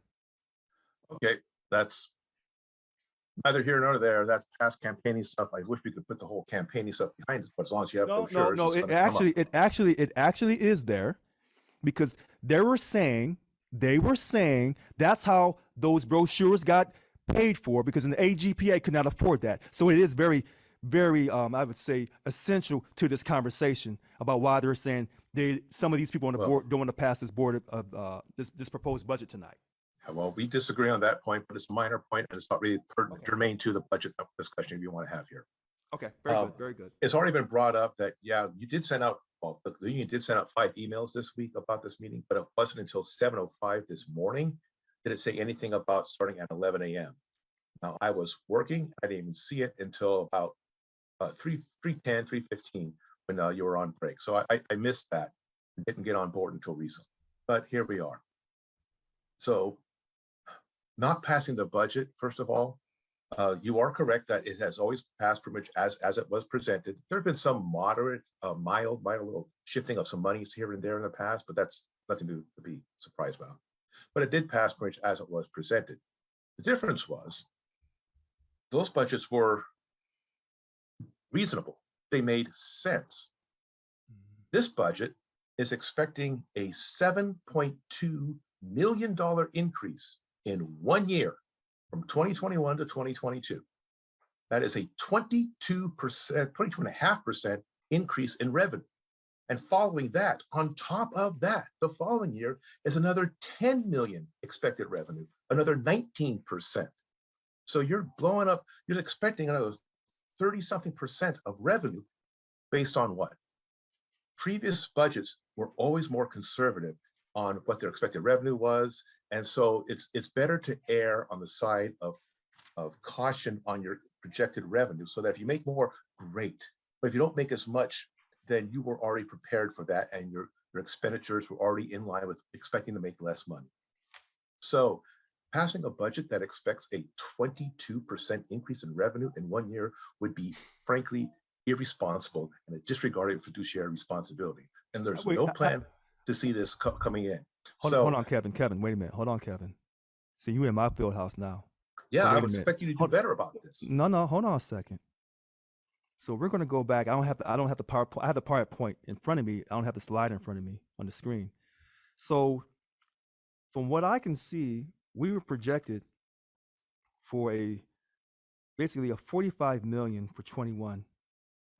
That's where we believe we're going to end up at. and the budget was at 40, basically 45. And then in 22, we go up to a 52. Yeah, So that's right. yeah. So, and then in 53, we're going to 62, and then 24, we're going to basically 66. Here's the thing. When I was talking about increasing membership, I was dead serious. Dead serious. And so what we're looking at is a 65% dues, not 65, a 65% membership increase by January 23 and 80% by October 23. Why is that so important, Kevin? I'm gonna tell you why. Makes We your need to fantasy be- come true. Say again. It helps your fantasy come true. Those numbers are Well, unreasonable. well, wait a minute. Hold on. See, when you use words like that, helps my fantasy. Yeah. No, You listen, use words like that all the time, sir. Hold on, You hold call on, people okay, liars all right, just because listen, you all right, look. disagree with them. Hold on. I'll give you that one, Kevin. But here's the problem when you say fantasy. Is it a fantasy that I want to get people a 20% pay increase across the board for everyone equally? Is that a fantasy? Because it's That going you to take want our to? No, that's membership. not a fantasy. That's a goal that you trumpet loud and it gets people behind you. And if we could all get that, that'd be fantastic. Of course, we want to get that. The question is, will we get that? Should we base our budget, our expenses in the future on what we hope to get? You know what? I could buy a lottery ticket and base my future's family budget on that. That would be foolish. Same thing here. You have to be more restrained in your expectations. And if you make more money, get that membership driving up that you say you're going to, then we're going to have a surplus at the end of the year and we could do even more and you can have a better budget based on that. But you make the money first. You don't count those chickens before they're hatched. That's irresponsible to do that. And so you putting out there, it's the spin, the self-serving, deceptive spin, because they passed a budget before because it made sense. This doesn't make sense to anyone's experience. And also, one little point on the CFO quitting, suddenly after 5 months, that is cause for grave concern. And it is total BS. It is a lie. Someone has either lied to you or you are lying to us that you cannot disclose that letter to the board in closed session. Yes, let me- it is confidential. Hold on but a in second. Wait a closed minute. session, they have a right to see every Hold on, Kevin, manager. It's funny how you come on, and I'm glad that you came on because I want people to see you for you know how you really feel about Local 1000. First off, it is not a fantasy by increasing our membership to 65%. Do it first. And hold on a second. Hold on, and I caught myself in my numbers. 65%, and then by 75%. That's the correct number. I said 80 because I'm always thinking much higher. It's not a fantasy. When you say that's a fantasy, that's a slap in the face of Local 1000 people who are working around the clock to get this done. That's the first thing. That's a slap in their face Now to you the slander staff. me. Hold on a second. That's a slap in their face. Number two, I went to college and I do have my 4-year degree. I'm not a fantasy. Number three, in order to get a substantial pay increase of a 21% pay increase across the board, you must have the numbers. So this idea of it being a fantasy is clearly wrong. Number four, for you to say the CFO quitting after 5 months and that's a grave concern, no. People quit jobs all the time. That's how you put the spin on it. But let me spin this back at you. Let me put the spin You back should know at about you. spin. Let Give me me your spin. let me put this right back at you. Takes one to know one, Kevin Go on. Manager. Hold on a second. Obviously, I put enough spin on it to win an election and defeat the incumbent who had never lost an election before, if that's enough spin for you. Or it was on God through Jesus Christ. Pick one, okay? But I'm here. So this idea of you saying I put a spin on things or whatever, the idea is you're the one trying to put the spin to cause a situation before passing this budget tonight. What I'm simply saying is if you embrace my leadership, and I don't care how you dog me out on Facebook because everyone sees your posts about me. I hope And we so. saw the, hold on, wait a minute. Wait, put We it saw out the there. post, we saw the post you said about going to this budget meeting tonight. See, that's why I'm so glad that you came on. Here's Happy what to we help. know. Here's what we know.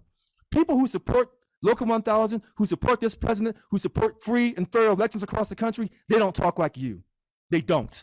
So when you come on and say these things about fantasy and illusion or whatever word that you want to use, that is in your mind. I won an sir. election because I inspired people. Are Now, you saying I wasn't that I able. don't support Local 1000? Are you No, saying no, I no, do no, not no, no. support What- free and no, fair no, no. That's elections? no. That's what you're saying. What I'm simply saying is, You just said I it. tried. Listen to me. I tried to inspire in 15. I tried to inspire in 2018. I was successful in 2021. So somehow, when you talk about my fantasy or a fantasy with this proposed budget, obviously the staff believed that what I was talking about, they lowered the numbers down. I said 80% by January 23, 90% by October 23. They said, Richard, let's be more conservative. 65% by January 23, 75% by October 23. They were conservative. And I said, you know what? You got a great point. Let's do that since you want to know so much, Kevin. But I'm glad that you're calling in because I'm here to educate you when you need it. And by the way, thank you for acknowledging that the VPs are now able to do their job. Thank you. I deeply appreciate that. Now, as far as this budget tonight, it's going to get passed, Kevin, and hopefully you'll be rooting to pass this budget and not on Facebook saying don't pass the budget. This budget Because is when you say- irresponsible.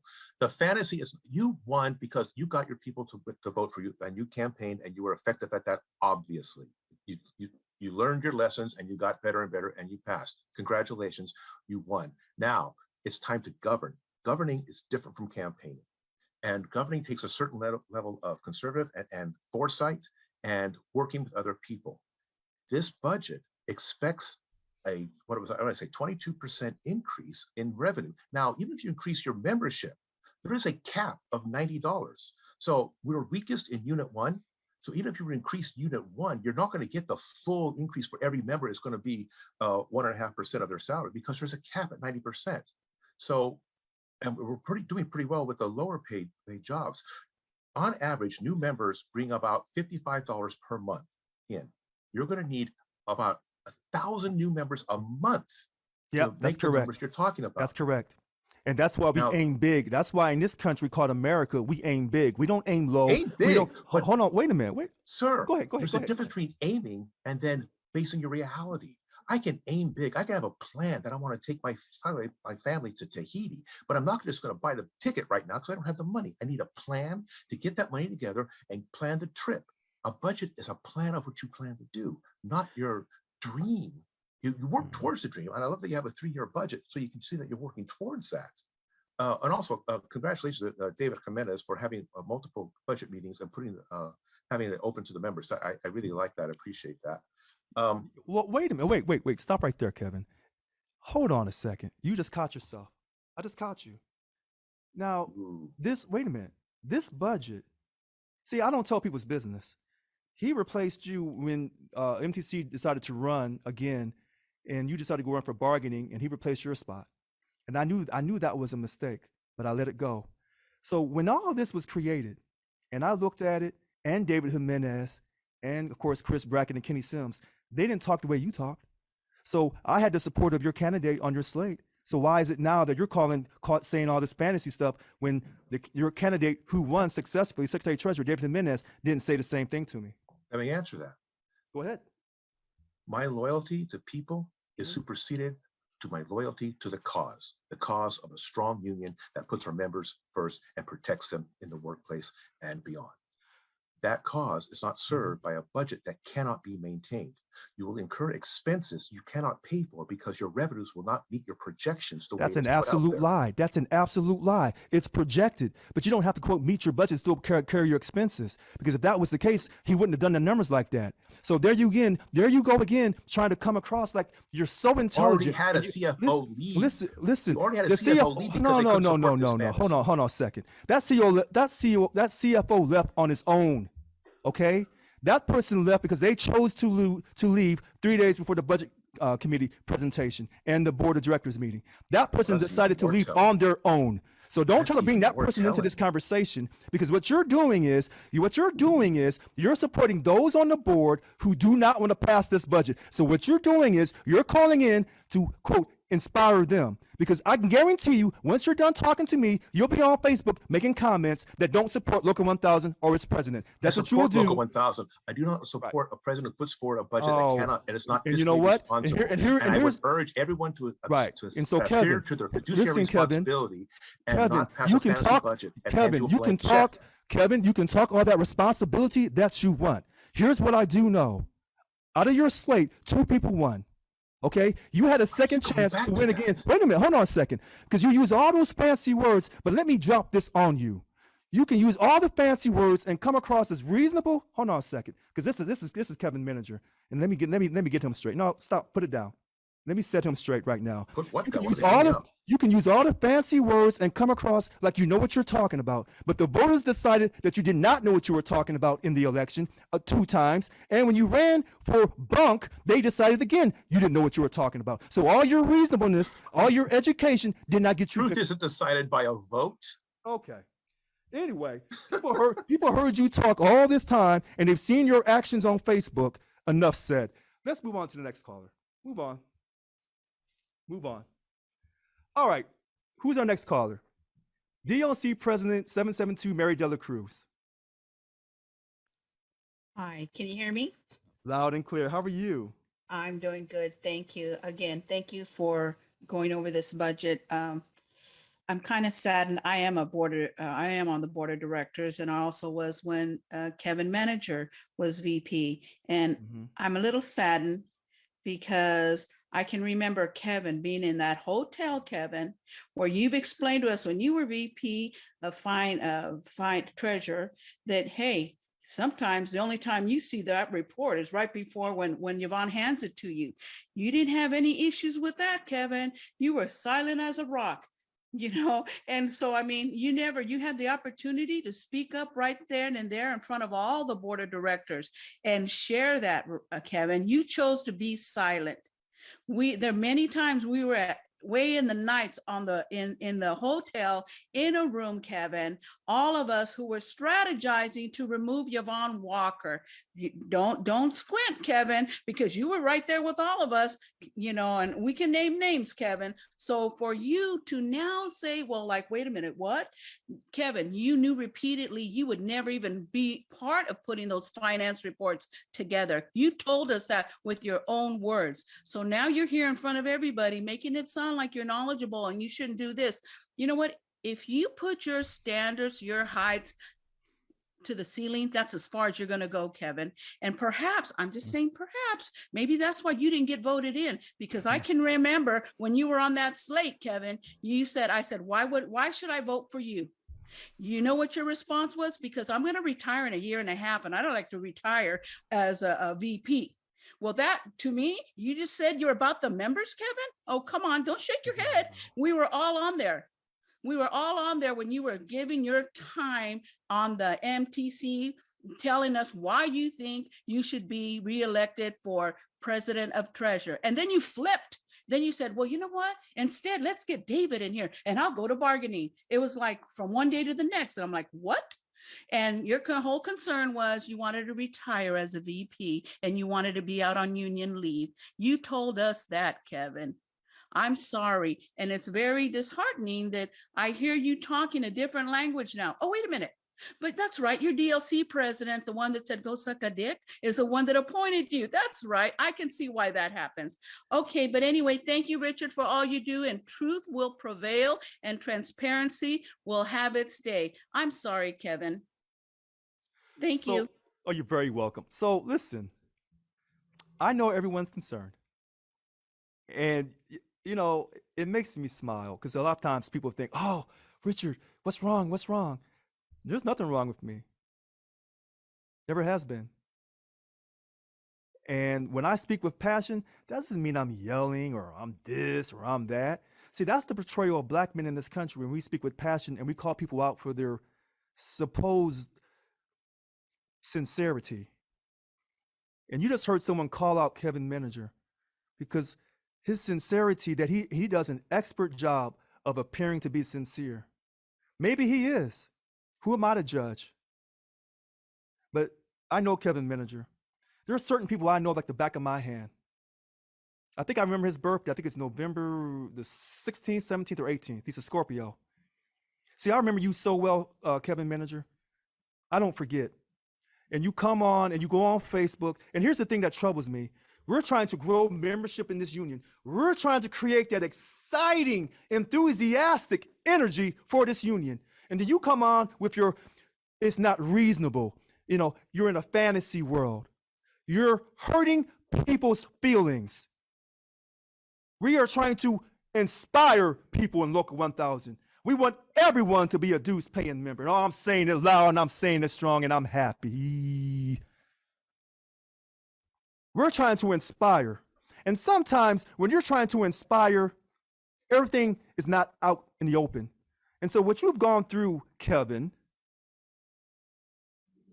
and tried to pick this thing apart. And what we're trying to do is inspire people to pass the budget, to get off to a fantastic 2022 year. We don't care about COVID. We don't care about negative energy. We don't care about internal bickering. Tonight, 6:30, we're passing this budget. That's what we're doing. Don't offer no excuses, because anybody can offer excuses about losing. Anybody can offer excuses. We're going to win tonight. Tonight, we win. Tonight, we win. No jealousy, no envy, none of these lies, none of this propaganda, none of it. I'm not having it tonight. Now stand up and be strong and be an American. I mean that. Be strong. All this negative energy about what we can't do. I don't live my life by someone telling me I live in a fantasy world of what I can't do. I don't live like that. I don't get down like that. Don't come at me talking like that. Come at me with positive, exciting, emotional energy. We'll figure out these numbers, because we remember, before the numbers came, we were here. All right. So, who's in there? Oh, okay. So listen, I see Richard Roca. Let's go to Angela Morales, and then we'll come back to Richard, because Angela Morales has not spoke yet. Hi, Angela. Hi, President Brown. How are you? I'm doing just great. I just got on a little bit, but I wanted to ask you a question, and I didn't really look at all the financials, so I apologize. But when I get home, I will. Can you tell me, in maybe the last 30 to 60 days, how much the membership has increased? Because I think there is an increase. If my I know that there was a couple of people that signed up that said that they were going to sign up, filled out the paperwork, and were coming back actually in my DLC. So I'm just curious if, because there's a lot of people saying they want to come back, they support Right. you. And, if the estimates on the revenue are just based on what we have right now and the increases that you're saying, I think that, and I could be wrong, and I always say that I could be wrong, but I'm going to venture to say that there has already been a slight increase. So I can't give you the exact answer, because sometimes when I get those reports every week, it shows a net loss. And the problem with the net loss is you don't know if people are just retiring or separating. Some people are just quitting because they don't want to be COVID tested. So the reports that come in, sometimes those reports are somewhat clunky to read. So we're going to, wow. We're going to acquire a new system so we can track our reports better. And so that number, I don't have it on top of my head right now, but I will have it eventually. And okay, go ahead. Yeah, because like I said, there have been not a couple. I'm very reserved when I say that, but there have been a lot of people that have been saying, I want to come back. I like where the union's going. I like that, everything is being exposed, because they've been following on Facebook as well. And I tell them about, hey, call in, get yourself registered. They send out the email to you guys. I said, you can listen in if you want, just to see the transparency, because a lot of people are like, well, everything's hidden and everything, and I get it. I really do. But at the same time, I just want to make sure that they know that, we're doing this, and that it's not Yvonne Walker, because they're hearing different stories out there. And I always just try to say, look, if you really want to know, then get on those conference calls, those Zoom calls. I said, and you'll know. I said, and get on SEIU Local 1000. I said, because everything is there. Everything you want to see, what was spent by the previous presidents, not just the president, of SEIU. I said, but you'll get to see everything. I said, and you make, your own determination. And that is one of the things that that's why I support you so much. I appreciate the transparency.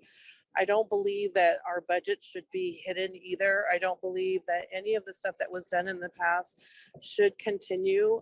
And I know I'm not alone. I don't know these individuals. And I hope that these presidents make a conscious decision about what they're doing, because these are people's lives at stakes.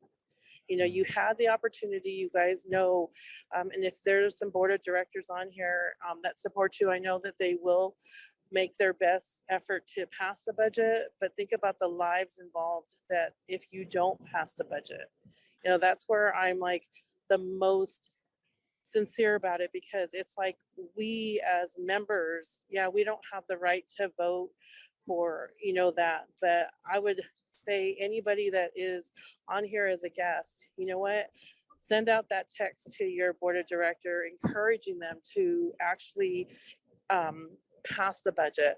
You know, we need those people in the resource center. We need those people doing, you know, what they're doing on union leave. We need all of that. And, you know, the division of this union needs to stop. It really does. And I know that we talked about this on the other call, but I want to go ahead and I just wanted to say that, because I know people are quitting. I know people are leaving, but I know that the membership is increasing. And I apologize for the noise in the background, like, because I just wanted to say something about that. But I will be on that call, and I will look at the financials before I do get on the call, so that I am prepared if I do have any questions before you start. I'd like to do that, and I'm sorry that I'm not prepared right now.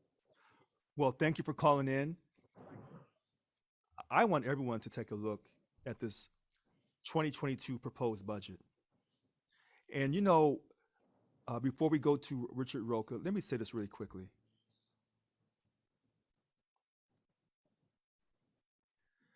This idea of raising our membership, remember, I'm on video for saying 80 and 90% for January and October, respectively, of 23. And the staff said, you know, we have to be more conservative. Say said 65 and 75. And I said, okay, that's fine. Because I think big, I aim big. I thought in this country, in this great country, we always go big. And when people always try to tell you, well, not always, but when they tell you that's not feasible, you know, that's not reasonable. And we're talking about creating a new culture for Local 1000. To me, what's not feasible, what's not reasonable is someone to say that. We're trying to overcome all of the status quo from the past.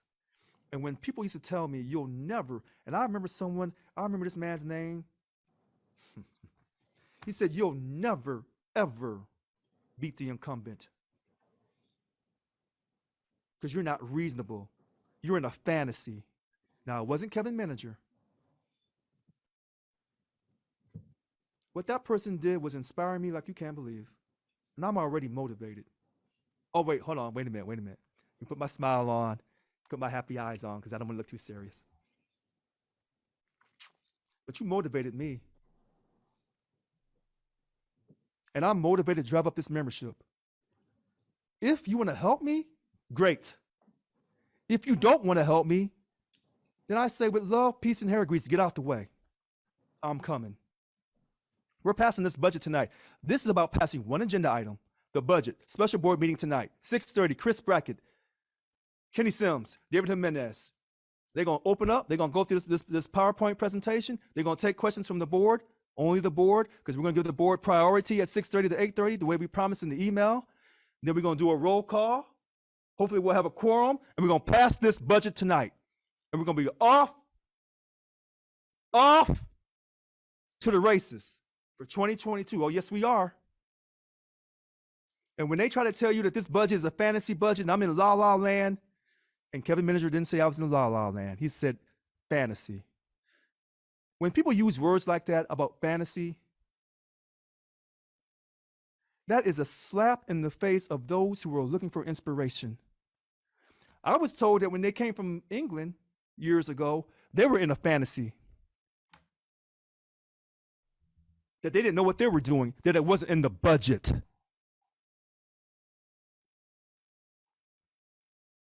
Next caller, Richard Roca. Welcome back, Richard. Hey, sir, thanks for taking another call. I have a couple questions that I don't really know about. Sure. And I'll ask them, and then I'll give you time to answer after I get off. But so the first question I have is the vote the way these folks vote this evening, is it public information? Are we sharing that so we can see who voted yes and who voted no? And two, my other question is, what is the extent? I think it may be time to explore what is the extent of your authority to make executive decisions and move beyond a board of directors vote and maybe get this union back to something like membership votes. I mean, it just seems like, um, at some point, these people, for whatever reason, are just unworkable. And it seems like you're bending over backwards. And, you know, as veterans, I mean, I look at everything in terms of warfare, and you just got to move on. Some people you just can't work with because they're not willing to work with us. So I would really like to see how this vote goes. I really am hoping that we can see who is in the negative column, and how do we remove the board of directors? How do we remove their authority? How do we make this a membership vote union? I think that might be the fairest way to get back to things. And listen, like I told you when I candidated for the committee chair, you're getting 90% membership from your veterans. So you can chalk that up in the positive column for yourself. We will support our fellow veteran. So you can count that. Okay. So keep it up, Rich. The transparency is killing them. They can't handle it. Just keep showing it. Everybody here wants to see it. I really appreciate that that insight that the fellow board member, I guess it was Mary, offers. I'm sad to see, you know, hopefully, you know, believe me, we need this union to stand up and fight for the members. I'm not sure what Kevin, you know, why he's stuck on everything. Did they have all these questions when they let the $1 million giveaway take place? If they didn't, they should, I really hope they can come, sit down and talk and break bread, have coffee, whatever they need to hear so that they could start working for us is really what we got to get back to. And I think you're in a good direction. There's going to be some ripples in the ocean on the way, but you know what? Just keep fighting, Rich. We got you. Good luck, bro. Richard, thank you very much for that phone call. The vote tonight will be a roll call vote, and we will record it. We will record this roll call vote tonight. It will be a roll call vote tonight. No excuses. Everyone's going to be accountable for their vote tonight. It should not be no secret. There's never been in the history of Local 1000 where the budget meeting was kept in secret. Never in the history of Local 1000 has a budget never been passed in its original format. You heard Kevin Miniger say that. No secrecy. Everyone's going to be accountable for their vote tonight. We don't want to kick nobody off the board. They're trying to kick me off the board. We want to unify our union. We want to put our differences aside. We want to be positive. Some people have said things about the membership should have to ratify every change concerning the bylaws and policy file. Everyone is having different ideas. I don't have all the answers, but I'll keep working to get you those answers, Richard. That's a promise. And I'm gonna keep being transparent, and I'm gonna keep exposing people for who they are. Some people, because we got some good people on the board, starting with Bunk Chair 17, Vanessa C. Strong. All right, next caller. Mario Chacon. Go ahead, Mario. Hello, can you hear me? Oh, loud and clear. I'm with Richard Roca, Mr. President Brown. I say Richard, because in the Army, like we said Yes. before, Loud and clear. lead, Yes. follow, or get the heck out of the way. You know, and I'm with you all. This is a member-led union, and I'm with Mr. Roca. This does not have been a member-led union. You can tell it by the disbursement of funds to San Juan, Puerto Rico, Pebble Beach, San Diego. Maldonado came down to San Diego many times. I never saw her, but Richard, I saw more of you in 1 week than I did the presidents in the 15 years I've been in this union. I mean, I don't know. I'm with Richard Roca. You can make a unilateral decisions. We'll support you. That's all I want to say. Thank you, Richard. You're doing a good job. Thank you very much. I can't make unilateral decisions on how the membership can, quote, really vote on every single thing, because if I was making unilateral decisions on every single thing, then I would be a dictator. And that's true, Richard. However, Okay. you are being transparent. And I like You're that right. a lot. You are being transparent. So the decisions you make, and I agree with Mr. Manager about I rather under promise and over deliver, but that's your management style. I'm with you on that. Okay. But still, you're being transparent. You're being upfront what you're doing, as far as supporting for example, the proposed closure of Laskin County. I'm with you on that. Totally. So yeah, I agree you can't be a dictator, but you also at the same time, I love your transparency. Keep it up. Thank you. You're very welcome. Thanks for that phone call. Listen, this idea of me making all these promises and not being able to fulfill it, and I failed in reducing the dues by 50% on day one. My goal is to still reduce the dues by 50% after we reached that 90% membership level. We may be able to do it at 80%, because we all deserve a break, a financial break, for all we've gone through with this union. But this 10-point platform is not radical. I know you think that it is, but it's not. I'm already, quote, doing the job stewards. But they're dues-paying members. But we want everybody to be a dues-paying member, and we want everyone to be a job steward. So I'm promoting that. So this idea that I'm trying to destroy membership is not true. All right. Now, we have a DLC president on the line that I've never spoken to before. She's DLC 706, Erica Chatterapal. Erica? Good evening, Richard. Good evening. Yes, you said it correctly. Erica Chatterpal. Thank you. I wasn't able to join earlier due to the short notice, but I am a new DLC president. I've only been in Stewart for 3.5 years. However, I have concerns, Richard. The weekend that the board of directors was supposed to vote on the budget, I felt it was a really waste of my time. Can you tell me why? As a new steward, I feel like most of our meetings are a waste of time. I have family, I have children. I don't have leisure to spend that many hours in a meeting that was supposed to be held on the 18th and the 19th. Then we got last minute notification of today to be able to talk about the budget, which is great, but we work. Why wasn't the board of directors meeting called on the 18th and the 19th? And why did we get such short notice in regards to speaking or talking about the budget?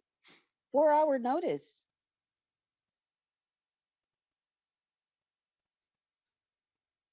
Okay. So I'll be glad to answer that for you, because I've never spoken to you before. So the first thing is congratulations. The second thing, on the 18th, the board of directors meeting, everything happened the way it was scheduled. It was the Human Rights Committee that whole day. So everything happened on the 18th. On the 19th, we weren't able to get to all the routine business because we're reading the impact statements, because we are a member-run union, not a board of directors-run union. So I apologize if I wasn't able to get everything done and to respect your time. Now, as far as this morning, that email went out because I wanted to give represented employees a chance to talk, because from 6:30 to 8:30, that priority is on the board of directors, period. So we're going to do the presentation, the budget presentation for 2022, and then take all the questions from the board and no one else. And then we'll call for the roll call, make sure we have enough people. We'll vote this budget in. So I wasn't trying to be disrespectful to you. I apologize if you felt that I didn't respect your time. So many people in our union have been disrespected for so many years, and they feel like this is their first time where they can take an active part on the Zoom meetings. Local 1000 listens to you on Wednesday night because I open up to everybody. And then on our board of directors meetings that most people didn't even know we had them. So I apologize if that disrespected you. No problem. I would like to touch on an issue that I'm facing as a new DLC president. And I've numerously sent emails to records, or I think you call it communications, asking for membership cell phone numbers and personal emails. And the first attempt, they said, you were provided a binder, just use the binder. That's the best we can do for you. The binder has a whole bunch of pages and chapters, except for like the last section that has only a few pages of the member's worksite number, work number, which we are all state agencies. Try to call DMV. I'm from DMV. Good luck. Ever try calling a state agency, they direct you with, do you know the extension number, the name of the person you're trying to locate? It never is a direct number. So all I have is that to work with. So the second time I requested, they still said no. I need a membership list. How am I going to reach out to my members or non-members, right? Because we're trying to increase membership. And again, it was denied until the third attempt. I got a list of membership, but I'm telling you, I'm from DMV. And in my DLC, we have 7 DMVs. And I have all numbers to my DMVs. However, 100 of those members were missing off that list. So it's a very inaccurate list to start off with. So I don't even know about the other state agencies, what numbers and what numbers I do not have. And again, it was their work number and their address for work. That doesn't help me. I need personal emails. I need cell phone numbers, because if those are the tools, Mr. President, that you use to notify us of Survey Monkeys, and those are the cell phone, they said, we cannot provide you this information because it is personal information. But at the same token, they're using my personal email. I've not given any permission. I have 2 emails. I have SEIU, one that's Erica Chatterpaul 1000 at yahoo.com. And I have my personal email, which is White Mamba, which that's where I'm getting most of my emails. Nobody asked me for my permission. It is personal, but they're using it. And I get phone calls from your assistant at my personal cell phone. They don't call me at work. So if SEIU is using the same tools that are being denied to our DLC presidents to effectively do their work, why is it? Why is it that a double standard, which all I'm asking is tools to increase our membership? That's all I'm asking.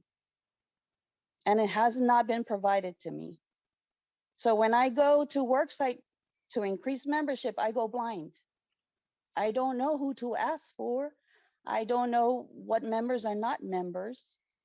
I would love to have those resources. Is that available to us? And if it hasn't been available, why not?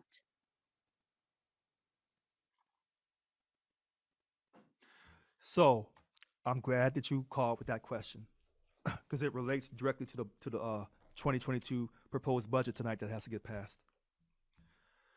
We have to show everyone in this union that we're working together. And sometimes we have internal bickering, and sometimes the communication is not clear.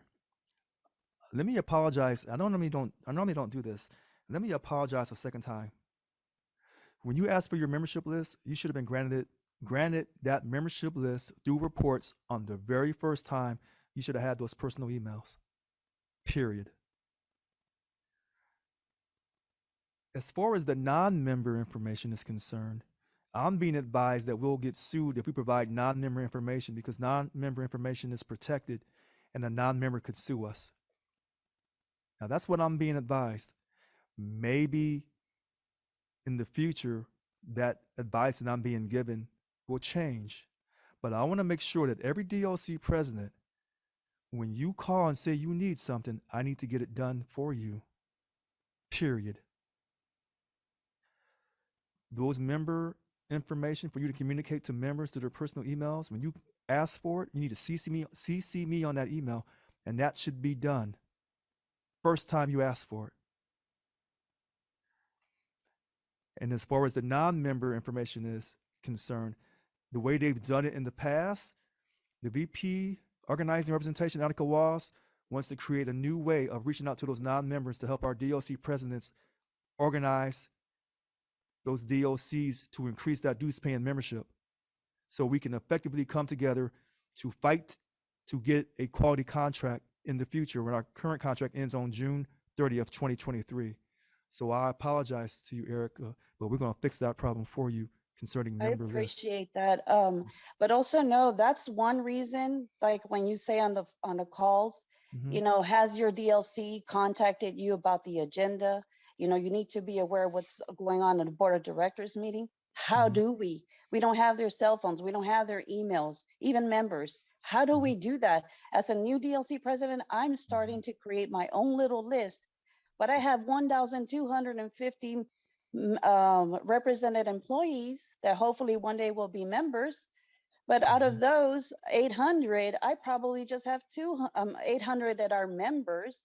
I Mhm. probably only have 200. So how do we reach out to them, since when we started in June 30th, I think 30th of 2021, Correct. it's really an unfair question to new DLC presidents that have not been able to create a list due to seniority or because they've been president previously. There's no way for us to reach out to the members. As a matter of fact, David Jimenez, our previous president, asked me that, and I said, David, how do you want me to? How do you want me to reach out to the members that I don't have their cell phone number? I don't have their personal email either. Even if they're members, I don't have it. And you're right. And that's why we're going to correct that problem. And I said sometimes at the staff there may have been some miscommunication, and then I'll take responsibility for that. I'm not going to blame David or blame the staff or blame Monica. No, I'll take responsibility. We'll fix that problem. And so when you ask for those members' emails and their personal information so you can communicate to those members, you will get it. You won't have this problem anymore. That's a promise. And then we're still Thank you. working on, you're very welcome. And you're right about being a new president. You didn't walk in with a lot of training, and neither did I. So we'll get through this together. There was something else you said.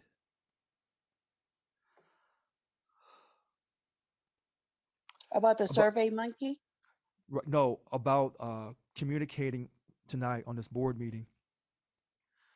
6:30, the DLC presidents, you'll hear the presentation. You'll be able to ask your questions. That was not going to be an issue. I did this today because I know a lot of people, either one, they're teleworking and they're on social media while they're working, while they're raising their kids. Number two, they're on vacation and they're on social media. Number three, they're talking to their friends on the text phone, and they'll say, hey, he's on there running his mouth, and they're on here watching me. So the word spreads really fast. I wanted to make sure that once we review this budget presentation all over again, because it was supposed to go last weekend, but once we reviewed it all over again, I said, okay, this looks good. Chris liked it. David liked it. Kenny Sims liked it. I said, okay, we're good to go. But I wanted to give people all day to look at it and talk about it with me. And then when they talk about it tonight at 6:30, then you'll hear it all over again. But I have a way of explaining things and saying things kind of quick, kind of to the point, so that when they come in tonight, their work is really already done for them.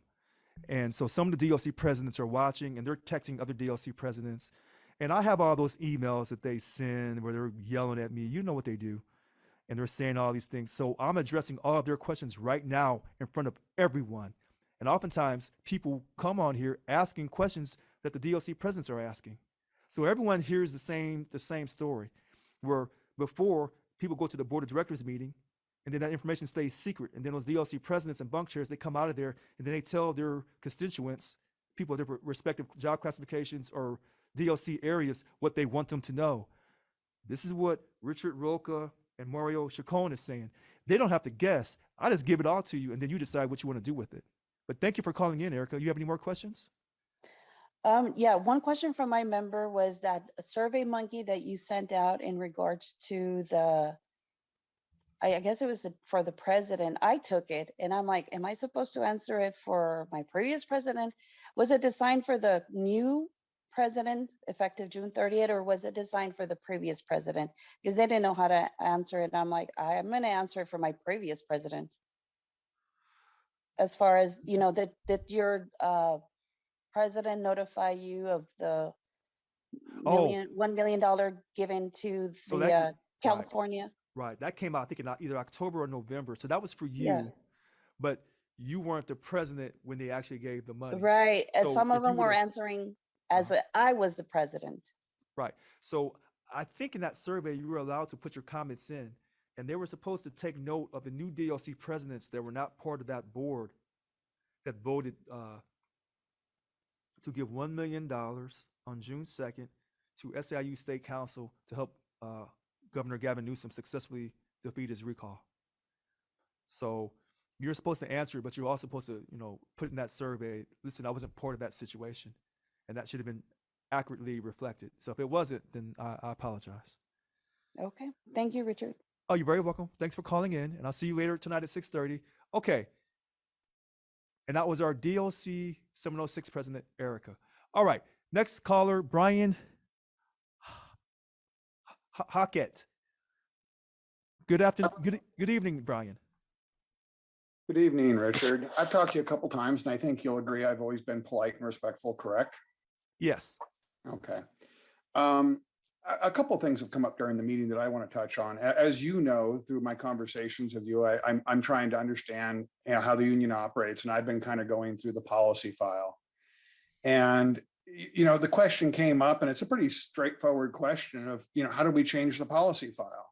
And the answer is simple: a simple majority vote by the board of directors. And then I have a question too, is what do you feel about if I sat there and say that the DLC serve as a basic structure for members to participate in the democratic process in the union? Would you agree with that? Well, I want to go back to what you initially said. You were going through the policy file about the majority of the board can make changes to the policy file and basically bylaws too. The other call is Richard Roca and Mario Chacon. They were saying that because there's a certain number of people on the board who are trying to strip me of my powers, that they felt that they're trying to ignore the voice of membership. And that's why they were saying, what can we do to ensure that the voice of the membership, when they vote for a president, that the membership's voice is heard and not overshadowed by a few people on the board of directors. So you're right and they're right too. So there's two rights to this. So well, there's recall processes. So yeah, that's another situation. You're right. Yeah. To change the policy file, it takes a majority vote of the board of directors, which are composed of, if I understand it correctly, the DLC president plus the executive membership of the union. DLC presidents, 51, 10 bunk chairs, and the 4 statewide officers. You are and correct. The 4 statewide executive. Okay. The other part is, would you agree that the DLCs serve as a basic structure for members to participate in the democratic process within the union? That's the way it was created. I can't say that's not. I can't say that's how it's actually happening, but that's how it was created. Okay. But you agree with you agree with that fundamentally, though. That should happen that way. Well, that's the way it was created. That's the way it should happen. It doesn't happen that way, and I think the question you're asking is a larger question about, in this great country, are we really a democratic society that we brag and tell the whole world and we send our military into other countries? Or are we really a democratic republic where a handful of people in unlimited terms in our federal government make decisions that sometimes doesn't reflect the country? I don't know. You have to tell me, Brian. All right. And I also heard you say several times to respect the vote. Yes. And we'll come back to that in a second, but I want to go back to the dues. I'm not going to go and say the increasing the dues is not increasing the due revenue, which is increasing the membership, is realistic or not. I know that I looked at the chart you sent out with the trend line of membership was going down even in the last several months based on the PowerPoint you presented. Right. But the issue I have with that is, you said, if I understood you correctly, and I wrote it down, is that you expect that membership to be at 65,000 in January of 2023. If you're going off, quote, if we're at 100,000, I would say yes. And so right now we're under 55,000. Make sure I get this right. Yeah, we're under 55,000. So for us to jump to 65,000 by January of 23, it can be done. but it takes work. So what the previous caller, DLC President 706 Erica, was saying about her ability to communicate to her members and also her non-members. To keep our members, we have to communicate to them. And then to get to our non-members, we have to communicate to them as well. So it can be done, but it takes a lot of work. And when people say this is just a fantasy or, it doesn't fit the box, your greatest ideas in life don't fit the box initially because you're going off of faith. And then off of your faith, you put it into action, but it goes against your common sense. So we can get to that number, but we have to push. But it's not going to be easy because we're trying to eliminate all the status quo way of thinking years ago about not being transparent, not putting our operations out in front of everyone so we can inspire our non-members. And this is why people were really excited by, when I ran, and I'm, they say, you run a campaign one way, and then you have to govern another way. I would tell you that every day I come to office, I come to work, is a campaign to keep my job. Now, I have to govern too, and I have to work with Annika and David and Irene and the staff and all the DLC presidents and bunk chairs in a very efficient and effective manner. But every day I'm campaigning to keep my job.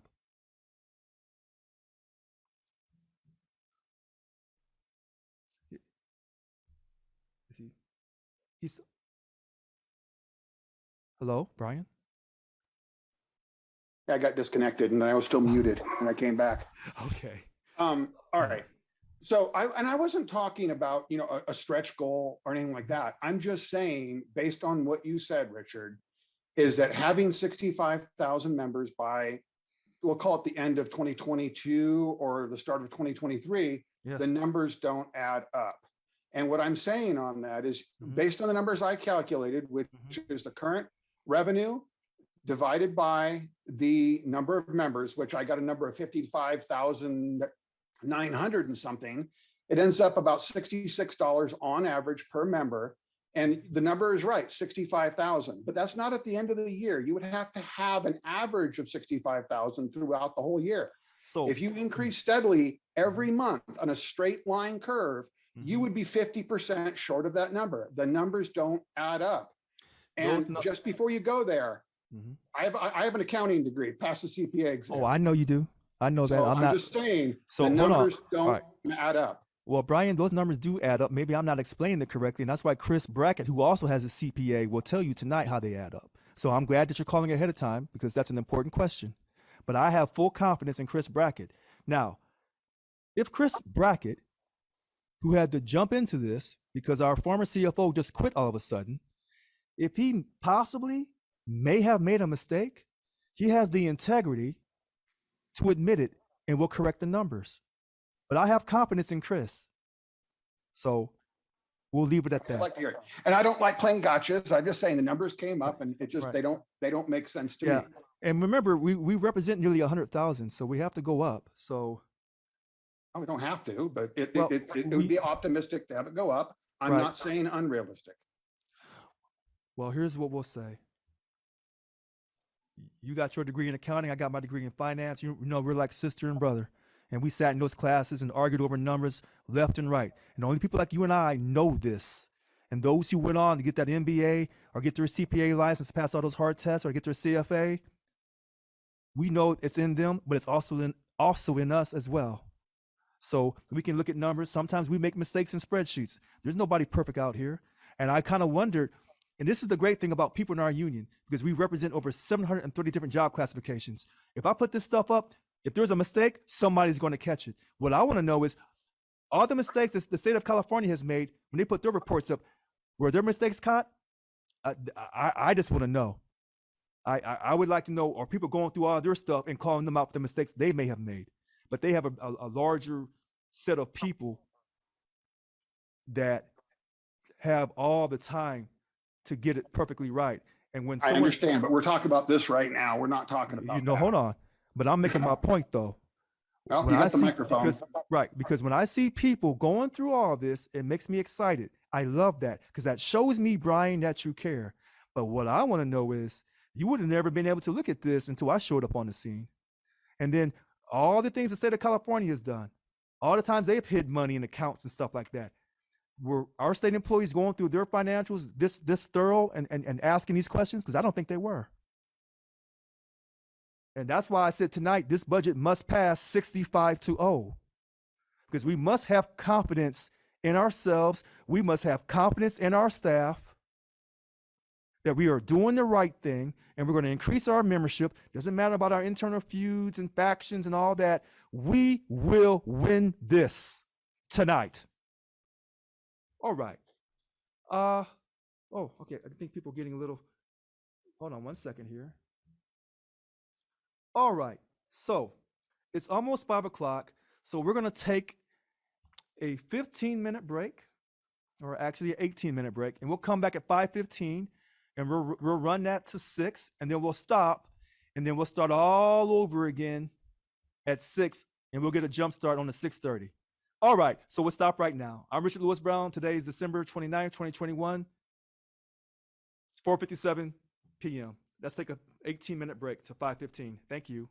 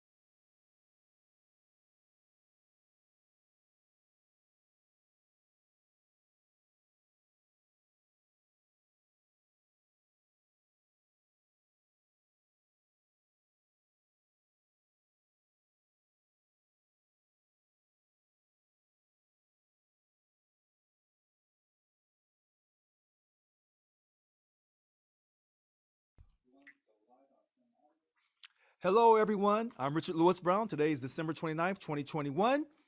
It is 5:15. We're going to go to a little before 6, and then we'll take a little quick break before 6, and we'll start all over again. 6:30, Local 1000 special board meeting tonight. We're going to pass the 2022 budget. Tonight, 6:30, you're going to hear Chris Brackett, our controller, Kenny Sims, research director, VP secretary treasurer, David Jimenez. They'll present the budget presentation slide that I've already been talking about all over again. Take questions from the board of directors, 51 DLC presidents, 10 bunk chairs, 4 statewide officers, including myself. After that's all said and done, we'll do a roll call, make sure we have enough people. We'll do a vote, yes or no. We will pass this budget tonight. One quick thing. Prior caller, Brian Hockett, he was talking about making changes to the bylaws and policy file, majority vote. He's right, but he's off. He's not factually complete. One quick thing. If we're going to change the structure of Local 1000 and create a new position that's going to alter the way business is run for Local 1000, that's going to require the vote of the membership. That's that part. Other thing, someone else brought to my attention, the board cannot take disciplinary action against me by stripping me of my powers, which is what they're trying to do. That's not how you do that either. So even though Brian Hockett asked those questions, they have a deeper symbolic meaning and they need a more complete answer. All right, let's move on. Oh, we have a person hand raised. Michael Gus. Good evening, Michael Gus. Hi, Mr. President. On the last one of these, you let somebody else talk for an hour and didn't interrupt. So let me talk for as long as I need. I promise it'll be way less than an hour. Please don't interrupt. I want to address what you just mentioned. Number one, for members who are not aware of this, there are multiple HR1 complaints that have been filed against you. I don't know whether board members have filed them or whether members have filed them. I know of one member who filed one. And those complaints for months did not receive a hearing. And then you appointed Mary De La Cruz, the hearing officer, who comes on this call every week and says how great you are. So I don't really think that's going to be a fair hearing. We should hire an arbitrator for those. Number two, in your budget, which I read, and it's not really a budget, it's a spreadsheet.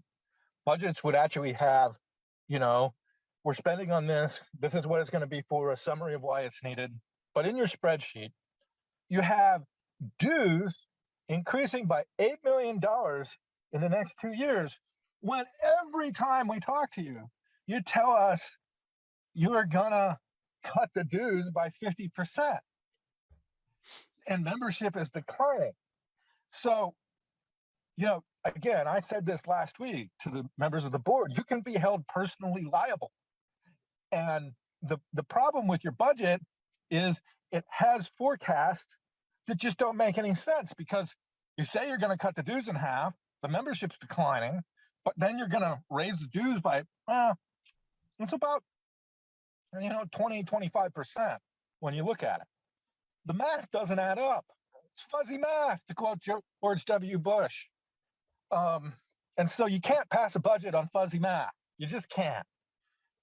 Number three, for 6 hours now, and I had to work today, so thankfully I didn't have to listen to all of it, but I checked in on my breaks. We've had to listen to the woe is me story. And I'll end with this. Under your so-called leadership, Mr. President, us members have received absolutely nothing. We got 4 hours of ITO from the governor. We don't have any essential worker premium pay. We don't have a permanent telework agreement. We don't have a telework stipend. We don't have any of that. But we get to listen to you talk about, oh, they're after me. It's all about me. It's me, me, me. Your administration is the administration of me. The problem with that is unions are about we. They're about what's best for us. And what's best for us, the members, is to not pass this budget, to come back with more reasonable forecasts. Yes, there'll be some hurt for staff, but we can make them whole in the end. And we should, and the board should. But what would be more irresponsible is to pass this budget that doesn't add up, that doesn't have explanations for a whole lot of things that I didn't go into, and then not be able to meet our obligations and have to lay off staff, which is what's going to happen if the board passes your budget, no question asked. They should table this. They should look at it. They should come up with a budget, and it's not the board's job. It's not a board's job as a former executive director of a nonprofit. It's not a board's job to vote yes or no on what the president proposes. It's a board's job to make amendments to the budget because they have different concerns of the organization. It's the board's job to approve and not approve certain line items. They have that power and they should exercise it. Because again, what have we got?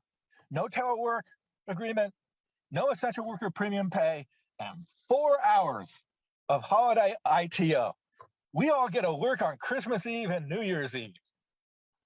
Great leadership. Thank you. Have a great day.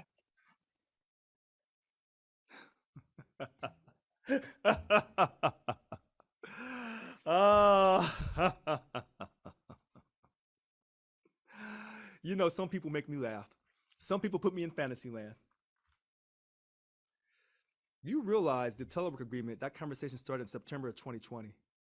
And I'm fighting to get you a great telework agreement. Has nothing to do with our budget tonight, but he wants to talk about that. So that conversation started in 2020. Nothing ever got done. I show up trying to fight to get you a great telework agreement. I've been 6 months on the job. Number 2, the essential worker premium pay. The money was there in January. It was there for sure in May of 2021. We did an essential worker premium pay petition. Thank you, Yolanda Williams. Before I arrived on the scene, that money was there. But yet, he doesn't hold the prior administration responsible for that. What else did he say? Cutting the dues in half. I said, yeah, I want to cut the dues in half by 50%, and I know how to do it. I didn't do it on day one. You can still raise membership to over 90% and still cut the dues in half, but you got to cut your spending in some areas. What areas do you cut the spending in? Just look through the budget, and you'll know where to make the cuts at. What was the other thing? Lay off staff. No staff's being laid off. In fact, they got a pay increase that they haven't had since 2006. But Michael Gus doesn't want you to hear that because all he wants to do is ensure that the budget does not pass tonight. Staff has not had a pay increase since 2006. They got a 14% pay increase October 1st, 2021, under my leadership. 14%, 7% this year, 4% next year, 3% the third year. But I'm not doing anything. Moving on. Let's pull up this PowerPoint on this budget again. Let's pull it up for me, please. I see Michael Gus's hand raised again. He can keep his hand raised, but we're going to stay positive tonight. And, I said what I had to say to him really quickly. I'm moving on.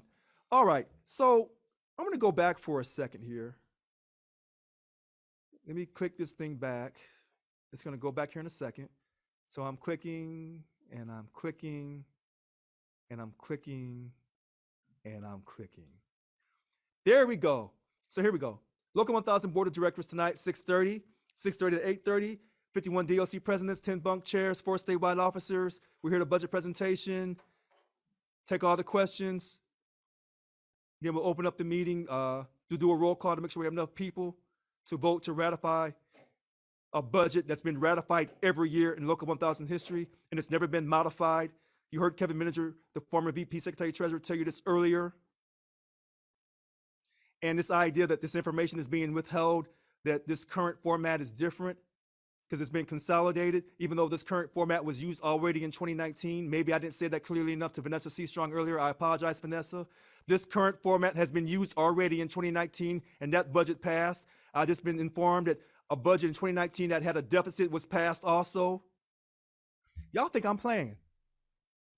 See, a lot of people want to sit back and talk. I'm putting in the work. Moving on. This presentation was prepared by Mr. Chris Brackett, Local 1000 controller. He got promoted in the summertime. You didn't know that. I don't tell people's business, but now I'll say it. He's the controller. Should have been the controller many years ago. But that's okay. I'm not going to complain. Kenny Sims, our great Local 1000 research director, and our VP Secretary Treasurer, David Jimenez.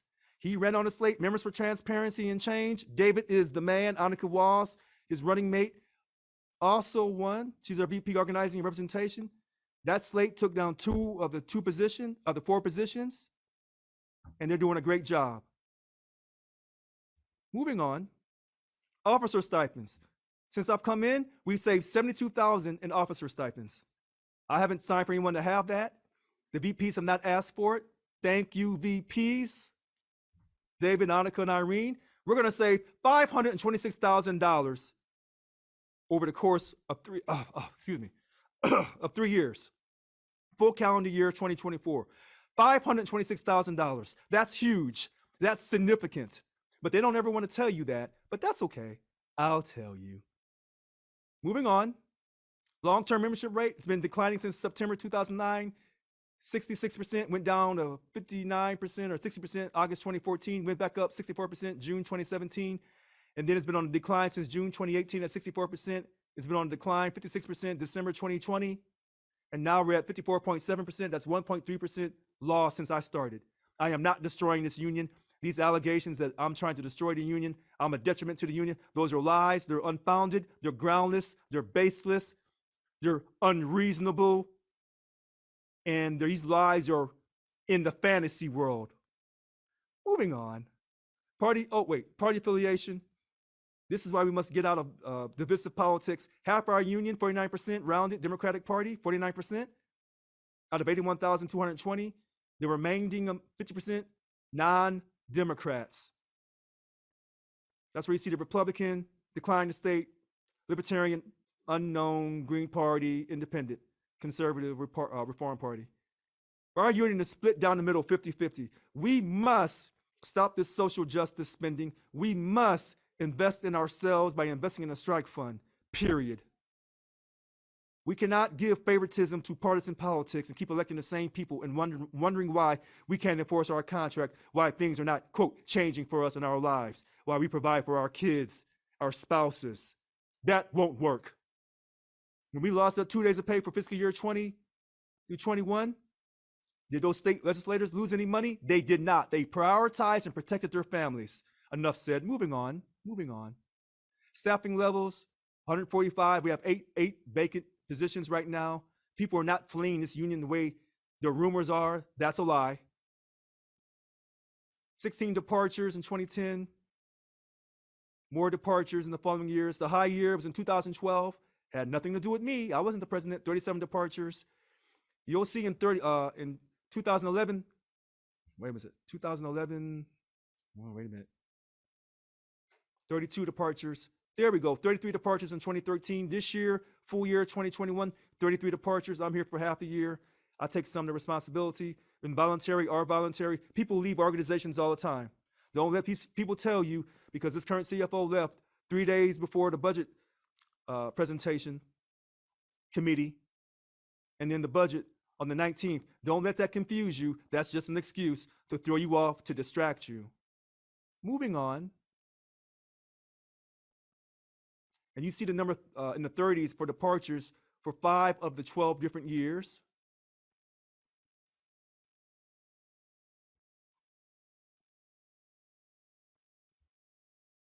There's 33 this year. And you'll see that we've had 5 prior controllers before the current controller resigned on December 15th. When he was hired on June 8th, he had 21 days of training from the former CFO, who had been here over 7 years and 9 months, who was an expert. But when the new person got hired on June 8th, he had 21 days before that person who was training him left on June 30th. The first day I started was that former CFO's last day. There's no excuse why we can't pass this budget tonight. No excuse at all.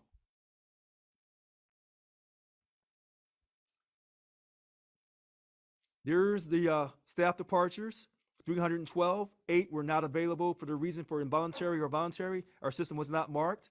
So 312 have left over the 10-year, 12-year period. That's roughly about 25 per year. Now there it is, 25 per year. And this slide says that the doesn't include the 8 that had no reason. So that's why you see the total number of departures of 304 and not 312. Moving on, represent employee voices. Tonight, you hear people say that they can't pass this budget. Some of these board of directors will say that because they say they're representing their members. Let me be crystal clear. 33 DLC presidents in orange ran unopposed. 18 of those are against me, who are trying to strip me of my power. That's just facts. That's not my opinion. That's what it is. 33 people ran unopposed. We don't know who voted for them because no one voted for them. So when they say they're representing their people, we don't know if that's true or not. But what we do know is true. Do you feel your DLC president represents your voice when he or she votes for you at the board? No, 65%. That we know is true from those who responded to the survey. Such as the $1 million to State Council to help Governor Gavin Newsom successfully defeat his recall. We know that, 65%. Ask the question again. Has your DLC president or bunk chair? Now, when this survey went out in October or November timeframe, we had a new DLC president, 706, Erica. She said, how can I really respond to that? Because this doesn't really apply to me. She's right. So those new DLC presidents, maybe that survey doesn't apply to them. But some of the former DLC presidents who've been reelected, this does apply to them. Now, some people would say, well, has the new DLC presidents been able to reach out to their people? The new DLC presidents may push back and say, I've tried, but I don't have the information I need to successfully, during this pandemic, because most people work from home, be able to communicate to our members and our non-members. They got a valid point. But those who responded to this survey said 83% said, no, my DLC president or bunk chair does not represent me. And many of our current bunk chairs were reelected. Moving on. Are you aware of dates and times for board meetings? Now, this should be able to apply to everybody if you're able to communicate with your people. 80% said no. Again, are you aware of the contents of the board agenda and current events, such as them trying to strip me of my powers? 85% says no. Have you been invited to attend and given the opportunity to provide feedback at the BOD? 81% said no. Are we going to be able to increase our communication with our resident employees of Local 1000 in the future? Absolutely. We will change this. That will be corrected. Moving on. Would you like to speak, we'll have a voice at the BOD meeting? 70%, 71% rounded says yes. And that's why they were speaking so loud and clear and talking for so long last weekend. I was reading their impact statements because I was listening to our people. It wasn't me trying to be a dictator. Moving on. Now, statement of assets, liabilities, and net assets. This is, quote, the balance sheet. We're a nonprofit, so we don't see assets equals liabilities and owner's equity. You see net assets in place of owner's equity. Moving on. Cash. Going fast. Current cash investments. Dues. Our current assets that bring us value. Moving on. Other assets that bring us value. Moving on. Moving on. Property. Assets. Fantastic. Moving on. Not much variance. Liabilities, what we owe out, what we must pay, what we're on the hook for, our debt, our obligations. We all have debt. Some of us have more than others.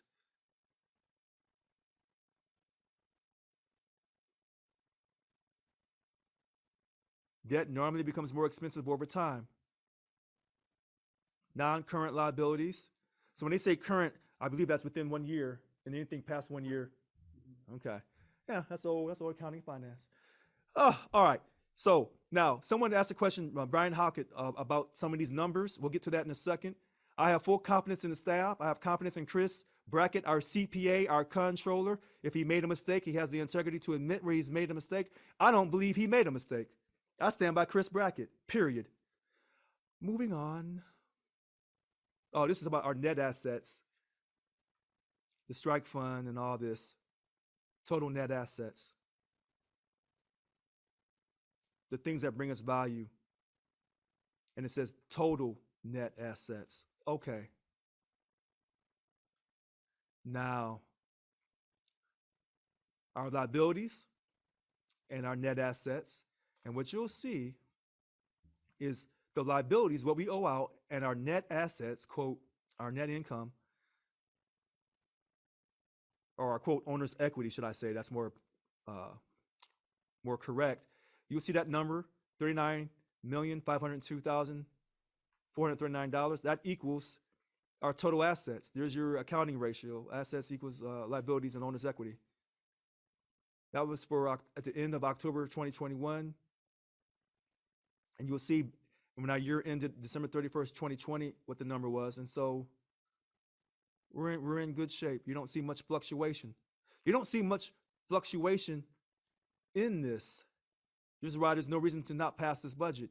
Now, when we said later on, we get to the last slide about those dues, projecting 65% membership, January 2023, 75% by October 2023.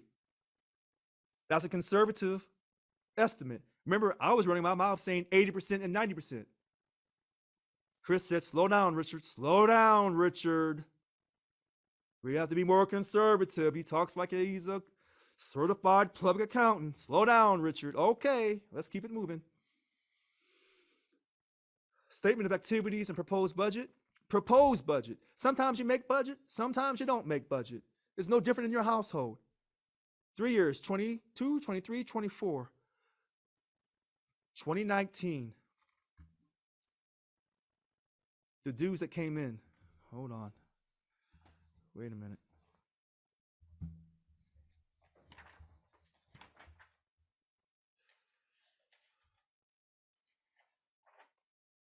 $46.5 million. 2020, 45 million. Flat, basically.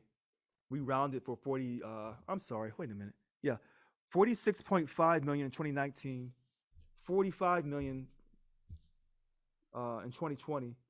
And then at the end of the month of 2021, we're at 37 million. And we think it will be at basically rounded again, 45 million in 21. And we had budgeted to be at basically rounded 45 million. So we're right on budget. And then when you see those budget forecasts for 22, 23, and 24, that some people said those numbers didn't jive, I would say Chris Brackett knows what he's doing as our CPA, and considering he had to go back and verify and redo everything to make sure that it was right, I know he did a great job. And even if he didn't do a great job, I know he had the integrity to put the work in to do a great job. And he has not left the union. He likes his job. He doesn't get paid enough money for his job. That will be corrected on a side note. And these are for whole calendar years. Someone said that that's too much. That's a fantasy to increase our membership and to expect that we can inspire and motivate and create enthusiastic energy and have challenging conversations.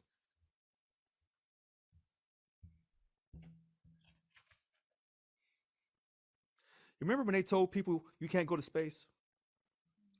You know, you're in a fantasy. Remember that? Remember when they told Barack Obama, forget it, you ain't going to be the one? Now, they told Donald Trump the same thing. They both laughed and said, here we go, off to the races. We can do this. You got to have faith in the substance of things hoped for, but evidence of things not seen. Well, that goes against the Excel spreadsheet. That goes against numbers. When you have faith in a substance of things hoped for, but evidence of things you've never seen before. And once you learn to believe and have blind faith, then things will materialize. Yes, you must plan. Yes, you must study. But first, it starts with the idea. We can do this. Let me stop preaching. It is Wednesday night, though. All right. Expenses. I'm going through these slides. What time we got? It's 5:40, 5:39. Hold on. You know what we normally do? I'm gonna do something. Oh, let's go back to that last slide. Let's go back to that last slide. I was going too fast. Here's what I want to look at. After all that talk, tell me the bottom line. Are we winning or are we losing? Yes or no? 2019, looks like we lost that one. I wasn't around for that one. I'm not blaming no fingers.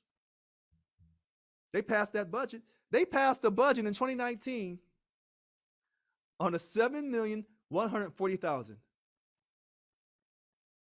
Maybe the former VP Secretary Treasurer Kevin Miniger can explain that fantasy number. Maybe he can. I'm just asking. I mean, I'm just saying, or maybe he wasn't allowed to do his job, that David Jimenez is allowed to do his job now under my leadership. I'm just saying.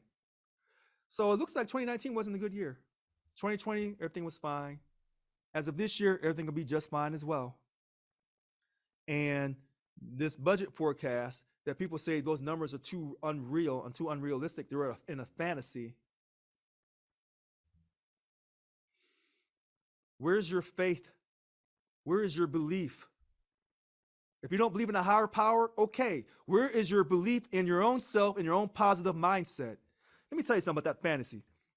Because people say, oh, you know, why did Kevin say that to you, Richard? Shouldn't he be working with you because you're working with Annika and David Jimenez and those are his running mates?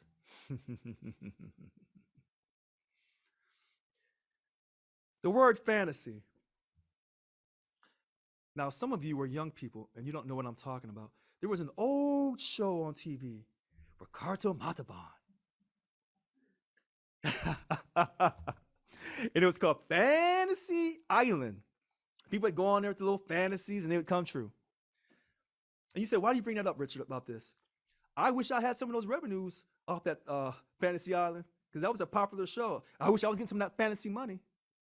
Last time I heard about the fantasy was about, hey, we're going to create a show and then, you know, you're going to talk to all these different people and you decide who you want to date and who you want to marry. To me, that's a fantasy. But the last time I checked, that reality TV shows, that fantasy that they're living in, they're doing quite well for themselves.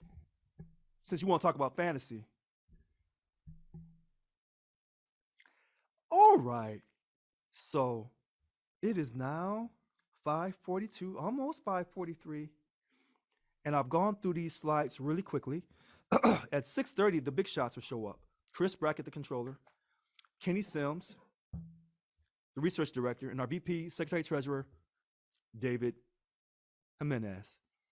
They're going to go through this budget presentation all over again, and they'll do it in their own very special, unique way. It won't be like me. They'll be very calm, very thorough. You'll be able to ask Chris questions about this budget that's no different than any other budget that he's helped assist throughout all these years he's been here. And every budget has been passed in its original proposed state with no amendments to it. So when they come on here saying, we need to side letter this, we need to table this, but yet in the same hand, they come out of the side of their mouth and say, we need to make changes to it. But they never made changes to no other budget before. And then you wonder why I say these people are attacking me because I'm a black man in this country who's fighting for everyone equally. You wonder why I say that after they sent the cops to my house on May 25th at 5 o'clock in the morning. Praise God, I'm still alive.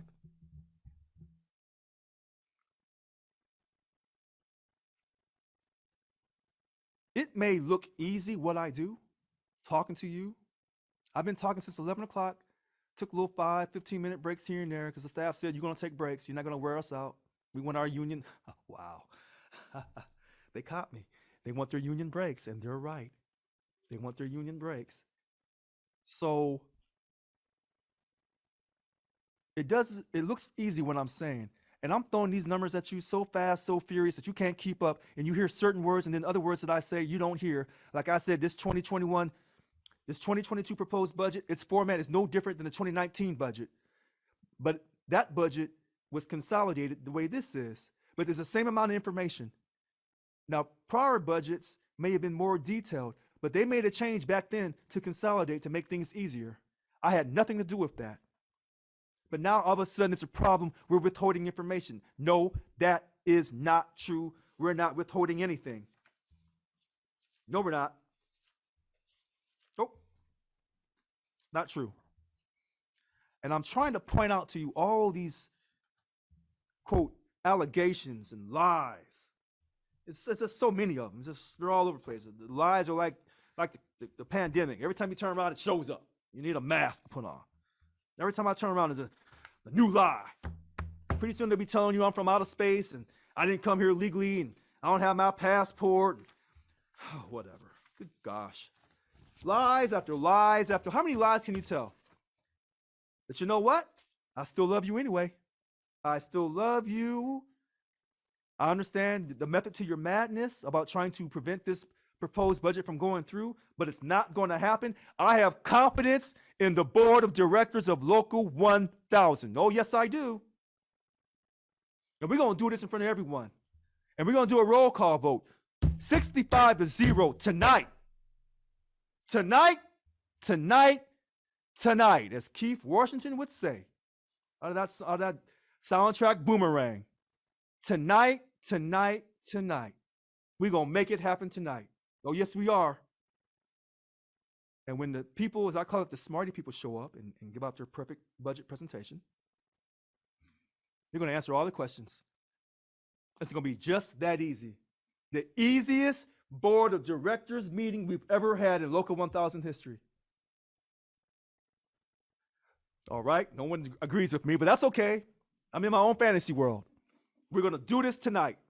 I am not going to let nothing destroy us tonight. We're going to have a great night tonight. In fact, here's what we're going to do. It is now 5:46. I am so excited. We're going to start back at 6. We're going to start back full of energy, full of excitement.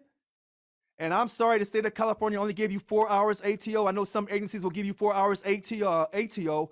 The state gave you 4 hours ITO for a total of 8 hours. So that's a one whole day. And somehow that doesn't come out. And I know some of these constitutional officers have given their people off for a whole day. Oh, yes, they have. People have combined those 4 hours and 4 hours. Yes, they have. Other agencies, not so much. But here at Local 1000, we want to make sure our staff gets treated with love and respect. Notice I didn't just say respect, love and respect. So here's what we're going to do. Right now it is 5:47. I'm going to shut my mouth down. December 29th, 2021. We're going to stop here. We'll be back at 6. And from then on, it's showtime. All right, I'm Richard Lewis Brown. Thank you very much.